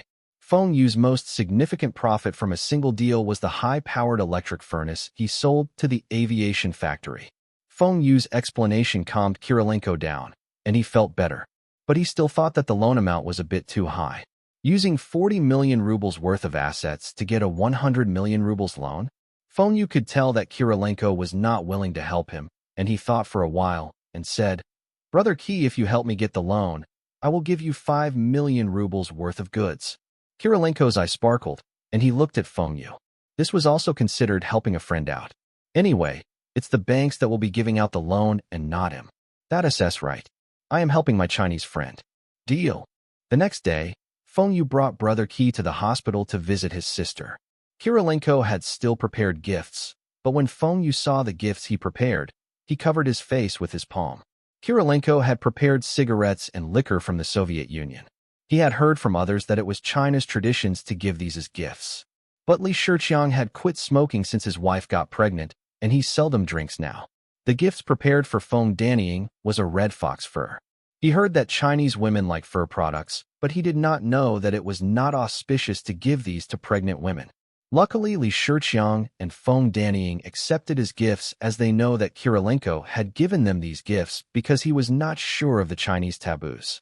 Kirilenko was a bit disappointed that Li Shiqiang could not drink with him this time, but fortunately, their friendship remains. Many people at the hospital saw Kirilenko giving gifts to Feng Danying. In China, foreigners attracted lots of attention, and those people were trying to find out about that pregnant woman's family. How come even a foreigner visited her and still brought gifts? Her family must be some officials. So, foreigners also give gifts when doing business. This was the same as China. A few days later, Feng Danying was in labor in the delivery room. Li Shiqiang paced up and down along the corridor outside the delivery room. His parents were also there with Feng Yu's parents. Feng Xingtai didn't even scold Feng Yu when he saw him skipping school to be at the hospital. About an hour later, a nurse came out to notify them that the delivery was a success. Both the mother and child were safe, and it was a boy. Li's parents jumped up with joy. They wanted a boy. If it was a girl, they also could not show their disappointment in front of their in-laws. Anyway, their wish had come true. Before the child was born, Li's parents had prepared a few names. Feng Xingtai had wanted to name his grandchild, but Feng Yu stopped him. Stop joking. His brother-in-law could not even name his own child, and you still want to name him? This child's surname is Li. Feng Xingtai got angry and scolded Feng Yu. Look at your classmates. Their children can even say grandpa now. What about you? Feng Yu. Who is the one who said that he must attend university? If I am like them, you will get mad at me. Li's parents had checked the dictionary, consult fortune tellers, and a Chinese literature professor before deciding on the name, Li Qixing. It meant the unity of knowledge and behavior. Feng Yu wanted to tell them that it would be troublesome for the child if there were different pronunciations for the characters. But he had no say in this matter. That day, Li Shiqiang's father and Feng Xingtai got drunk. The education level, jobs, and environment of these two were very different, but they were able to chat happily. It was because they only talk about their son, daughter, and grandson. Li Shiqiang's mother took the opportunity to suggest Feng Danying quit her job. Anyway, they do not lack money, and wasn't it better for Feng Danying to stay at home to take care of her son? Feng Xingtai and his wife also supported this idea. All of them still have the old mindset where women had to stay at home and take care of children while men got to work. Many years back, the Feng family was also like this. Feng Yu does not like this way of thinking. He had spoken to his sister, and his sister liked her job as a nurse. She said that she felt good when she saw patients recovering well. His sister had told his brother-in-law about this, but Li Shiqiang was still at the hospital accompanying Feng Danying. Feng Yu could only bite the bullet and expressed his sister's thoughts. Dad, Mom, I think Sis can go back to work after her maternity leave. Her maternity leave can be longer, and she can go back to work when her son is older. Brother-in-law had said that he would set up a hospital for Sis next year. Feng Xingtai gave Feng Yu a stare. He felt that it was too tiring for his daughter to work, and it will be better for her to relax at home and look after her son. Li's parents were feeling a bit embarrassed. If Feng Yu were an average kid, they would insist on their daughter-in-law to quit her job. But the Li family's wealth today was all because of Feng Yu. They were also not sure when it started, but they felt that the Feng family were more capable than them. They naturally would not look at Feng Yu like any other normal kid. They respect Feng Yu's opinions, and they wonder if Feng Yu had discussed with his sister about this matter before. Xiao Yu, it will be tiring to run a hospital. Why not wait until her child enters kindergarten, and then we discuss this? Li's mother said. But this time, her tone was not as firm as before. Feng Yu shook his head. Wait until the child enters kindergarten? Then at that time, you will say wait until the kid enters primary school. After primary school, you will say wait until university. This will be dragging forever, and until then, Sis will be too old to do anything. Auntie, Didn't you work when Brotherly was young? Look at Brotherly, tall and fit, and he is also very successful now. We can hire someone to look after the child, and Sis can look after the child after she finishes work. Feng Yu was implying that Li Shiqiang's parents were both working in the past, and his grandmother had to look after him. Why can't they do the same thing now? Their financial situation then cannot be compared to now. With Li family's current situation, they can easily afford to hire a nanny to look after the child. Li Shiqiang's father said after keeping quiet for us sometimes. Let's wait until the child is slightly older and ask Shiqiang and Danny Ying's opinion. When they step out of Li family's house, Feng Xingtai angrily asked Feng Yu, Xiao Yu, why do you insist your sister to go back to work? Set up a hospital? What hospital are you talking about? Dad, everyone has their dreams. Sister's dream is to set up a hospital. We have the conditions now. Why not help her fulfill her dreams? Furthermore, staying at home looking after her child is too boring. Auntie is also reaching her retirement age soon. Why not ask her to apply for early retirement and look after the child? You can ask Mom, is looking after children a tiring task? Zhang Muhua nodded. Xiao Yu is right. Even if our daughter is married into the Li family, she should also not follow whatever they say. Last time, you were working in the fields, and I had to look after the both of them. Do you know how tiring it is? Feng Yu's parents stayed at Li Shiqiang's apartment, while Feng Yu returned to his apartment next door. When he opened the door, he saw Wen Dongjun sitting in front of the TV, watching some videos with a tin of biscuits. On the floor, there were lots of biscuits crumbs. This is your dinner? I thought you said that you were eating in school. The school canteen's food is terrible. I should have gone to Brother Li's house for dinner. What did you all eat just now? Wen Dongjun asked while stuffing his face with biscuits. Feng Yu replied, nothing much. We only had dompa pork trotters, braised carp, chicken, and mushroom stew. When Dongjun angrily stuffs 2 pieces of biscuits into his mouth. There is so many good foods. Why didn't you bring back some for me? He was shouting, and biscuit crumbs were flying out of his mouth. Feng Yu shrugged his shoulders. Damn, you think I am eating at a restaurant? Your sister's child is a boy or girl. Cute. It's a boy, but he is nowhere near cute. Feng Yu did not have any children in his previous life, and when his nephew was born, he rushed in front to carry him. He thought that his nephew would be like the cute babies he saw on TV, but newborn babies look worse than monkeys. From today onwards, Feng Yu became an uncle. The secretary told Zhang Ruiqiang that Feng Yu was here again, and Zhang Ruiqiang was furious. He did not accept Feng Yu's trial products previously, but why were there government agencies buying the bladeless fans? He instructed his men to find out the reasons, and he did not know whether to laugh or cry from the results. His subordinates said someone saw the bladeless fan boxes outside his office and thought that it was a hint for them to order the fans. Since Zhang Ruiqiang was currently the mayor's favorite and Bing City's number 2 man, and he had given such an obvious hint, they had to express their support. Although the weather in Bing City was not hot yet, they can prepare for the future. At the same time, they can also show Zhang Ruiqiang their support. Anyway, they were not spending their own money. It's the government money, and they would not feel the pinch. There was all sort of reasons for the procurement of the bladeless fans. For instance, the technology department used studying the scientific principle behind the bladeless fan. This was for the technology development of Bing City. The agriculture department's reason was more extreme. They claimed that they were researching on natural wind pollination and bladeless fan wind was the closest to natural wind. So, even if it was for experimental purposes, there was no need to get 10 units. The Animal Husbandry and Veterinary Bureau used cooling animal cubs as an excuse. Sooner or later, the cubs will be freezed to death. Once again, Zhang Ruiqiang found out that he was used by Feng Yu. Even he did not accept Feng Yu's gifts, his men will still buy whatever products Feng Yu brought to his office. If it were a 30 to 50 renminbi electric fan, Zhang Ruiqiang would not mind approving these procurement applications. But these bladeless fans were selling at 588 renminbi a unit. This was only an electric fan, and it's not made of gold. He had asked Feng Yu to come to his office, and on the phone, he emphasized that Feng Yu must not and cannot bring anything with him, not even a peanut. Feng Yu was leisurely whistling on his way to Zhang Ruiqiang's office. Since bladeless fans can be sold in Bing City, a rural city near the borders, then it should not be a problem for other cities. Chinese likes to imitate and compare. You have something new in your house, and our financial conditions are about the same, then I must get it too. You buy a new color TV? Then I must get one too. You have a new fridge? I must also get one. My fridge must be the same as or better than yours. With Bing City as an example, other cities' government agencies in the province will follow when they know about this. Many government officials will get the bladeless fans for their departments and their home. The bladeless fans were expensive, but they just need to send in the request, and the government will pay for everything. Zhang Ruiqiang was staring at Feng Yu furiously when he enters the office.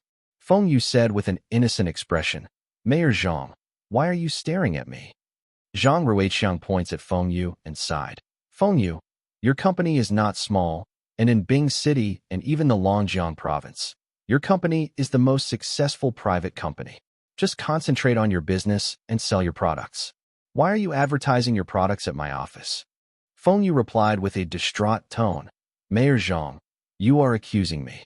Look, last year, the city had rejected many requests for air conditioners. This year, many agencies had reported that their work performance was affected during summer. There were even some older officials got heat stroke last year and requested for the city to grant them the budget to cool down their office. You do the calculations. An air conditioner unit, including installations, will need at least 10,000 renminbi. The electrical bills every month will not be a small amount too. Our Bing City have so many factories, and they are using lots of electricity. Even the provincial government is limiting the use of electricity, not to say other government departments. My bladeless fan is Tai Hua Trading's flagship product. Safe, energy efficient, healthy, low noise, high-tech, beautiful, and cheap. I want to give you a sample to try it out, but you don't now want. I had brought back the fans previously. How can you say that I am advertising my products at your office?" Zhang Ruiqiang was speechless. A 600 renminbi fan is considered cheap? This time, he could not blame Feng Yu. It was his men that misunderstood. But it was Feng Yu who caused this, as he had brought every new product to his office previously. "Fine, it is just an electrical fan. You are claiming that it is better than an air conditioner unit. I heard that you had set up a factory in Guangdong province to manufacture humidifiers and bladeless fans. Yes, this way, it is easier for me to distribute my products overseas and the southern provinces. What is the contract conditions? The taxes are going to Guangdong provincial government." This was what Zhang Ruiqiang wanted to find out. Tai Hua Trading's ability to make money was proven, and it was Bing City's most profitable private company. Zhang Ruiqiang would be pissed if the taxes went to the Guangdong province. "Mayor Zhang, don't worry. That side is only doing the production, and the sales will still be going through Tai Hua Trading's account. Most of the taxes will still be going to Bing City government. Our production increases, and the sales will increase too. This year's taxes will be more than previous years."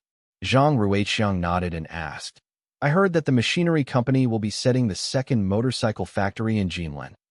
Zhang Ruiqiang was worried. If Feng Yu kept setting up factories in other provinces, will he shift all his assets in Bing City to other regions? Bing City's geographical location was not ideal. If Bing City were located in the center of China like Jinlin province, the economic growth would be faster. In future, we will set up more factories. The factory in Jinlin is only the start. We plan to increase the motorcycle production to 1 million units within 5 years and 2 million within 10 years. Bing City is only this big. It will be impossible to set up all the factories here. Zhang Ruiqiang had a headache. He should be happy when the machinery company was doing well, but the city government shares will be diluted if they didn't invest more money when a new factory was set up. Bing City was no longer the major shareholder of the machinery company, and they still need to invest more money into the company. The other state-owned companies will not be happy. He was not worried that Feng Yu would slowly take over all the machinery company and turn it into a fully privatized company. People would blame him for giving the machinery company to the Feng family. "Feng Yu, tell me honestly, are you trying to privatize the machinery company?" "How can it be? Even if I want to buy over the company, the city will not sell." Feng Yu had thought of this before. In future, Bing City Beer was bought over by a foreign company, and this had caused resentment among the Chinese. Feng Yu does not need to fully privatize the company. He only wants the controlling shares. He does not mind letting the city have some of the company's shares. Anyway, with the controlling shares, the city government could not hinder the machinery company's operations, and Feng Yu could still have a good relationship with the government and Zhang Ruiqiang. Zhang Ruiqiang got the answer from Feng Yu, and the both of them discussed some machinery company's matters, and Feng Yu left. Zhang Ruiqiang was standing at the window looking at Feng Yu leaving. He was thinking of many things. Can this Feng Yu change the whole city? Feng Yu was preparing for his exams when Wu Jigang paged him. Kamita was here again. Kamita Masao was here again. Feng Yu was curious why the Black Dragon Company, Limited, was not bankrupt yet. Since last year, the Japanese government issued many measures to try to save their economy, but none of them were effective. Share prices kept dropping, and the Japanese yen continued to appreciate. Property prices plummeted. Those that speculated on shares and properties lost their money, and Feng Yu heard that many Japanese choose to harakiri, killing oneself by cutting one's belly. When Feng Yu saw Kamita Masao, he noticed the changes. It hadn't been a long time since they last met, and Kamita aged a lot. He had lots of white hair for his age. Kamita, long time no see. What brings you here today? Feng Yu smiled and asked. Feng Yu could guess the few possibilities why Kamita Masao came to look for him. Maybe the Black Dragon Company, Limited, wants to do business with Taihua Trading because of the bladeless fans. But this bladeless fan was different from the humidifiers. Japan also needed electric fans, and Fu Guangjing had already started to sell the fans in Japan. Why would Feng Yu authorize Black Dragon Company, Limited, to manufacture the fans? Mr. Feng, it's been a while. I am here to ask Mr. Feng for help. Kamita Masao gave Feng Yu a 90 degrees bow. There were many types of bows for Japanese. The lower your bow was, the lower your status and showed the respect for the other party. Normally 90 degrees bows were used by subordinates towards their superiors or younger generations towards their elders. Feng Yu and Kamita Masao had no relationships at all. There were not relatives or colleagues, and Kamita Masao was not older than Feng Yu a lot. Help? Kamita, what help do you need from me? Feng Yu was curious. Kamita Masao does not seem like he was here to buy the patent. But this guy was courageous. Don't know you well, yet you dare to ask me for help? Feng Yu knew that many Japanese had weird ideas, and he wants to know what help does Kamita need from him. Mr. Feng, I am jobless now. I want to work for you. What? Feng Yu never expect Kamita came to him to ask for a job. You are a Japanese, and if you lose your job, you should go back to Japan. Why are you looking for a job here in Bing City? Feng Yu wanted to touch his forehead to see if he had a fever. Why did you thought of coming to me for help? Feng Yu asked. I knew that Mr. Feng is someone with likes investments. Taihua Trading manages a wide variety of products, but all the products are selling well. You even invest in Bing City's machinery company and let your family become the company's major shareholder. Wait, you investigate me? Feng Yu was unhappy. Anyone who was being investigated would not be happy. Kamita Masao panicked and bowed again. I am sorry. I only ask around about your company. I have no ill intentions. Fine, cut the chase and go to the main point. Feng Yu impatiently waved his hand. Feng Yu wanted to know what makes Kamita so sure that he would hire him. What's so special about him? Feng Yu suspects that this Kamita Masao was up to no good. There's a mysterious occupation in this world: corporate spy. Research has shown that espionage happens the most in 3 regions: US, Western Europe, and Japan. It was because these places' technology's development and economic growth were better. A piece of information or a copy of document could bring millions of profits. The US claims that Japan had stolen their technologies. Japan claims Western Europe countries had taken their patents, and the Europeans accuse the US had stolen their researches. But no matter what they say, these 3 regions have the most corporate spies. When they were scolding other countries, they were also training and hiring more corporate spies. In Feng Yu's previous life, Japan had stolen many Chinese inventions, and those inventions were worth lots of money. Feng Yu could not understand why Kamita Masao wanted to work for him. The only reason he could think of was his patents or other information, like his trade with the Soviet Union. If Kamita Masao really wanted to work for Feng Yu, and he was able to prove his capability, Feng Yu does not mind hiring him. It feels good to hire a Japanese to work for him. It would be better if it were a sexy Japanese secretary in high heels. Mr. Feng, do you still remember the company I worked for? Black Dragon Company, Limited. Yes, continue. Feng Yu nodded. Feng Yu had worked with state-owned enterprises most of the time and seldom with private companies. Not to mention Japanese companies. Just this name, Kamita Masao, left a deep impression with him. The company is bankrupted, Kamita Masao dejectedly said. Feng Yu raised his brows and coughed a few times, trying to hide the happiness on his face. When Feng Yu did business with this company, he chose to do a one-time business with them, and it was the right decision. That's a pity, Feng Yu said, but he did not show any signs of regrets on his face. No, I do not think that it was a pity. My boss did not manage the company well in the first place. Our company's main product was sex dolls, and we were doing well in Japan. But he wanted to diversify and chose the wrong directions. This resulted in the company having cash flow issues and our sex doll market share shrunk. He even used the company's assets to speculate in shares, and all the company's funds were stuck in the stock market. If it weren't for these, the company would not be bankrupt. Feng Yu could tell that Kamita Masao was full of grievances against his former boss, but Feng Yu felt that it was funny. What has it got to do with you if that person did not manage his company well? If you are capable, start your own company. If you don't have the capital, then work for other companies. Why are you complaining here? Feng Yu smiled and asked. And then, Mr. Feng, you might not know that this was my father's company. But my father was not managing the company well, and the company was bought over by other people. I had given my company's president many suggestions, and if it weren't for me, the company would not have that scale 2 years ago. But the president trusts others more than me. Now the company is bankrupt, and I want to buy the company. Feng Yu's brows twitched. So, there's a story behind all these? This Kamita Masao was not here to look for a job. He was here to ask me to invest. Interesting. A Japanese coming to China to look for investors instead of his own country. Owning a Japanese company seems interesting too. Feng Yu thought for a while and asked earnestly, how much is needed to buy over Black Dragon Company Limited, and how are you going to manage the company? Not much. Only about $1 million. I will not be buying over all the company's assets. I am only buying the factory. I am confident that using the company's previous sales channels and networks, I am able to turn the company around. Of course, the main product will still be sex dolls. FCK, you want me to invest in a company that manufactures sex dolls? Translator's notes. New investment, new product. A lifetime supply of sex dolls for Feng Yu.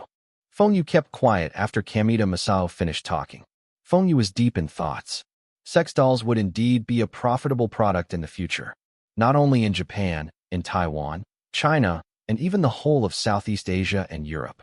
This was a huge market and can also satisfy the needs of many otakus. Most importantly, the cost of a sex doll was low and the profits were high. Not much technology was required too. But if Feng Yu went into this business, how would others see him? Although the mindset of people was changing and felt that if you are rich, you are capable, people will still give him weird looks if they knew he was into this type of business. If Feng Yu went into other business, he would also earn money, and he doesn't need to face those criticisms. Mr. Feng, I know that this product is not acceptable in China now. At first, in my country, it was the same. But now, the market is getting bigger, not only in Asia, even in Europe. The potential for this product is big. Feng Yu waved his hands to stop Kamita Masao from talking. He knew all these, but he was still in a dilemma. Feng Yu was thinking about his previous life and the people's acceptance of this product. Feng Yu remembered that China's sales were higher than in Japan and was even the highest in the world. There were also the sex festival in China's major cities. This industry was rumored to have the support of the government. Some people claimed that these products had lowered sex crimes in the country. Tell me your plans. If I am investing $1 million, how much profits can you give me every year? Kamita Masao replied with joy. I guaranteed that you will get back your capital within a year, and from second year onwards, you will get at least $2 million in profits. This industry was so profitable. $1 million investment, and you can get it back within a year? From the second year onwards, there will be millions of profits? If it was so easy, why didn't Kamita Masao get investors in Japan and came all the way to China to look for him? Why did you look for me? Feng Yu looked straight into Kamita Masao's eyes. Kamita Masao gave Feng Yu another bow. Mr. Feng, there's something I did not tell you. I am in debt in China, and my passport was confiscated. I can't leave the country. But the debt belongs to the company, and I had nothing to do with it. I don't know many people in China, and you are the only person that did not discriminate against my company's previous products. That's the reason I came to you for help. Please invest in this company.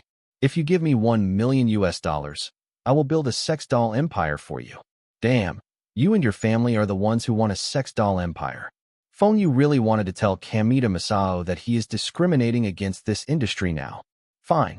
If I invest $1 million, how many shares will I get in this company? I only want 10% of the company's shares, and I don't need a salary. Please trust me. This is a good opportunity. Because of the economic crisis now, many Japanese companies were facing bankruptcy. There were only a few companies left in this industry. But I personally felt that because of this economic crisis, Japanese men will have difficulties in setting up their families, and there will be many single men. Our market will be bigger. This analysis seems reasonable. Kamita Masao's meant that Japan's economic crisis would be an opportunity for sex doll companies to grow. Wait, Japan's economic crisis causing many companies to go bust? Then what about their factories' equipment? This might be an excellent opportunity to buy into some Japanese firms in distress and wait for profits in the future. The Soviet Union's strength was the heavy industry, and the rest were only SOSO. Their light industries now were nowhere better than China. But Japan's electronics industries were one of the best in the world. In the 21st century, it was the best in the world. Feng Yu wonders if there are any companies among those facing bankruptcy or cash flow issues that will be successful in future. Kamita Masao was good at gathering information. Why not let him gather some information first? Feng Yu remembers that there was this company, Aiwa Company, that was bought over by Sony during this time. If he could get the controlling stake in that company, he could turn it into a China brand and also enter Japan's electronics industry. This will also be an excellent chance to test the capabilities of Kamita Masao to see if he was worth investing. Other than your country, which country in Asia has the highest sales? Other than my country, Taiwan, Singapore, Malaysia, and Hong Kong have great potential. If we can produce better products than our competitors, we can quickly expand our market share. There are lots of profits in this industry. Okay, if you did not lie to me, I will invest in you and help you return to Japan to rebuild your family's reputation. But this company only have sex dolls. Are there other products of the same nature? Other products? Kamita Masao was confused. Feng Yu asked softly. I am referring to other sex toys. Ah, of course. But the sales were not as good as sex dolls. That's the reason why we only produce sex dolls later. Feng Yu shook his head with disappointment. Kamita Masao, you as a Japanese should be ashamed. The profits for sex dolls might be high, but the other sex toys profits were not low either. You can also bundle different products together and sell as a package. For example, costumes. It will increase the sales and profits further. Feng Yu told Kamita Masao about his ideas, and it was like an awakening call for him. That's right. If I dress up the sex dolls, then it will be differentiated from the competitors' products and stand out in the market. Many Japanese men not only use these dolls to satisfy their desires, but the dolls were also their companions. If they can change the clothes of the dolls, will it feel like having different girlfriends? Kamita Masao got more excited thinking about this. Feng Yu's ideas had given him inspirations and also created a future Japanese sex toy enterprise. Mr. Feng, you are amazing. You even know about these. Feng Yu rubbed his nose. Was this a compliment? Why, there was not a hint of happiness in me. You know the shareholders of Aiwa Company? If you are able to convince the shareholders of Aiwa to sell their shares to me, I will invest in your company. Remember, don't let others know that I am investing in your company. Now even my staffs. If Wu Jigang and the rest knew about this investment, wind and rain logistics people would also know, and soon, the whole Northeast region will know. I know them. Our factory is just beside their factory. Mr. Feng wants to buy Aiwa shares. I will help you fulfill your wish. Aiwa's biggest shareholder is Sony, and they owned more than 50% shares. Sony had always wanted to sell Aiwa shares, but they could not find a suitable buyer. Good. I will let you handle this for me. The day I bought Aiwa shares will be the day I invest in your company. Feng Yu had thought Kamita Masao had owed a lot of money, and that's why his passport was confiscated. But he only owed 10,000 RMB. What sort of company representative was him? He doesn't even have 10,000 renminbi? Feng Yu gave him 30,000 renminbi to redeem his passport back and go back to Japan. He needs to gather information for Feng Yu. Once he contacted the shareholders, he would call Feng Yu, and Feng Yu would invest in his company. Of course, Feng Yu did not trust Kamita Masao completely. He gave Fu Guangjing a call, and asked if the Fu family have any connections in Japan to help him find out more about Aiwa and Black Dragon Company. Aiwa Company had collaborated with Fu family's eldest brother in Hong Kong last year. They set up a subsidiary in Hong Kong together to expand their market in China. Fu Guangjing made a few calls and found out Aiwa Company current situation. Before their collaboration with Aiwa, they had researched on the company. Aiwa was bought over by Sony in 1987 and became part of Sony's conglomerate. However, Aiwa remained as an independent brand and operated independently from Sony. Because of the economic crisis, Aiwa's market share was on a decline, and they suffered losses for consecutive years. Even with the help of Sony, Aiwa was still in debts of a few billion yen, and the market value of the company was not more than 1.2 billion yen. This was 2 years after a restructuring of the management and the company's turnaround. A few years back, Aiwa was worth only 800 million yen, and they had over 10 billion in debts. Sony wanted Aiwa technologies and brand. Together with Aiwa, they could compete with other brands like Panasonic. Sony was trying to vie for the position of industry leader in Japan, and they needed the support of smaller brands to do so. Even if the smaller brands were not doing well now, but at least they did well in the past, and they might have the chance to reach their peak again. However, Sony was not doing well for the past 2 years, and Aiwa's president was still expanding overseas aggressively. The expansion needed a lot of funds.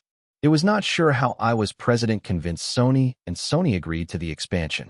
Fu Guangjing told Fengyu that Aiwa might have some technologies, brand awareness, but it was still in the red. Fengyu must be prepared to lose his investments if he were to invest in this company. Others might not think highly of Aiwa, but not Fengyu. In 1993, Aiwa had a turnaround and in 1994 became the leader in the Walkman industry. Their sales for that year was over 160 billion yen. This showed that Aiwa's president's strategy now was a success. Of course, this was what Fu Guangjing had found out. Fengyu needs to look at what Kamita Masao had gathered before making the decision to negotiate with Sony about the sales of Aiwa's shares. As for Black Dragon Company, Fu Guangjing had never heard of this company before. His uncle had properties in Japan previously and knew some people there. He asked them for help to find out more about this company. They found out that it was what Kamita Masao had said.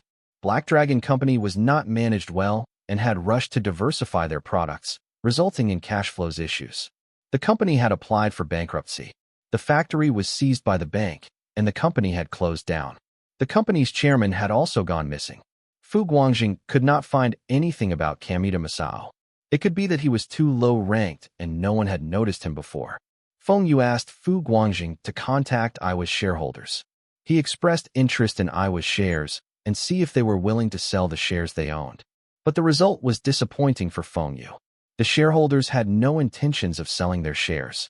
They were all Aiwa's president, Hitaro Nakajima, followers, and they believed that Sony would help Aiwa settle the debts. Fengyu wanted to ask them where did they get this belief from? Did they forget the massive layoff a few years back? Aiwa had cut their staff by over 60%, from 3,000 staffs to 1,000 staffs. Aiwa was once Japan's top Walkman manufacturer because they had used the BB system. With this system, the quality of the music was better, and Aiwa became very popular in Japan. But later, because of their aggressive expansion, they suffered losses and starts to sell more of their shares. Now, Aiwa was a subsidiary of Sony, and these people still insist on their way.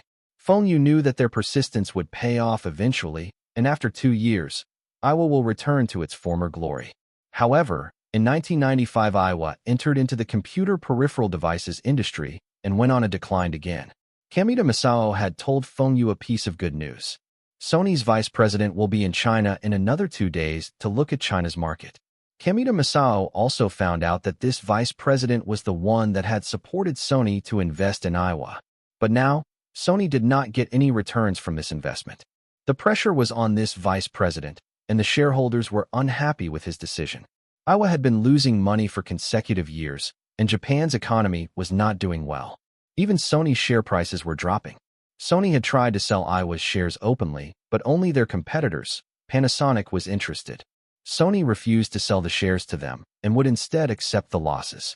At least now, Sony and Aiwa could unite and compete against Panasonic, Toshiba, Philips, and control the Walkman market. Kamita Masao felt that Feng Yu should speak to this Sony's vice president. As long as Iowa Company maintained the alliance and healthy competition with Sony, Feng Yu could get the shares at market rates. The shares owned by Sony was about 61%, and two other banks held 6% of Iowa's shares. Feng Yu's eyes sparkled. If he bought the shares from Sony and the banks, he would own 67% of Iowa, and he would be the major shareholder. He would have full control over Iowa Company. Feng Yu made a calculation. Currently, Iowa was worth about 1.2 billion yen, and if converted to USD, it would be approximately 8.4 million US dollars. 67% of the shares should cost less than 6 million US dollars. It's only 6 million US dollars and can get to own a company which would be a leader in the Walkman industry 2 years later. This company will be bringing in over 100 million US dollars in profits. The returns from this investment were too good. Dollar signs appeared in Feng Yu's eyes. He must buy the shares from Sony. He must get the company. Fu Guangjing and his father were sitting together. They were thinking why Feng Yu was finding out about Iowa. Although the company that collaborated with Iowa belongs to Fu Guangjing's eldest uncle, the Fu family's businesses were closely knitted together. Fu Guangjing and Fu Rongjing do not understand why Feng Yu wanted to take over this Iowa. Could it be that Feng Yu had received some information from the top? Then they should not be worrying. Now, Fu Rongjing was thinking if he should intervene and grab the opportunity to earn some profits. Fu Guangjing advised his father to discuss with his eldest uncle about buying over Hong Kong's Iowa Company subsidiary. His uncle should not object to their request. Teacher, I need to apply for a few days' leave. I know the exams are near, but I got some urgent matters to attend. I will be back before the exams. The next day, Feng Yu and Wu Jigang boarded the plane for Shanghai. Once they arrived at the airport, someone was holding a sign outside waiting for them. This was the Songjiang Motorcycles distributor for Shanghai. He was also the distributor for wind and rain bladeless fans. When he knew that Taihua Trading's general manager and deputy general manager will be coming to Shanghai, and had requested his help to get a Japanese interpreter, book a hotel room, he immediately agrees. He even went to the airport to fetch Feng Yu and Wu Jigang personally. Just the Songjiang Motorcycles alone had brought his lots of profits these few months. As the weather becomes warmer, the sales for bladeless fans also got better. This distributor had heard that this leader from Taihua Trading had a weird temperament. If he did not treat Feng Yu well, Feng Yu might refuse to sign the contract with him next year. Taihua Trading's products had commercials airing on CCTV, and distributors could save on the marketing costs. The products were also well known and popular. No distributors would want to be kicked out by Feng Yu. Manager Zhao, thanks for coming to receive me. What are you saying, Manager Wu? This is something I should do. Manager Feng, let me carry your luggage for you. Manager Zhao said. No need. Have you hired the interpreter? Yes. He is waiting at the hotel. This way, please. I will drive you to the hotel. Manager Zhao was driving a Santana. In this era, this car was better than the future Audi A6. At the hotel, they met with the interpreter, and Feng Yu rejected Manager Zhao's dinner invitation. Feng Yu said that he had something to do that evening, and after he had finished his work 2 days later, then they would have dinner. Manager Zhao left disappointed. He had already reserved a restaurant, and in order not to waste the reservations, he called his clients. The interpreter was a middle-aged man in his 30s. He studied in Japan for 4 years and was currently a Japanese teacher. He also worked as an interpreter. Feng Yu nodded and told the interpreter that they would be talking to one of Sony's top management tomorrow about buying over another company's shares. Feng Yu asked the interpreter to go back and familiarized with the business jargons. This would be helpful in tomorrow's negotiations. There must not be any errors. He also reminded the interpreter to be at the hotel's restaurant at 7 a.m. That night, after Feng Yu instructed Wu Jigang on the things he must take note of for tomorrow's negotiations, Feng Yu fell asleep on the bed. 10 minutes later, Feng Yu sat up. FCK, this Wu Jigang snores so loud. Damn, I should have booked 2 rooms and not try to save money. Jigang, why didn't you bath before you sleep? We will be meeting clients tomorrow, and you will smell bad. Go and bath now. Make sure you wash clean. Half an hour later, Wu Jigang came out of the bathroom and wanted to remind Feng Yu to bathe. But he found out that Feng Yu had already fallen asleep. Morning 7 a.m., Sony's vice president Norio Oga woke up and went downstairs for breakfast. Suddenly, A Chinese man sat down beside him, making him frown. There were lots of empty tables around, and why did this man sit beside him? This behavior was unacceptable. President Norio, Ohio. Norio Oga heard someone wishing him good morning in Japanese, and he replied. He also asked this man where was he from and which department was he working at. He had thought this man was a Sony employee in China and was here to receive him. Everybody in the company knew about his habits. He would wake up at 6:30 a.m. and have breakfast at 7 a.m. sharp. After breakfast, he would start work. He would be furious if his driver were late. But the man's reply was not something he had expected. This man was an interpreter, and he was representing the guest at another table. That guest wanted to discuss a business deal with him. Although he was unhappy to be disturbed during his breakfast, since this was about business and Sony wanted to enter the Chinese market, he still politely asked about the other party's company and what was the business. The other party's reply shocked him. This young man wants to buy over Iowa shares. Phone you had asked manager Zhao to book this hotel was because Kamita Masao found out that Norio Oga will be staying here. He also found out about Norio Oga's habit of having breakfast at 7 a.m. This was an excellent time to speak to Norio Oga. Kamita Masao was really gifted in gathering information. Phone you even had thoughts of hiring him as a corporate spy. Sure enough, after the interpreter explained to Norio Oga about his intentions, he looked at Phone Yu and nodded. Phone Yu walked over to Norio Oga, and the interpreter introduced him. Mr. Phone, why are you interested in Iowa? I like music, and Iowa Walkman's music quality is outstanding. Iowa is also the brand of my first Walkman.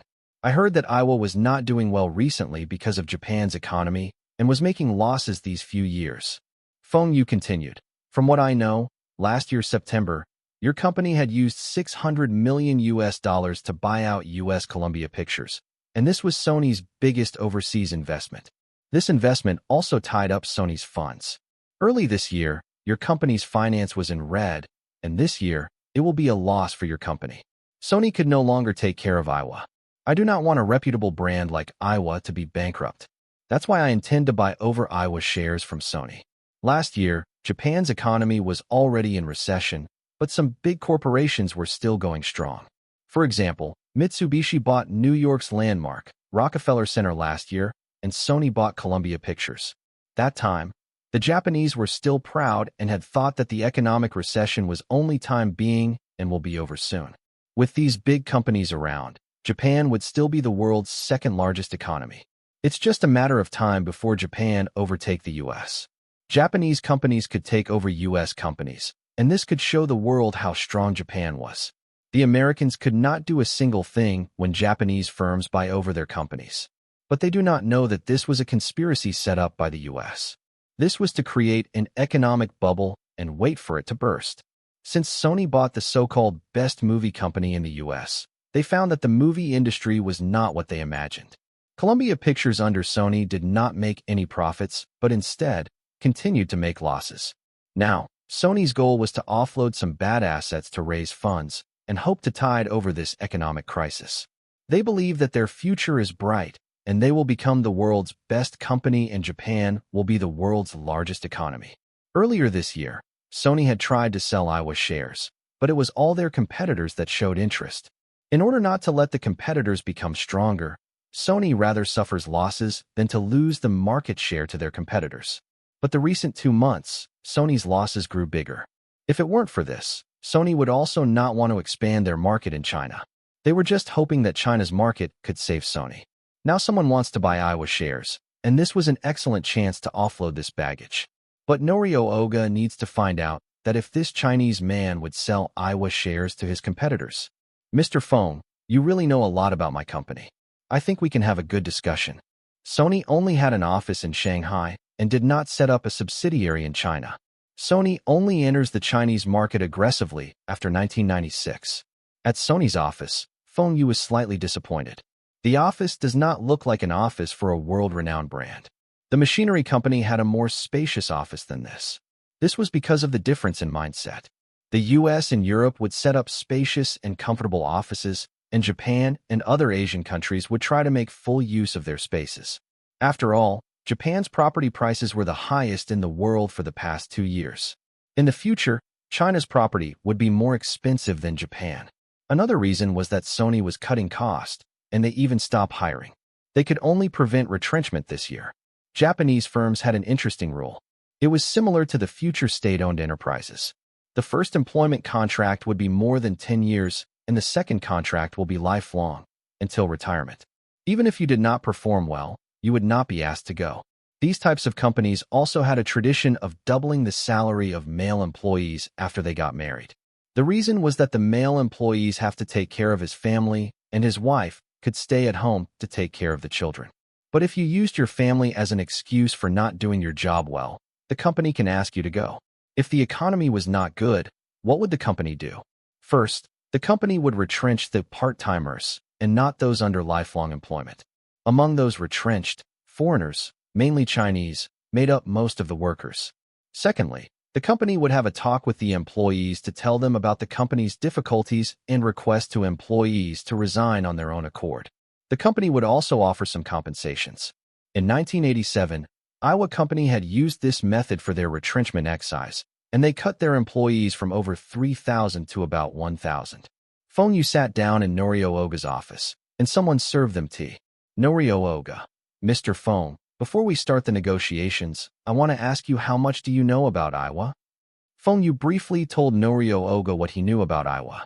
Of course, Feng Yu did not mention anything about Iowa's success in 2 years' time. He only talks about Iowa's history and how he wishes to lead Iowa out of its current situation. Norio Oga frowned. Let Iowa? This Chinese man wants to be Iowa's president? But based on the agreement between Sony and Iowa, even though Sony was the major shareholder of over 50% shares, Sony could not interfere with Iowa's operations, and Iowa's president would be Haitaro Nakajima. Feng Yu purposely frowned when he heard Norio Oga. Is this the case? Aren't Sony Iowa's controlling shareholder? No. We only have slightly more than 61% of Iowa's shares and do not have the controlling stake. But rest assured, Haitaro Nakajima is a capable person, and you do not need to worry about losing money after you bought the shares. Really? But I heard that under his leadership, Iowa had been losing money for consecutive years and is currently in debts of over 1 billion yen. Feng Yu retorted. Norio Oga was embarrassed. He did not expect Feng Yu to know about this. That's right. Even though Iowa was doing better now, it was still in debt. It would be hard for someone to believe that a company with liabilities several times more than its value to recover. If it were not because of the market share, Sony would have withdrawn their investments from Iowa. But Haitaro Nakajima had threatened Sony that if Sony does not inject funds into Iowa, he will approach Panasonic and other companies. Iowa would also not work with Sony to control the market. Mr. Feng, 2 banks own about 6% of Iowa's shares. With our shares, that would be 67%, and you will have the controlling stake. You can do whatever you want with the company then.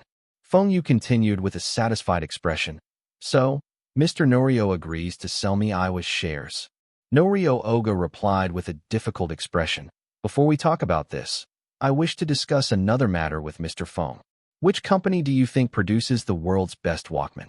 Does China have any good Walkman? Damn, how shameless. Are you asking me to praise you?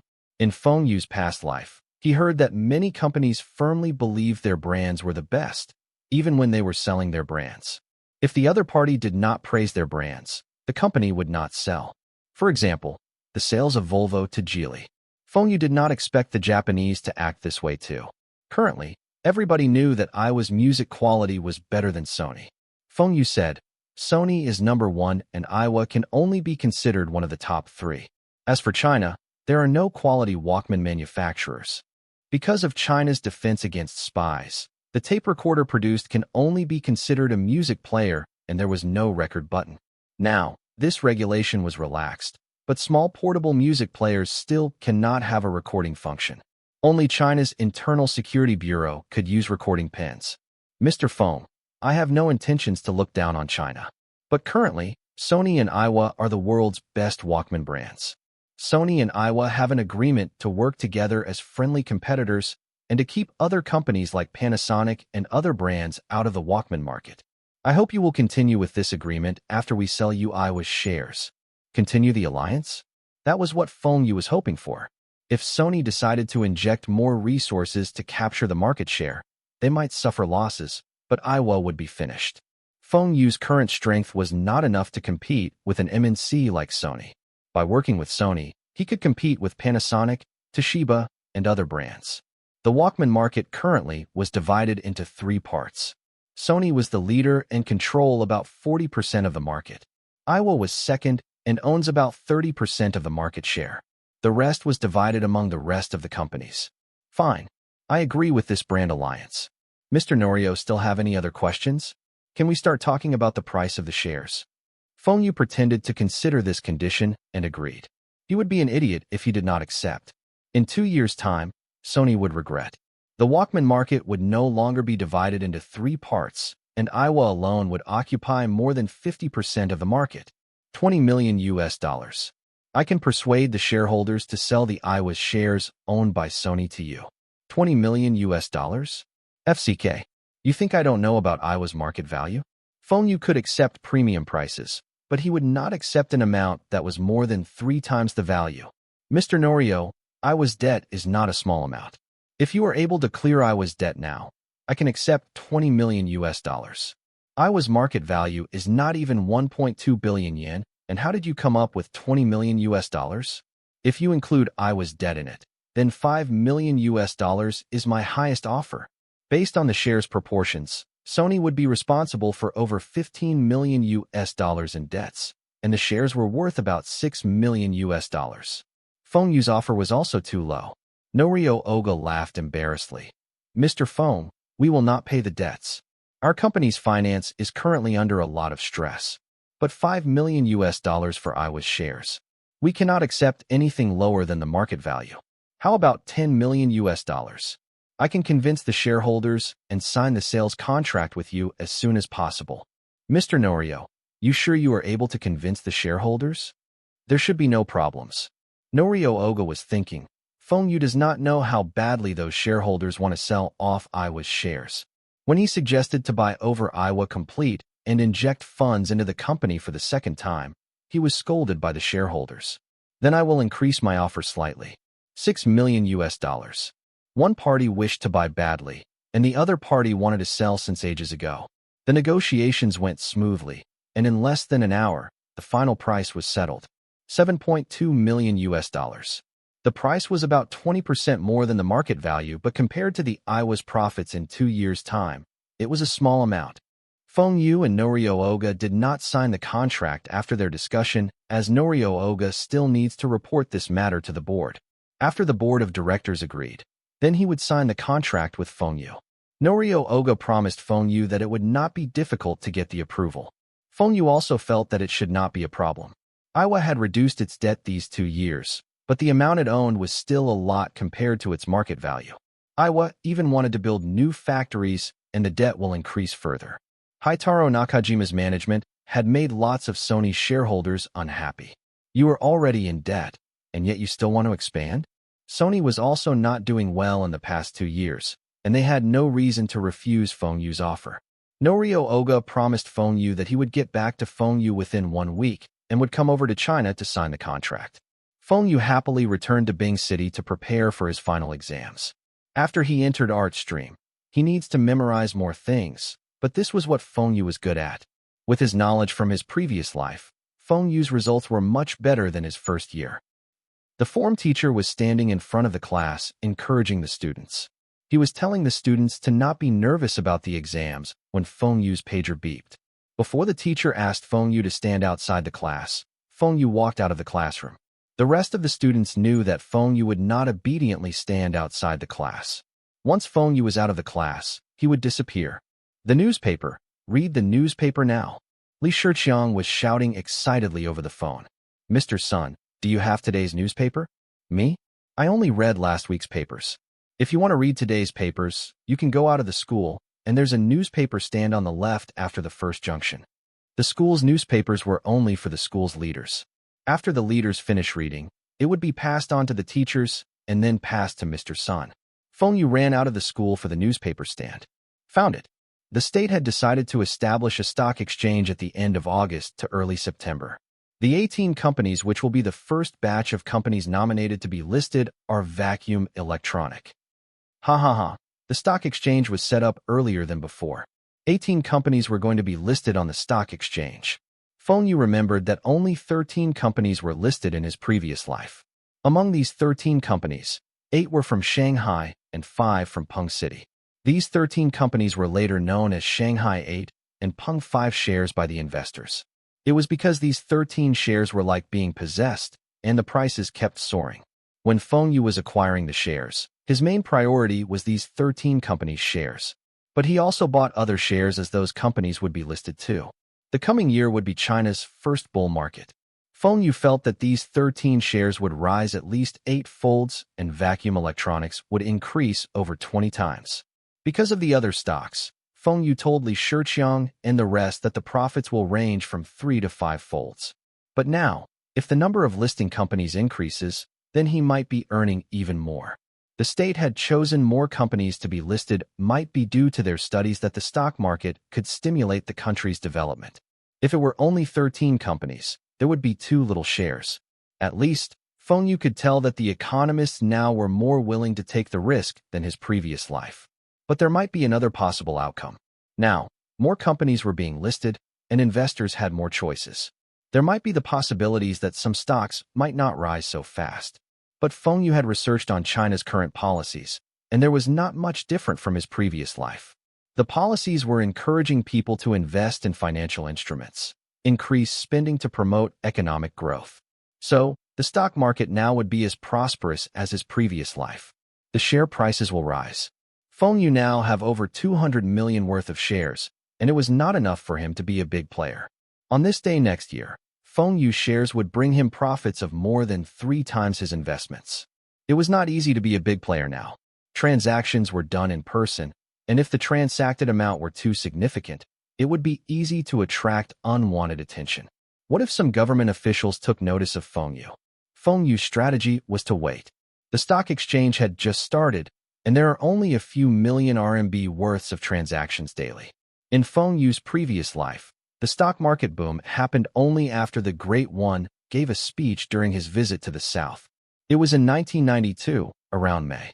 The stock market soared by over 100% for consecutive few days. During that time, there were still not price limit policies to reduce the volatility and stabilize the market. Since the stock exchange had been brought forward, then would the Great One visit to the South be brought forward too? Will the bull market start earlier? Feng Yu felt that it was highly possible. Moreover, Feng Yu could also use a small number of his shares to do trading. The profits from doing trading will not be low either, and it was not illegal. The only issue was that it was troublesome. There was no online trading in this era, and Feng Yu could only trade over the counter. Trades can still be conducted at the banks over the counters, but the share prices will not be the same fluctuate fast like the stock exchange. There was still no internet now, and if you buy the shares in the morning, you might have to wait until late afternoon to find out that the shares' prices rose. The efficiency was terrible. Feng Yu was sitting in Tai Hua Trading's meeting room to share the good news with everyone. After the stock exchange was set up, the stock prices will surely soar after the initial surge, and next year, the value of their shares would be at least doubled. Everybody was excited. When Feng Yu told them that in 1 to 2 years' time, their shares will soar by 2 to 3 times previously, they were still a bit skeptical and worried. But now, the share prices were increasing. Today, after announcement, Li Shiqiang and some of the staffs went to the banks to ask. The share prices did increase slightly. Although the sudden surge did not appear, they had already made some profits. Now all of them believed what Feng Yu said. After the meeting, everybody was still excited, especially Li Shiqiang. Now he felt that Feng Yu was right to ask him to take up loans to buy shares.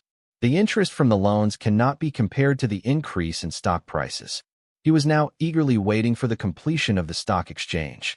The sooner the exchange starts operating, the earlier he would see his money. Feng Yu was holding his chin thinking about the stock market. Next year's January, the stock market would slow down, and Feng Yu planned to sell sold off his shares to trade in futures. After that, he would reinvest all his money into the stock market. By that time, his assets would be enough for his to do a lot of things.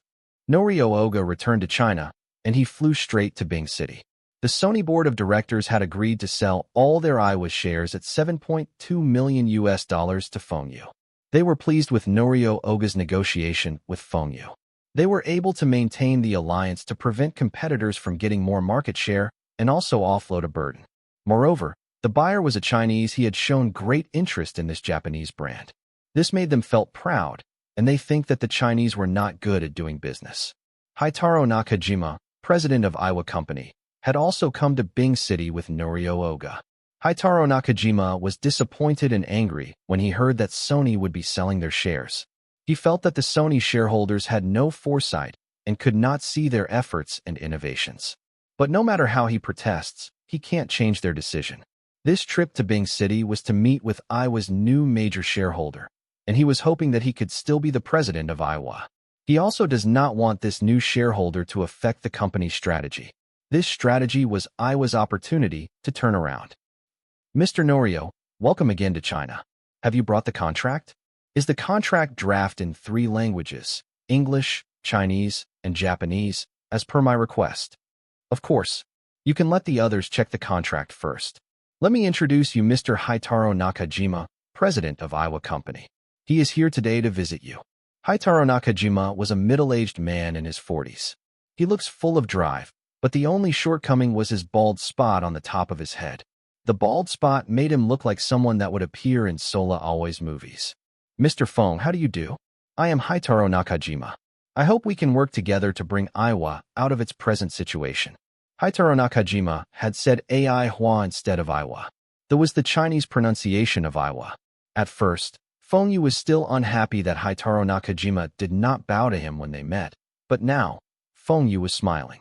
Aiwa will change its name in the future. Ai Hua sounds better. The company's logo also had to be replaced. Aiwa will be changed to small caps, and Feng Yu wants to use the Chinese characters of Ai Hua on the logo. Although this Haitaro Nakajima was a bit arrogant, he was capable.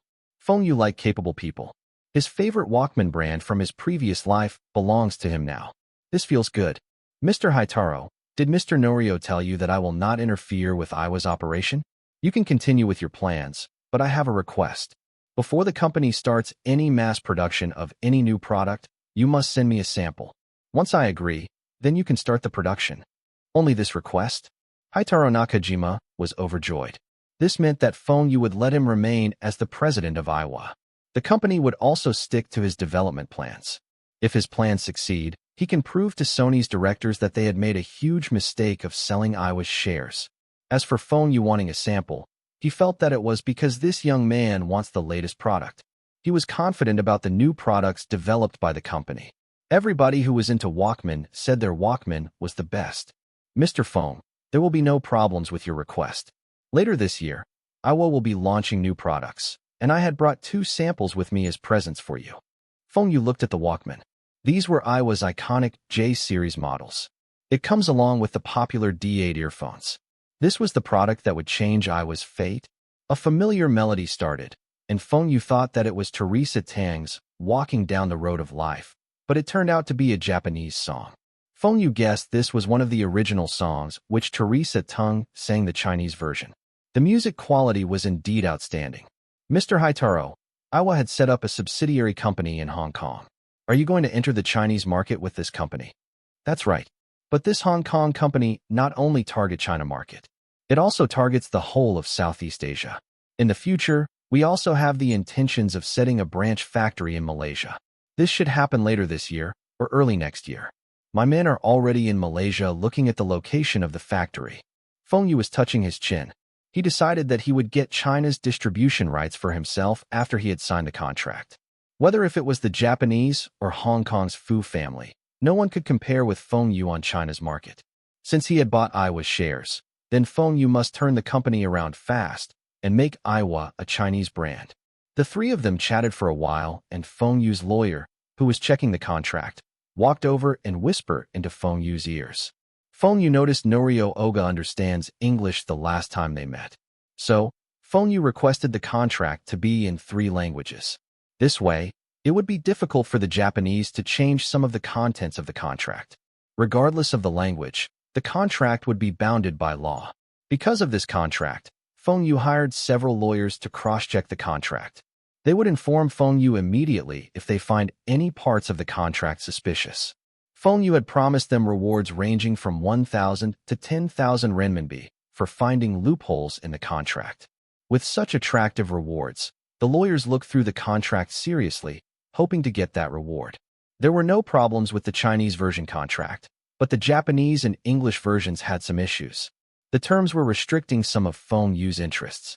Feng Yu immediately pointed out these issues to Norio Oga and Haitaro Nakajima. He would only sign the contract after these issues had been resolved.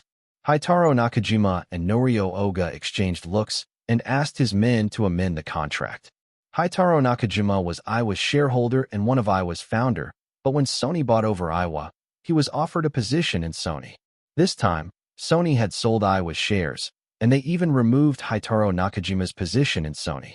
As compensation, Sony tried to strengthen his authority in Aiwa. They thought that Feng Yu would be easy to fool. After all, the last time they met, they noticed that Feng Yu was not interested in managing Aiwa. But now, it seems that Feng Yu was very smart and careful. At least, regarding contracts. The contracts were amended, the lawyers vetted it, and felt that there were no more problems. Feng Yu signed the 3 versions of the contracts, and even put his thumbprint on it. Norio Oga signed on the contract on behalf of Sony. The company stamp was also stamped on the contract. After the money was transferred to Sony's account, the contract will be in effect. Feng Yu had used the Hong Kong bank account given to him by Fu Guangjing to transfer $7.2 million to Sony's account. The money was sales proceeds from the Fu family's humidifier sales. If the Fu family had transferred the sales proceeds to Tai Hua Trading's account in China, the USD would automatically be changed to RMB. Now, Feng Yu was officially a shareholder of Aiwa Company, and this was the start of his venture into the Japanese electronics industry. It was not even 2 days, and Kamita Masao informed Feng Yu some bad news. The other shareholders of Aiwa refused to sell their shares, and even the 2 banks which had agreed to sell the shares changed their minds. It was said that there was a new buyer involved, and this new buyer was related to Aiwa. When Feng Yu found out who the buyer was, he was pissed. The buyer was Hong Kong's Fu family.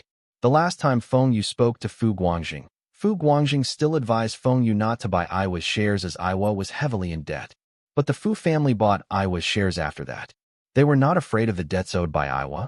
Feng Yu immediately called Fu Guangjing. He wants to know what the Fu family was thinking. Brother Fu, when I asked you about Japan's Aiwa company a few days ago, you told me that this company was making losses, and even Sony was disappointed with this company. Am I right? Fu Guangjing was thinking in his heart. Feng Yu had found out about this. How did he find out about it so fast? He has ways to get information in Japan? Fu Guangjing laughed. Manager Feng, I did say that. But you should know that the Aiwa's subsidiary company in Hong Kong is a partnership with my eldest uncle. So, your eldest uncle acquire Aiwa's shares? It's my father. Fu Guangjing embarrassedly replied. Damn, I knew this matter got something to do with Fu Guangjing. FCK. If it was your uncle who had bought Aiwa's shares, I might not suspect anything. It's your father who bought Aiwa's shares, and you want to tell me that there was nothing wrong with this? Brother Fu, we had worked together for quite some time. Our cooperation has been going smoothly. Don't you think you should give me an explanation for this matter? Feng Yu said unhappily. Once Feng Yu bought the shares from those 2 banks, he would be the controlling shareholder, and the authority of a controlling shareholder was different from an ordinary shareholder. Fu Guangjing apologized to Feng Yu and gave his explanations. Aiwa Company was working with Fu Guangjing's eldest uncle, Fu Rongqi, and together they set up Hong Kong's Aiwa subsidiary.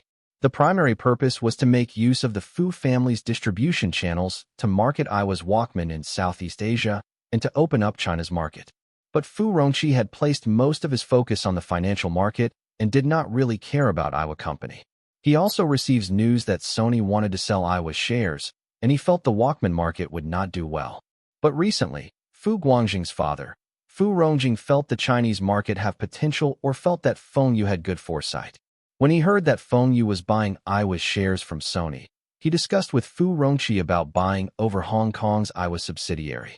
To let Fu Rongqi believe that Fu Rongjing was really interested in Aiwa's subsidiary, they bought some of Aiwa's shares. It was only 6% and cost only a few $100,000 USD. Even if it was a loss, they could also afford it. The most important thing was to work with Feng Yu and build better relationships. This explanation is bullshit. Who the hell would believe it? Better relationship? Work with me. It was oblivious that you noticed I had never made any losses in my investments and wanted to place your bets on me. If you win, you will make some money. If you lose, you will only lose a few $100,000 USD. For someone like Fu Rongjing, with net assets of over 1 billion HKD, it was nothing. The thing that made Feng Yu speechless the most was they were implying, I, Fu Guangjing, and my father believed in you, and this was to show my support. Damn, who the hell wants your support? If you sell me the Iowa shares, then it would be the best support. Brother Fu, I only treated Iowa as a bet. I had never been to Japan before, and I had only heard of this company. I only felt that it would feel good to take over a Japanese company, and if I lose my investments, so be it. Feng Yu was lying through his teeth, and he was hoping that the Fu family would sell off the shares they own. Even if it were at a premium, Feng Yu would also buy it. He wants the controlling stake of Iowa. Other than the Walkman technologies, Iowa was good at other electronics technologies. Iowa's technologies were leading China by a lot. If Iowa were not that good, they would not venture into computers in the future. However, that was a failure. With Feng Yu's future knowledge, how could Iowa fail again in this life? Feng Yu knew about the general direction of the market better than anyone else. Brother Feng, it is only a few $100,000 USD, and we can afford it. Look, the both of us had unknowingly invested in the same company. This is fate. Fate your head. Feng Yu was cursing in his heart. Did he not make it very clear? Brother Fu, you should know that I had bought the Iowa's shares from Sony, and if I am able to buy the shares from your father, I will have full control of the company. You understand? Feng Yu made it very clear to Fu Guangjing. In business, everything can be negotiated. It's only a matter of offering a price that would satisfy the other party. You spent a few $100,000 USD for those Iowa shares, then I will offer you $1 million US. You will make 40% within a few days. You are still not satisfied? Fu Guangjing hesitated for a while and replied, Brother Feng, these shares were bought by my father and he intends to give it to my elder brother. If I ask for those shares, it will look like I am vying with my brother for the family inheritance. But you don't need to worry. I promise you that my family will support all your decisions in Iowa. Feng Yu was feeling helpless. It seems that the Fu family would not sell off the shares. The only solution now was to buy the shares from the other shareholders. Feng Yu must acquire the shares before year-end, even if he had to pay double the market rate. Since Fu Guangjing had made things so clear, Feng Yu could not do anything either. Feng Yu also does not want to fall out with him over this small number of shares. Furthermore, the Fu family's distribution channels were essential. As such, Feng Yu decided to let the matter rest. But Feng Yu never expected that after he spoke with Fu Guangjing, Fu Rongjing decided to continue to acquire Iowa's shares. It was easy to find out that Feng Yu had used 20% more than the market rate for Iowa's shares from Sony, and they also found out that someone was contacting Iowa's shareholders to buy their shares. They found out that this person was Kamita Masao and remembered that Feng Yu had asked them about this person.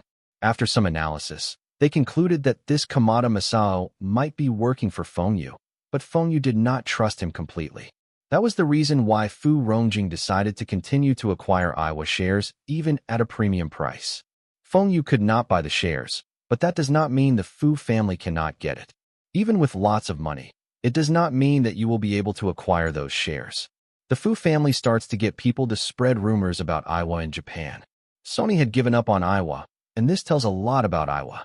Now the major shareholder is a Chinese, and he wants to relocate Iowa to China. Those Iowa shareholders panicked as their impression of China was a backward and poor place. What future can this company have if it was relocated to such an area? Fu Rongjing contacted those shareholders again, and those shareholders agreed to sell their Iowa shares. With 12% more than the market price, Fu Rongjing acquires the remaining shares, except for the shares owned by Haitaro Nakajima. The amount of Iowa shares in Fu Rongjing's hands reaches 26%. Feng Yu was still waiting for Kamita Masao's news. Kamita Masao had told him that after he bought the Iowa shares from Sony, the other shareholders were shaken. The Japanese media also reported on Iowa. He was still trying to persuade those shareholders. But there was no good news from Kamita Masao. Kamita Masao informed Feng Yu that a mysterious buyer had bought all the shares from the shareholders. Feng Yu was furious. Feng Yu knew that the mysterious buyer was the Fu family. Damn, the Fu family really act fast. The day before the final exam, Bing City Third High School's leaders gathered for a meeting. They had received an invitation from the Soviet Union to attend a summer camp again.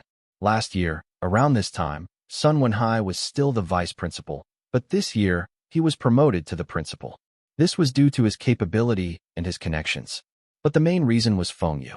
If Feng Yu did not enter third high school, Li Shiqiang would not donate and sponsor so much money in the school. If Feng Yu were not in third high school, Moscow University would not invite third high school to attend their summer camp, and there would not be 3 professors working part-time at the school. He would also not get the chance to lead the group to the international summer camp. This summer camp also brought lots of changes to third high school.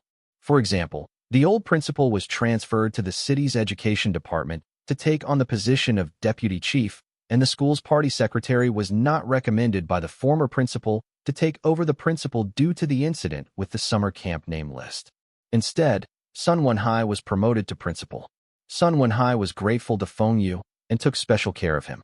Feng Yu had skipped almost a day every week for this semester, and sometimes he would even disappear for more than a week. If it were other students, they would be kicked out of the school, but Feng Yu was still in year 2 top class. Sun Wenhai's special treatment towards Feng Yu got rewarded. He received an invitation for the school to attend a summer camp in the Soviet Union again. This was after he was promoted, and he could get the full credit for this invitation. He might be promoted again before he retires. When he saw the contents of the invitation letter, Sun Wenhai was speechless. This Feng Yu was making things too obvious. Last year, the invitation was for only the first years.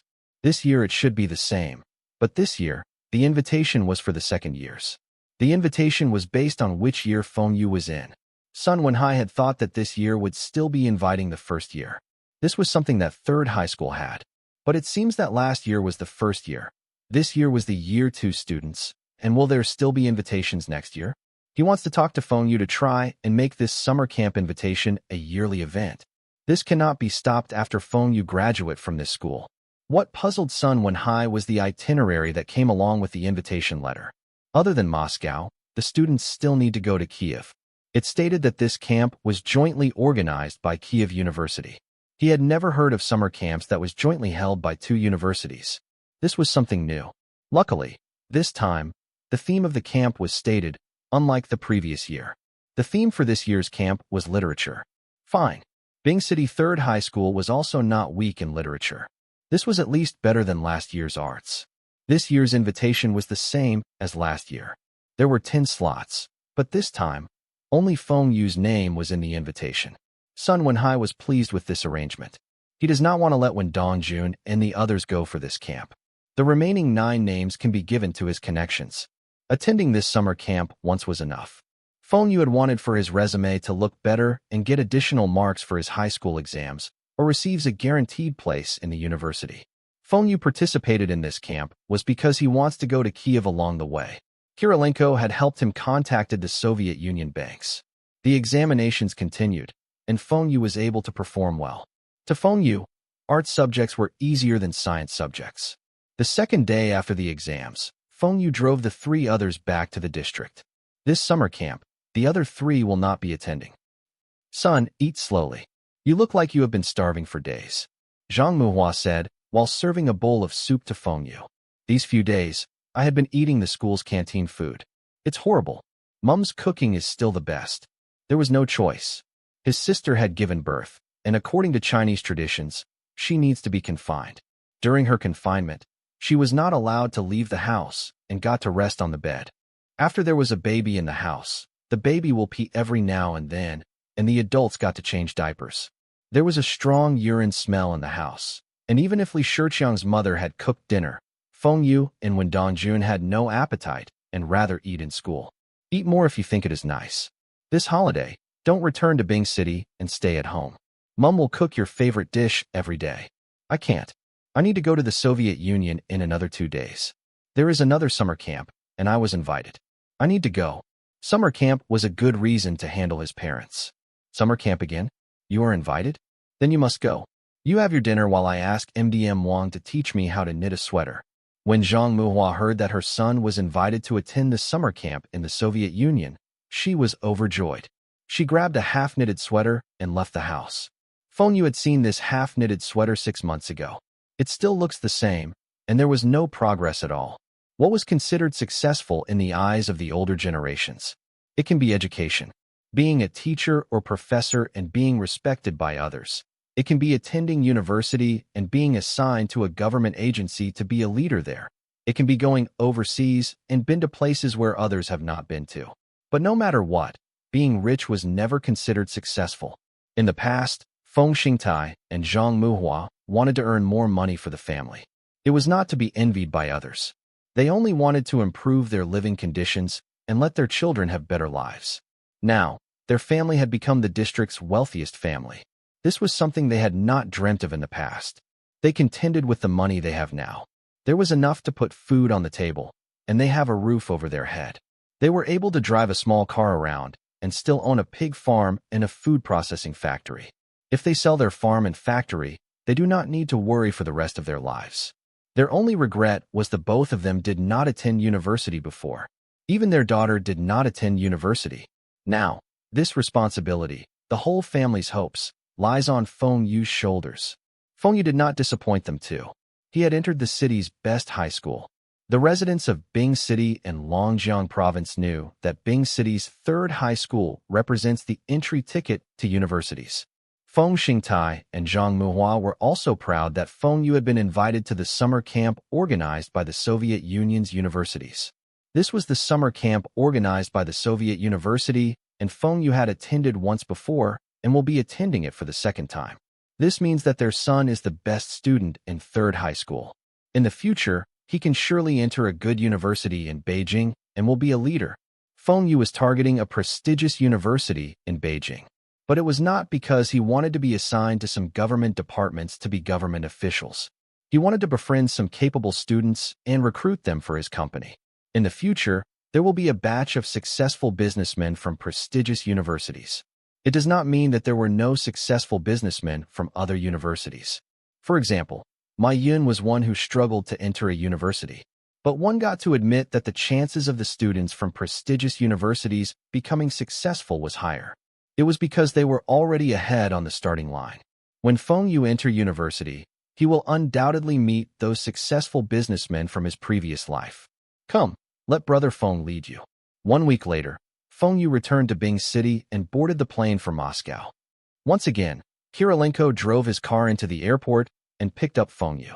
This time, he had informed the organizers of the summer camp. He told them that Feng Yu had some personal matters and will join the camp in Kiev after he finishes his business.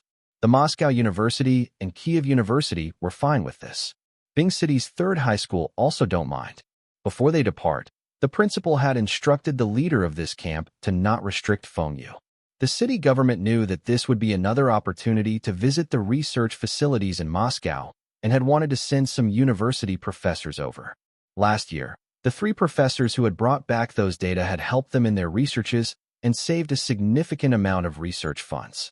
The results of the research were also shared with Bing City's government. Using these results, the government set up companies. This was not only improving the economic development of Bing City and also increased the city's honor. But this year was different. The Moscow University will not let the students visit their research laboratories and facilities. It was the same for Kiev University. The students could only visit places related to literature. What's the use of literature for the city? There was no choice. Last year, it was the first summer camp and it a bit rushed, and the students could still visit those places. This year, they can't. It was also because Feng Yu and Kirilenko were focused on other matters and did not request it. Third high school's teachers also knew that Feng Yu was special. Since Feng Yu entered third high school, he had received special treatments. There were rumors that Principal's son was promoted because of Feng Yu. It doesn't matter if this rumor was true or false. There was still the possibility of the talk was real. The teacher dares not to risk his career. Anyway, it would be easier for the teacher to lead the group without Feng Yu. Feng Yu spent a night in Moscow. Kirilenko's way of welcoming guests was to drink.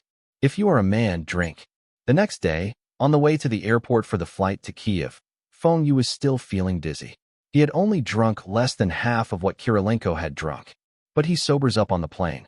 Brother Key is rich. This is a private jet. This was a 20-seater plane, and Feng Yu had only seen it on the internet in his previous life. Only the rich could afford a private jet. The seats were comfortable and spacious. There was even a bedroom on the plane. In the bedroom, there was a king-size bed. Damn, this is a private jet. and there's even a bed in it. Extravagant. Too extravagant. But I like. Phone, what you think of this plane? Only those higher than the rank of general can fly in this plane. You like it? If you want to buy one, I can think of a way to sell one to you cheaply. Kirilenko was smoking a cigar and was shaking his legs. He was showing off. This was a luxury that only people with strong backgrounds and connections can enjoy. Fengyu undoubtedly had not experienced it before. Fengyu was thinking, he really likes this plane. Wait, Brother Qi said he can sell me one? I can own a private jet? Fengyu was tempted by this suggestion, but he knew that he could not buy it, or at least not now. If you are too arrogant in China, you will get into trouble unless you are really damn rich. In his past life, there was a celebrity named Uncle Benshan. He had over 10 million fans, and his companies made lots of money. But after he bought a private plane, his life gone downhill.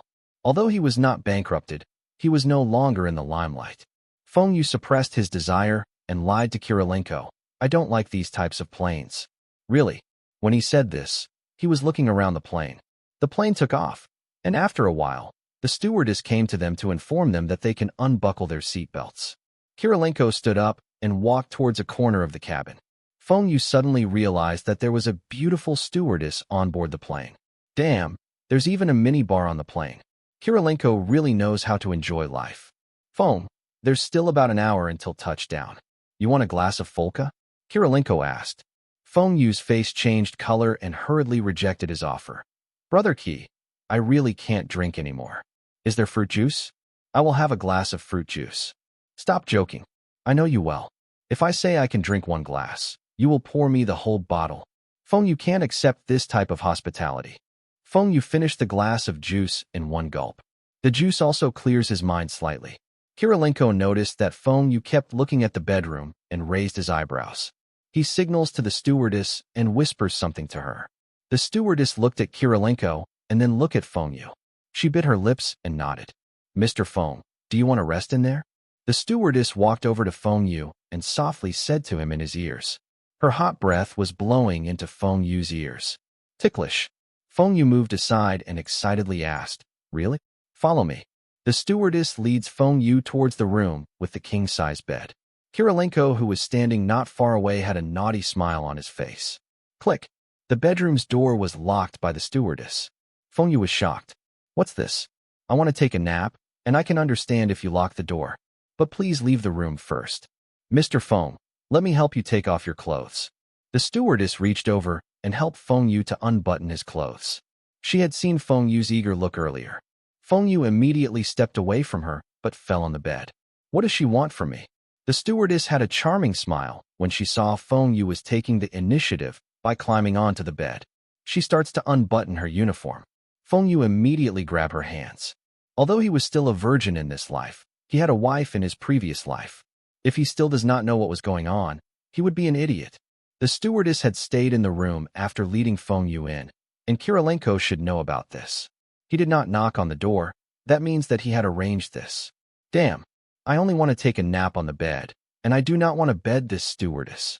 Even if Fengyu was tempted, they were on board a plane and Kirilenko was just outside the room. He does not want to do something like this. Furthermore, this stewardess was young and pretty. Who knows how many men had slept with her? Wait, please go out.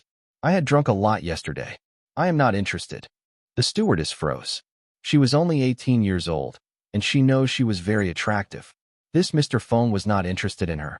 Mr. Feng, Kirilenko was the one who arranged for me to accompany you. You do not need to worry. Please go outside and tell him that I want to rest.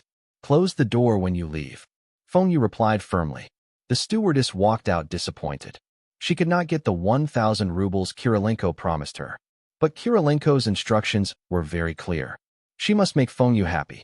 If Fengyu gets angry, he will get angry too. When she was leaving the room, she kept turning back to look at Fengyu. Until she closed the bedroom door, Fengyu did not call her back. Kirilenko was surprised when he saw the stewardess coming out of the room. He used his eyes to ask her, and she shook her head. Kirilenko was also disappointed. Was Fengyu good at self-control, or he does not like this girl? After the stewardess left, Fengyu immediately locked the door and laid down on the bed. He sighed. He thought if he should accept Kirilenko's hospitality if he arranged something like this again at Kiev. Before Fengyu had fallen asleep, the The stewardess knocked on the door and informed him that they are arriving, and Feng Yu needs to return to his seat and buckle up. It was still the same stewardess, and she smiled sweetly at Feng Yu. Feng Yu felt embarrassed and returned to his seat. Kirilenko looked at Feng Yu. He could not tell Feng Yu's mood from his expression and does not know if Feng Yu was interested in that stewardess. The plane landed in a military airport. Coming out of the plane, they saw the Kiev second generation. His name was difficult to remember, and even thought Feng Yu had heard his name a few times. He could not remember his full name. He only remembered his name has Ku in it. So, Feng Yu just called him Brother Ku. Brother Ku was more arrogant than Kirilenko, and if Feng Yu had not met Kirilenko first, Feng Yu might be good friends with him. But now, Kirilenko was enough. When the Soviet Union was disintegrated, and even if Kirilenko's father were not promoted, Kirilenko's status would be higher than Brother Ku. Also, Feng Yu had never heard of Brothers Ku before. Maybe he would be someone important in Ukraine's army in future. But after the dissolution of the Soviet Union, how can Ukraine be compared to Russia? Furthermore, Kirilenko had brought Feng Yu to Ukraine to get bank loans. After this loan, the both of them will not be friends anymore. Kirilenko, Feng, welcome to Kiev. Brother Ku gave the both of them a hug each. His embrace was much weaker than Kirilenko. Brother Ku was indeed someone with higher social standing than Kirilenko. Look at his car, Rolls-Royce. From his car, one could tell how corrupted the Soviet Union's military officers were. It was not even noon when they arrived, but Brother Ku them to a restaurant. Maybe this was the Soviet Union's way of welcoming guests. Feng Yu was complaining in his heart. Lunch now? That means I need to drink again. I still have a terrible hangover from yesterday. Why the Soviets likes to drink so much? Brother Ku, I am still underage, and in my country, I am not allowed to drink. Of course, this is the Soviet Union, and I will respect your customs here. I will drink a little. Feng Yu starts to find excuses. He was drunk from his drinking session with Kirilenko yesterday. Ha ha ha. Kirilenko, did you make Feng drink with you yesterday? Don't worry, I had prepared red wine from France. The alcohol content is very low. This is a French restaurant. Let's enjoy French cuisine. Feng Yu heaved a sigh of relief. Brother Ku and Kirilenko were two different types of people. One could tell from the way they spend their money.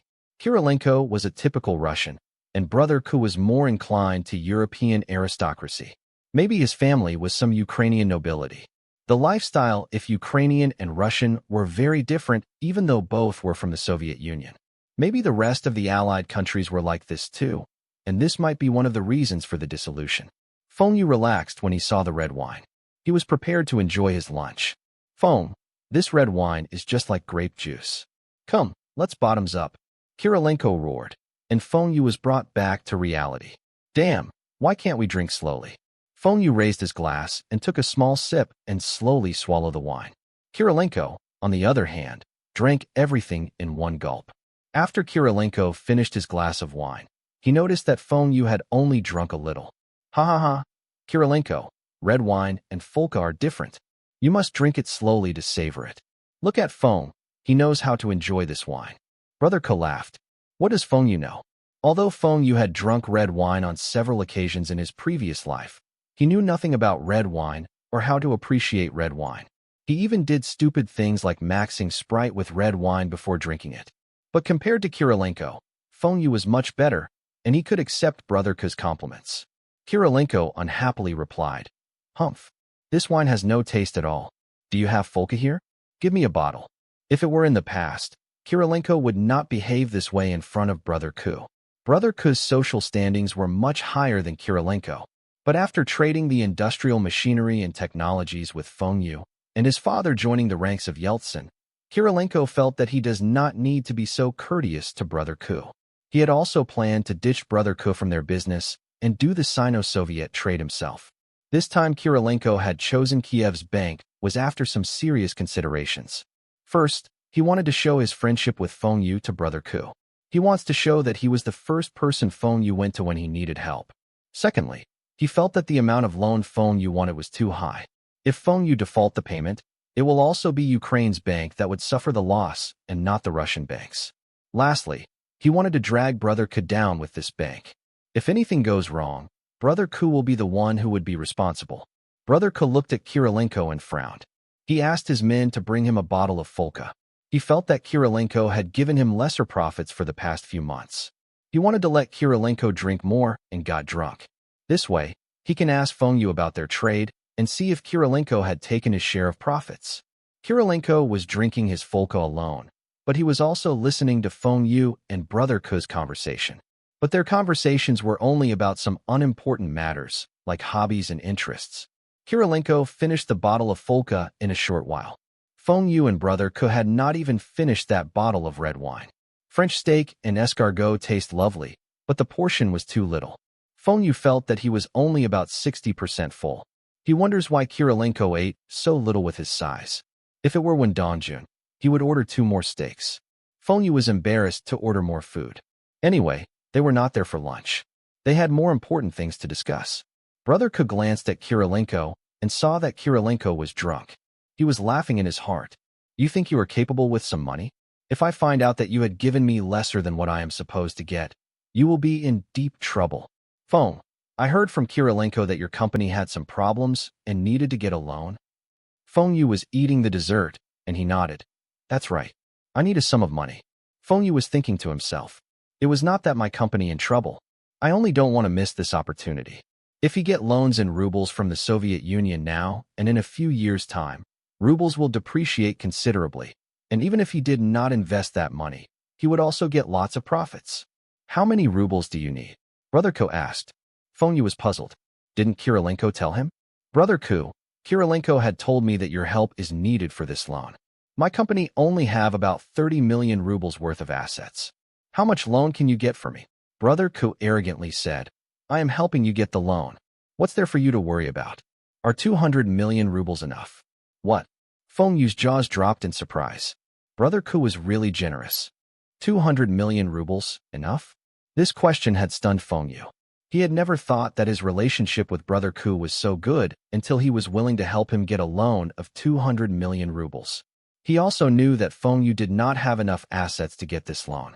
Why did Brother Ke still ask him this? Feng Yu suddenly remembered that before Kirilenko was drunk, Brother Ke had only talked to him about those unimportant things. It was just after Kirilenko was drunk, then he mentioned the loans.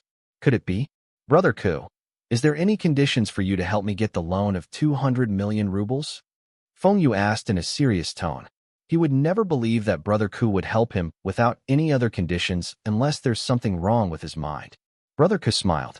Feng Yu could understand the underlying meaning. Feng, although we met through Kirilenko, and we are just business partners, but I felt that we can not only be business partners, we can also be friends, good friends. Our friendship can just be like the friendship between our Soviet Union and China.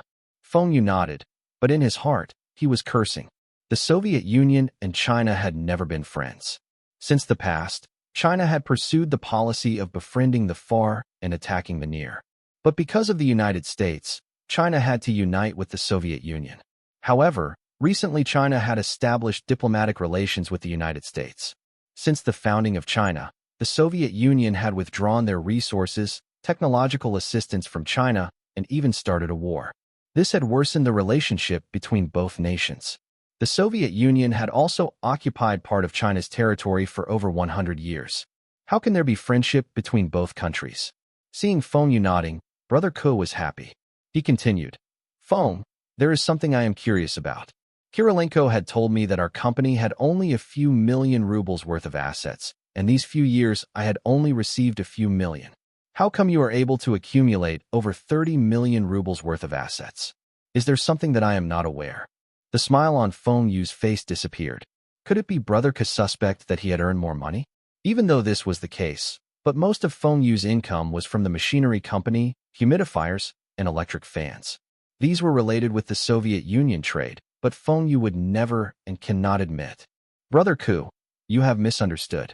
All my assets were not from our trade. I had set up many factories in China, and my products are very popular throughout China. Our high-tech humidifiers and bladeless fans were sold throughout the world. These products are the primary source of revenue for my company. See, that humidifier in that corner is my company's second-generation humidifier. Brother Ke turned and looked at the wind and rain humidifier in the corner. He chooses to believe Feng Yu for the time being. Even if Feng Yu was lying to him, he had no way to prove he was lying. Without this trading partner, he would lose a lot of money every year. After all, not every Chinese can become their trading partner. Kirilenko had also told him about Feng Yu when they met for the first time. Feng Yu was a competent person and had lots of connections. Brother Ku was afraid that he could not find another partner like Feng Yu, and he was also scared of the people behind Feng Yu. Although he knew that the people behind Feng Yu could not affect his standing in the Soviet Union. But if he could avoid all these necessary troubles, why not? Feng, then can you tell me how much have you earned since you started working with Kirilenko? We are friends. There should be no problems with you telling me about your earnings. Feng Yu realized that this brother Ku was suspicious of Kirilenko, and he felt that Kirilenko was cheating him.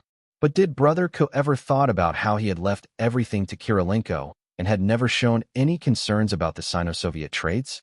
He had only helped to sell off some Chinese goods in the beginning and assisted in getting a few Soviet Union industrial machineries. Feng Yu had discussed with Kirilenko before. Kirilenko will help Feng Yu get more advanced industrial machinery and even aircraft, tanks, etc. If Feng Yu had to choose, he would rather work with Kirilenko. Feng Yu was calculating in his mind and decided to say a more conservative figure. Brother Ku, I did not make much. The past 2 to 3 years, I had made about a few million rubles. Surely you guys make more than me. Brother Ku looked at Feng Yu suspiciously. Really only a few million rubles? He felt that Feng Yu should not be earning so few. Feng Yu's profit should be at least tens of millions of rubles. The industrial machinery from the Soviet Union was something that cannot be found in China, and it was worth a lot of money. He had heard that the Chinese were willing to pay more for these industrial machineries as China wanted to develop their industries. Brother Ku was still thinking that the Soviet Union's industries were much better than China, but he does not know that many sectors, like light industries and home appliances in China, had caught up with the Soviet Union. Feng, I heard that you wanted to buy some heavy industrial machines. Kirilenko is not able to help you, but I am different. Brother Ku raised his glass while he said this. Feng Yu paused for a moment. What does he mean by this? Brother Ku wants to ditch Kirilenko and deal with him directly? But Brother Ku and Kirilenko should not have fallen out yet. Otherwise, Kirilenko would not bring Feng Yu to meet him. These two people. Interesting. Feng Yu pretended to not catch his hint. Brother Ku, isn't it all the same? We are still doing business together. No, I don't know how many industrial machinery and technologies Kirilenko had sold you. I have not seen the money earned. Feng Yu said with a confused face. Brother Ku, this should not be possible.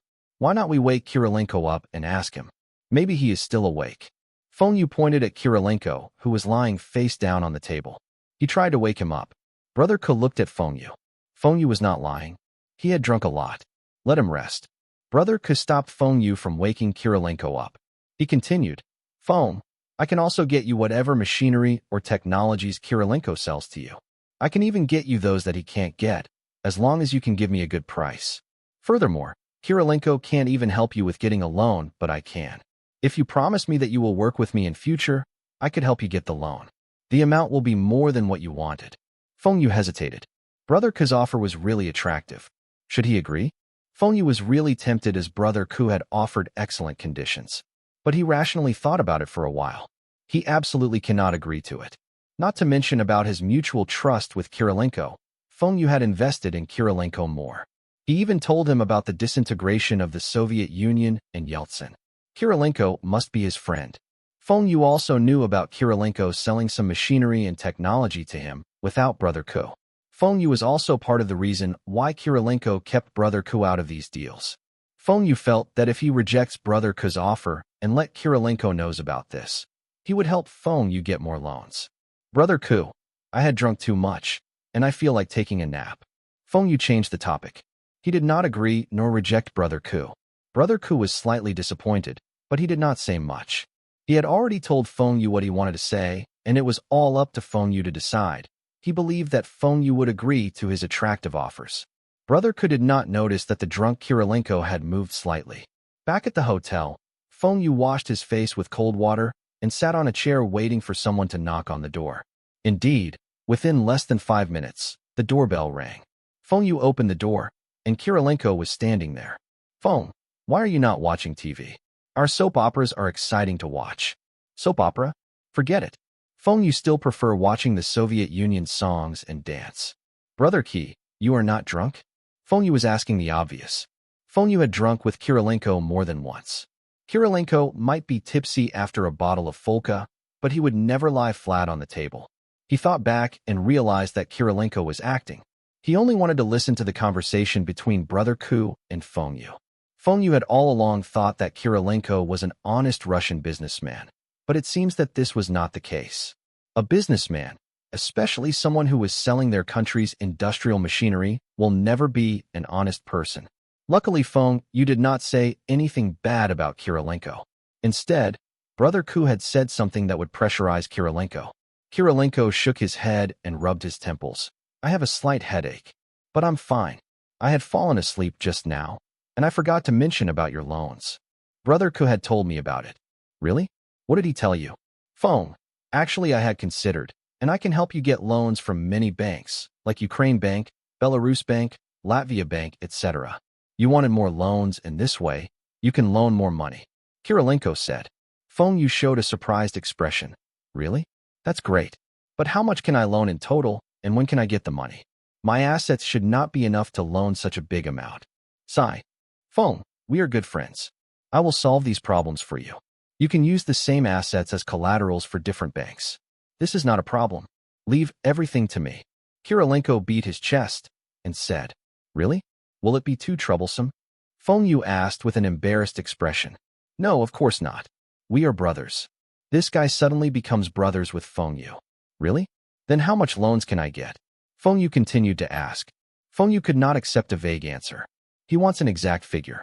Since Kirilenko had heard his conversation with Brother Ku, he will surely do something to maintain his friendship with Feng Yu. He does not want Feng Yu to work with Brother Ku. Is 300 million rubles enough?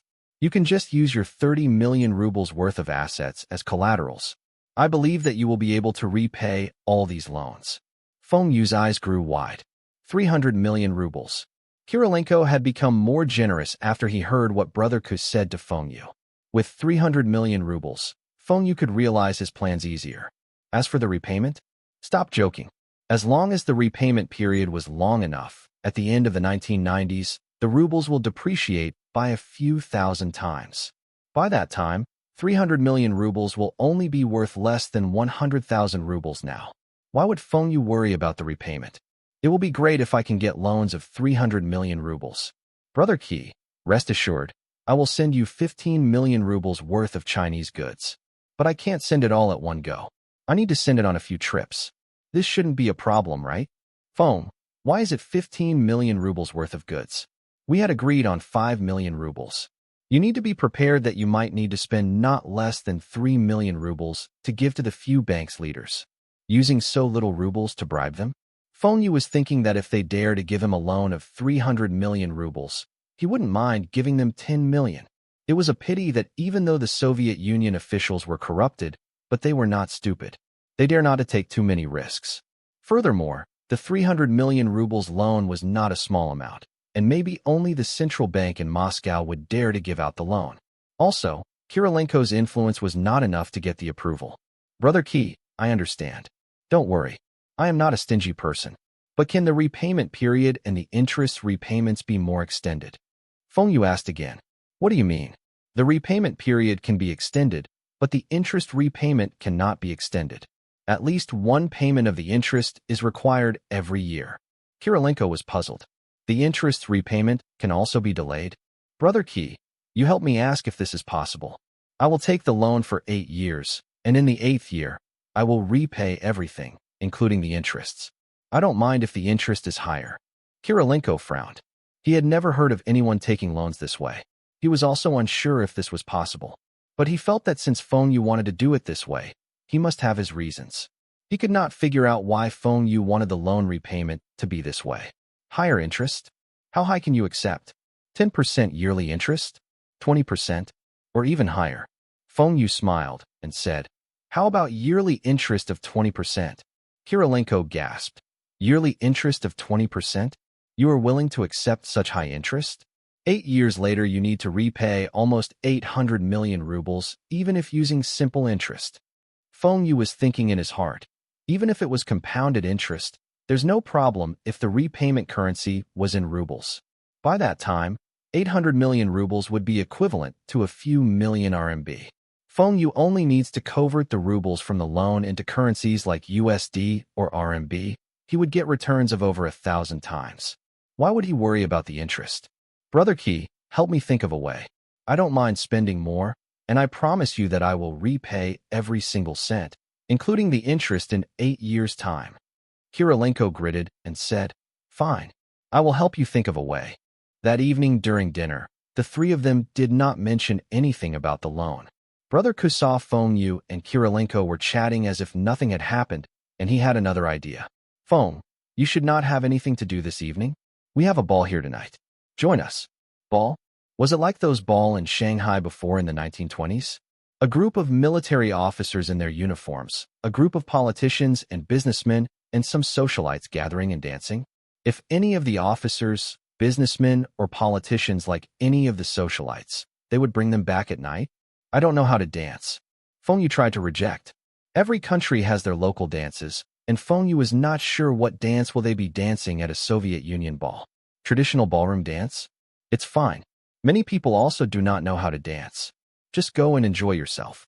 Furthermore, I can get someone to teach you. You can surely pick up how to dance. Brother Ku insisted. Feng Yu looked at Kirilenko, and Kirilenko also persuaded him. "Feng, just go. It is a ball for the younger officers. It is very interesting." Young officers' ball. Feng Yu remembered a news article he read in his previous life. Russian young officers' ball has lots of pretty women and lots of celebrities. This ball was a form of socializing event. If the young officers had no strong backings, then this ball would be the chance of them to join the different factions. But those generals will only be there for a short while and would leave the ball after a dance. Those that wanted to join their factions would be there early and approach them. There was no point for the generals to stay any longer, as those that do not want to join them would not contact them even if they remained at the ball longer. It would be embarrassing for them to see the officers they liked joining others' factions. Of course, these were not important to Feng Yu. The most important part was that there will be many pretty ladies there. Soviet Union women had a fair complexion, long legs, blue eyes, etc. Feng Yu blinked and said, "But I do not have a dance partner." Kirilenko suddenly remembered what happened on the plane. He remembered the stewardess telling him that Feng Yu was not interested because he had drunk a lot. Yesterday Feng Yu had drunk, but this afternoon, Feng Yu did not drink, and Feng Yu still took a nap in the afternoon. Tonight, Feng Yu should be feeling better. Feng Yu really wants a dance partner, or he wants a woman to accompany him tonight. Whatever. Just get a girl that can dance and sleep with him. As for these type of arrangements, Kirilenko was very familiar. When he was buying the industrial machinery and technologies in the Soviet Union, he had made these types of arrangements for the factory directors. Once those directors accept his arrangements, the deal will be finalized. "Feng, it's just a dancing partner. Leave this to me," Kirilenko immediately says. Brother Ku also wanted to say something, but Kirilenko was faster than him. Although this was Brother Ku's territory, Kirilenko also knew other second-generations officers. He could also arrange 2 dancing partners for himself and Feng Yu. Worse come to worse, he just needs to spend some money. Brother Ku was curious why Kirilenko did not drink during dinner. This was weird. If Kirilenko were drunk and missed the ball, then he would have the opportunities to speak to Feng Yu. "Fine, we shall leave at 6:30 p.m. I will send a set of ballroom attire to Feng's room later." At 6:30 p.m., Feng Yu had changed and left his room. The ballroom attire was only a set of military officer uniform without ranks. At the entrance of the hotel, there were 2 military plate cars and 2 young girls, wearing long white dresses standing beside the vehicles. Kirilenko walked towards one of the girls, and Feng Yu was dragged into the car by the other girl. She looks like she was about 17 to 18 years old. Although Feng Yu was supposed to invite the girl into the car, it was the reverse. Feng Yu felt good with this experience. In the car, Feng Yu was feeling slightly uncomfortable. This young girl was too close to him, and this was not normal for an ordinary dance partner. Feng Yu stole a glance at the girl and felt mesmerized by her beauty. He remembered that Ukraine was famous for their beautiful girls, which looked like real-life Barbie dolls. Ukraine women had been voted as the world's most beautiful women, but they look old faster. It might be due to the Soviet Union's tradition of marrying young. Girls were allowed to get married at 14 years old, and the earlier one got married, the sooner they matured. This also resulted in them aging faster. "Mr. Feng, my name is Elena. What kind of dance do you know? Elena, in Russian meant sunshine, and this girl was absolutely worthy of this name. I am not good at dancing, and I am from China. I am not familiar with your dances. Although Feng Yu said this, he actually wanted to dance with Elena. That's fine. There will be a group dance for those young officers, but you are a distinguished guest, so you are free to participate in any dance after that. There are single and double dances. There are no rules for single dance, and the doubles dance is also very simple. I can teach you, the young girl said and looked intensely at Feng Yu. All right then. After alighting, Feng Yu opened the car door for Elena like a gentleman. Elena smiled sweetly at him. A young girl's sweet smile was contagious, and Feng Yu also felt happy. Elena walked with Feng Yu with their arms linked behind Kirilenko. They entered a building which resembles a church. Wow. Once inside, Feng Yu was astounded by the interior of the building. This place was huge.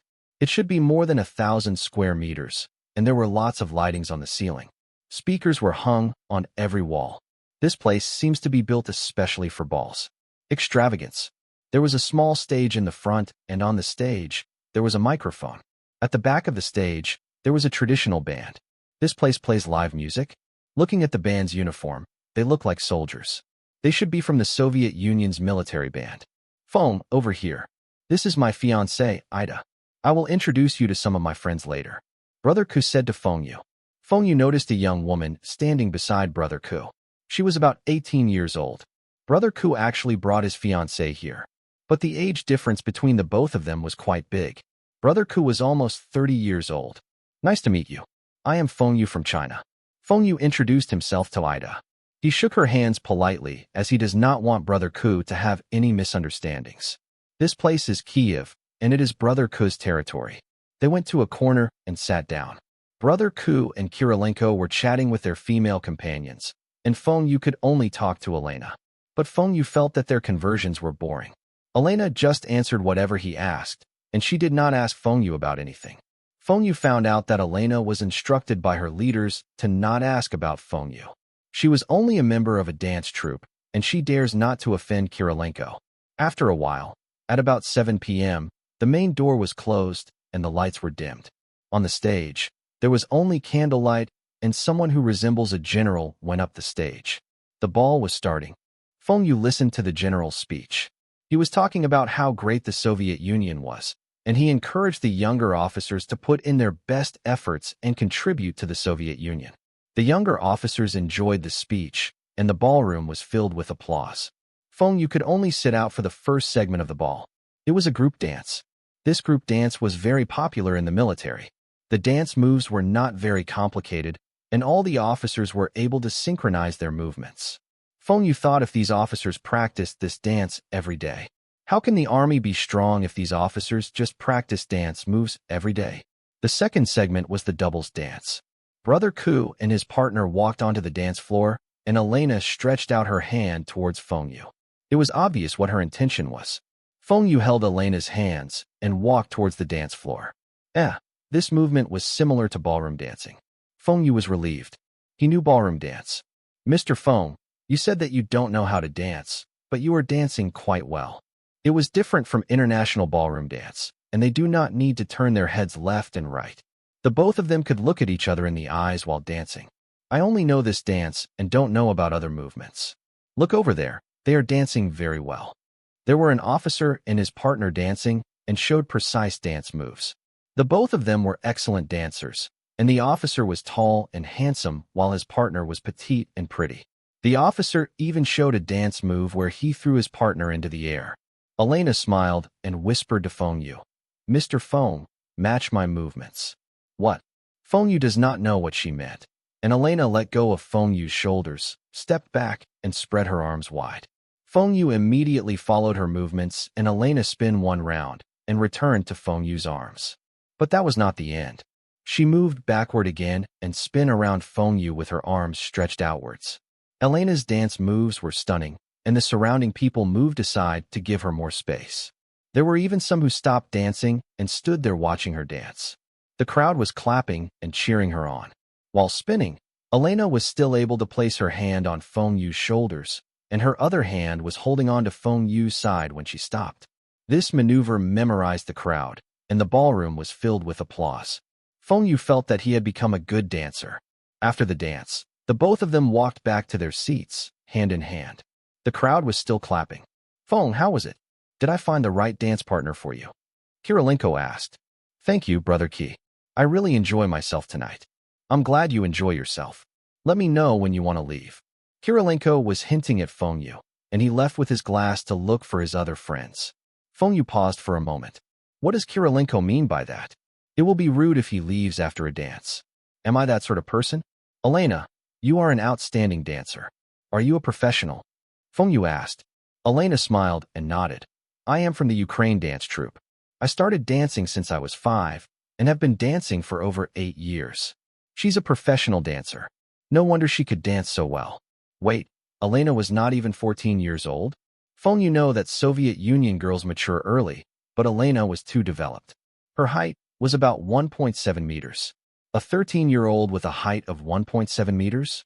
That means Brother Ku's fiancé might also be younger than 18 years old? Sighed.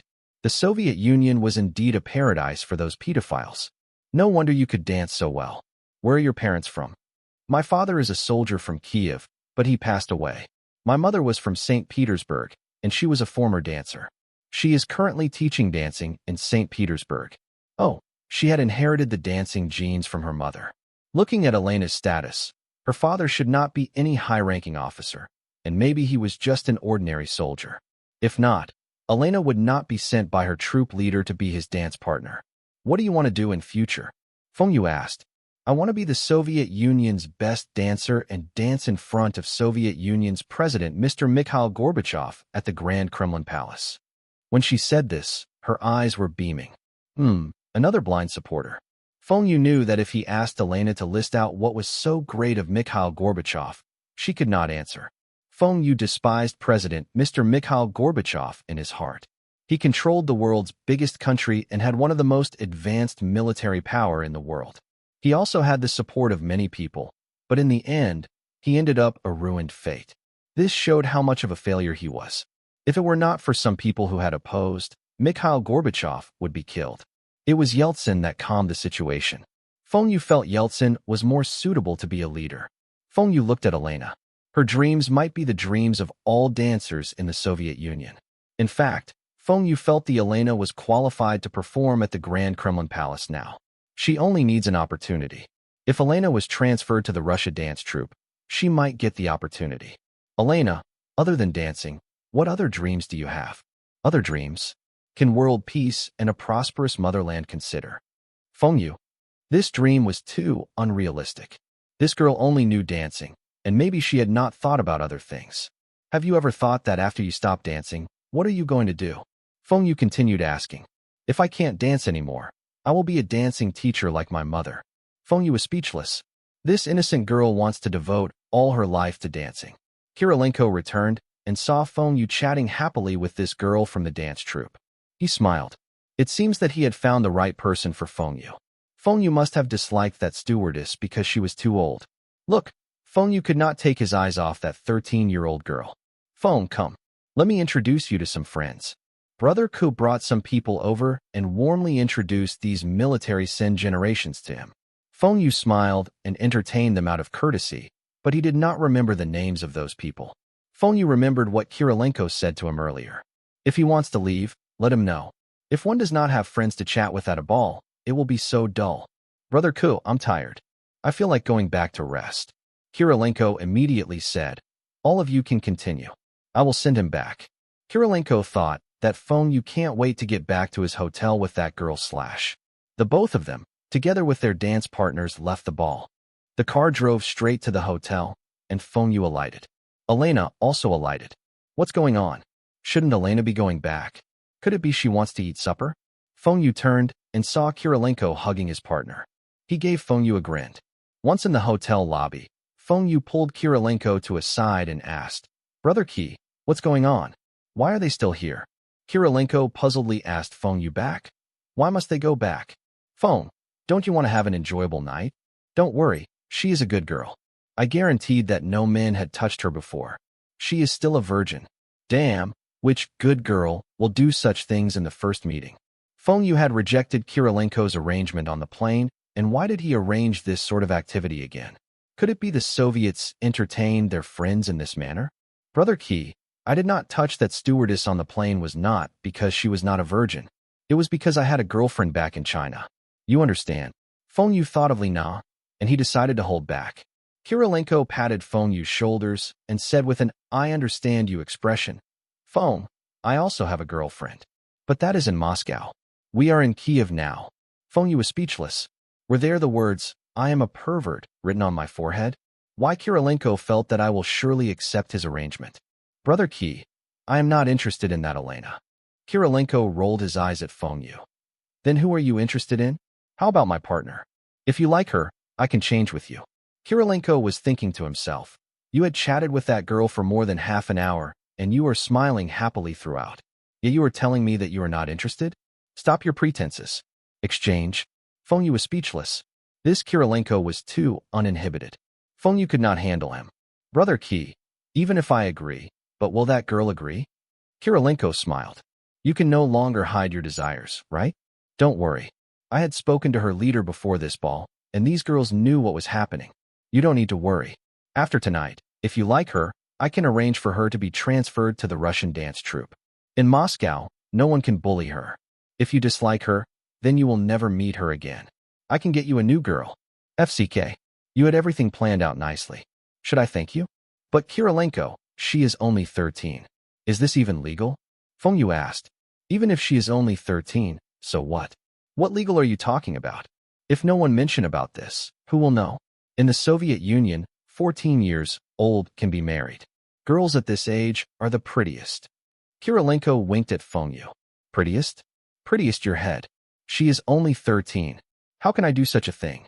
For someone who had the memories of 2 lives, Feng Yu definitely wants to do it. Furthermore, his body now was in the puberty stage.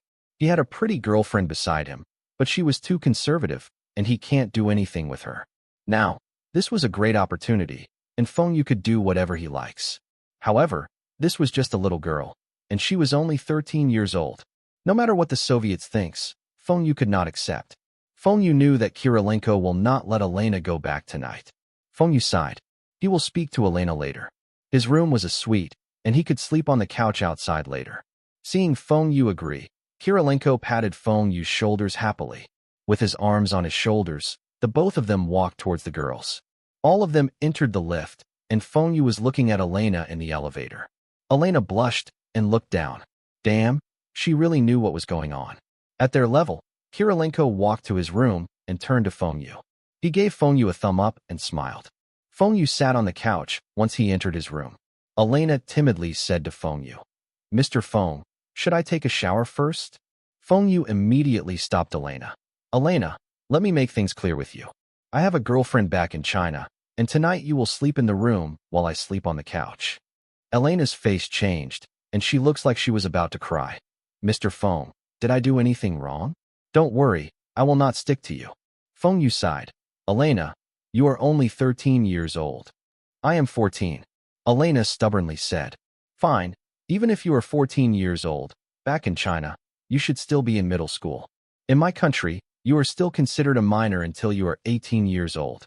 This is illegal, do you understand? But his is the Soviet Union, and this is Kiev. Here, girls can get married at 14 years old. Damn, what is wrong with you? Did your leader brainwashed you or promised you something in return for sleeping with me? Did your leader give you instructions to listen to me? You shall do whatever I told you. Tonight, you will sleep in the room. Go in and sleep. Close the door. Feng Yu said in a firm tone. Elena looked at Feng Yu with tears in her eyes. Feng Yu turned around. This was the first time in this life that he wanted to smoke a cigarette. Feng Yu heard the room's door close behind him and was relieved. Brother Qi, this arrangement does not make me feel good. Instead, this was a torture to me. Feng Yu switched on the TV and switched the channels. It was all Soviet Union programs, and after a while, Feng Yu switched off the TV. He took a bath in the hall's bathroom, and he decided to sleep while wearing his clothes that night. When he walked out of the bathroom, he noticed the bedroom's door opened, and Elena was walked out wrapped in a towel. Elena had just taken a shower, and her hair was still dripping. She was looking at Feng Yu with her big eyes, and she pulled her towel off. Feng Yu took a deep breath and rushed towards her. The next morning, Kirilenko woke up and went downstairs to have breakfast. He learned that Feng Yu was still in his room, and he smiled. This Feng Yu was good at pretending. He must have worked himself until late at night. It's normal for young men to enjoy themselves once in a while. Feng Yu must have enjoyed himself last night. After a while, Feng Yu appeared with dark rings around his eyes. Behind him was Elena. They both looked like they had not rest last night. Kirilenko winked at Feng Yu and asked with a naughty smile. Feng, how was last night? Feng Yu forced a smile. It's fine. Thank you, Brother Qi. Can you arrange for her to be transferred to the Russian dance troupe? She only has her mother left in her family, and her mother is in St. Petersburg. So, Kirilenko knew that Feng Yu wanted to keep this girl. This was not a problem. All he needs to do was to make a phone call, and everything will be arranged. Maybe, Feng Yu would be visiting Moscow frequently in the future. No problems, Feng. Leave everything to me. I promise you that she will be in Moscow before the end of this month. It seems like Kirilenko had made the right arrangements this time. Kirilenko arranged his men to send the girls back. Feng Yu sat down to have breakfast with Kirilenko. Muffins, sausage, bread, jam, fruit, and black tea. The Soviet breakfast was really rich. Feng Yu shifted his attention to the food. Feng, you had mentioned that you envied soldiers can shoot guns 2 days ago. Today, I had arranged for you to visit a shooting range. Do you still have the energy to shoot? Kirilenko asked, and he raised his eyebrows. He had an irritating look, and Feng Yu felt like slapping him. Feng Yu's eyes widened. He was excited. Most men like to play with guns. Feng Yu had only fired hunting rifles, and he had not tried other types of firearms. As for energy, he only did not sleep well last night, and he did not do any strenuous activities. Last night, Elena tried to seduce Feng Yu by dropping her towel. Feng Yu rushed over to pick up the towel and covered Elena. Elena was tall, slim, and had long legs. But it might be due to her dancing, or maybe she was still young. She was flat-chested. This reminded Feng Yu that Elena was still a young girl. Although he was not a saint, he would never do anything to a child. If Elena was 18 years old, then things might be different. Feng Yu tried to persuade Elena not to do such things again, and also tried to find out what was promised to her. Elena told Feng Yu that her leader had promised her an opportunity to be the lead dancer and will transfer her to Russian dance troupe. She cried when she mentioned her mother living alone in St. Petersburg. Feng Yu could not stand her crying and promised to help her. He told her that he would ask his friend to help her. Elena smiled and said that her body was the only way she can repay Feng Yu. Feng Yu immediately pushed her away. Forget it. If you can't sleep, then we can have a good talk. But if you want to do something else, no way. Feng Yu tried to persuade to take care of herself and must love her body. Her body cannot be used to trade for things. Elena told Feng Yu about the happy days when she was learning to dance. He also told him about the living conditions of the Soviets. Feng Yu listened carefully. This was a chance for him to understand the Soviet Union better. The both of them talked until late at night, and Elena went back into the bedroom to sleep. Feng Yu slept on the couch. He did not sleep well that night, and this explains the dark circles around his eyes. Brother Qi, what guns can I play? Other than heavy machine guns, you can shoot handguns and rifles. I can also get you some light machine guns. Oh yes, are you interested in playing with grenades? Feng Yu waved his hands. Forget about grenades. I prefer guns. He had heard that many new soldiers were killed by the grenades thrown by their own men.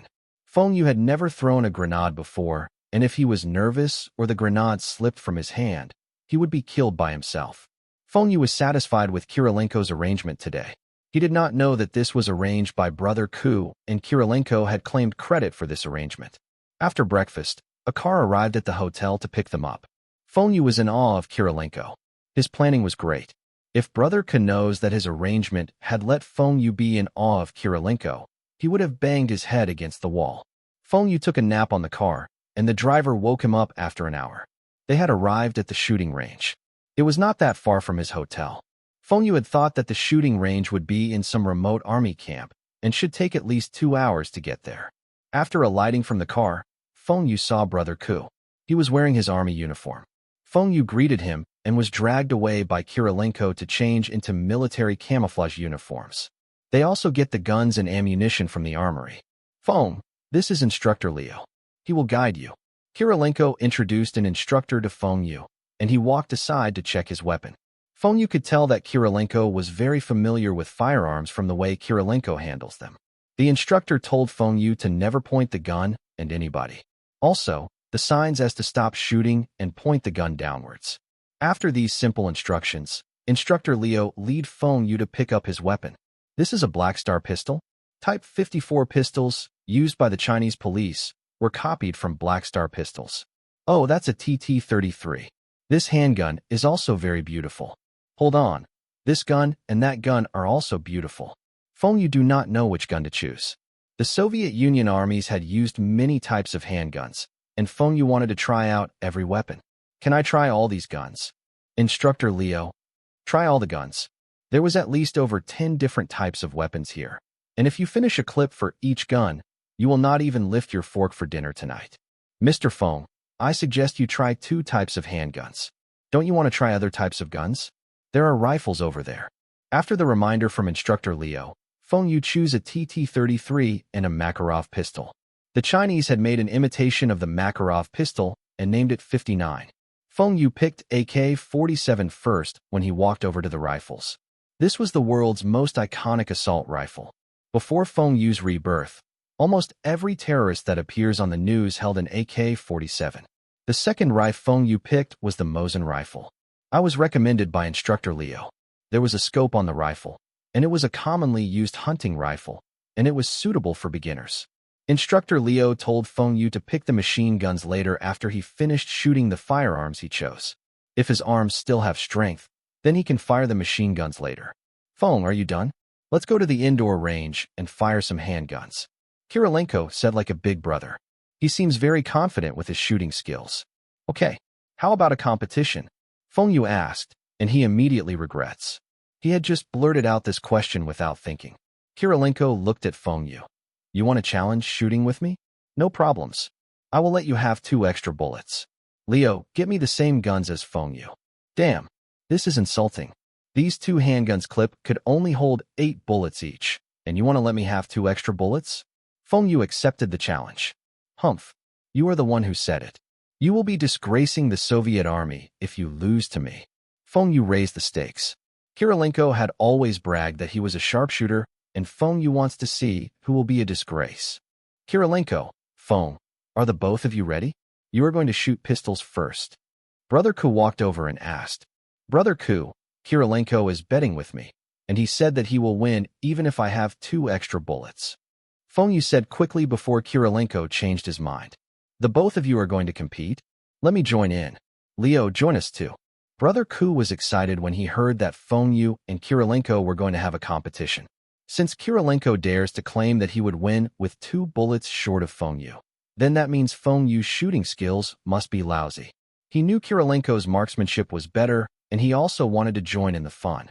When Brother Ku saw the guns Feng Yu, Leo, and Kirilenko chose, he also picks the same guns. Even if he can't win Leo, he would at least win the other 2. He was a regular at this range, and he was confident that he would win with any guns. Let me start first. Kirilenko wore the ear mufflers and loaded his gun. He aimed at the target and fired. Bang, bang, bang. After 6 shots, Kirilenko put down his gun and gestured to Brother Ku. Brother Ku also loaded 6 rounds. Feng Yu was third, and he shot 8 rounds. Instructor Leo was the last, and he also fired 6 rounds. After everybody had finished shooting, a voice sounded from a speaker on the wall. Number 1, 6 on target, 50 points. Number 2, 6 on target, 51 points. Number 3, 6 on target, 26 points. Number 4, 6 on target, 59 points. Wait, why was it 6 on target? Damn, 2 rounds went off the mark. Feng Yu felt embarrassed. Firing a handgun seems easy, and 20 meters was not that far. Why he can't hit the target? The rounds that hit the targets got an average of only 4 points.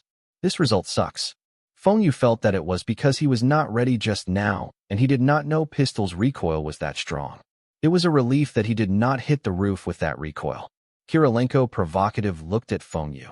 Feng, you want to carry on with the competition? Don't forget, I am also a soldier. Sure, why not? There's another pistol. I am only not used to this type of guns. Feng Yu stubbornly said. Feng Yu almost vomit blood when he saw the rest loaded only 5 rounds into the other pistol. Damn, you guys really look down on me.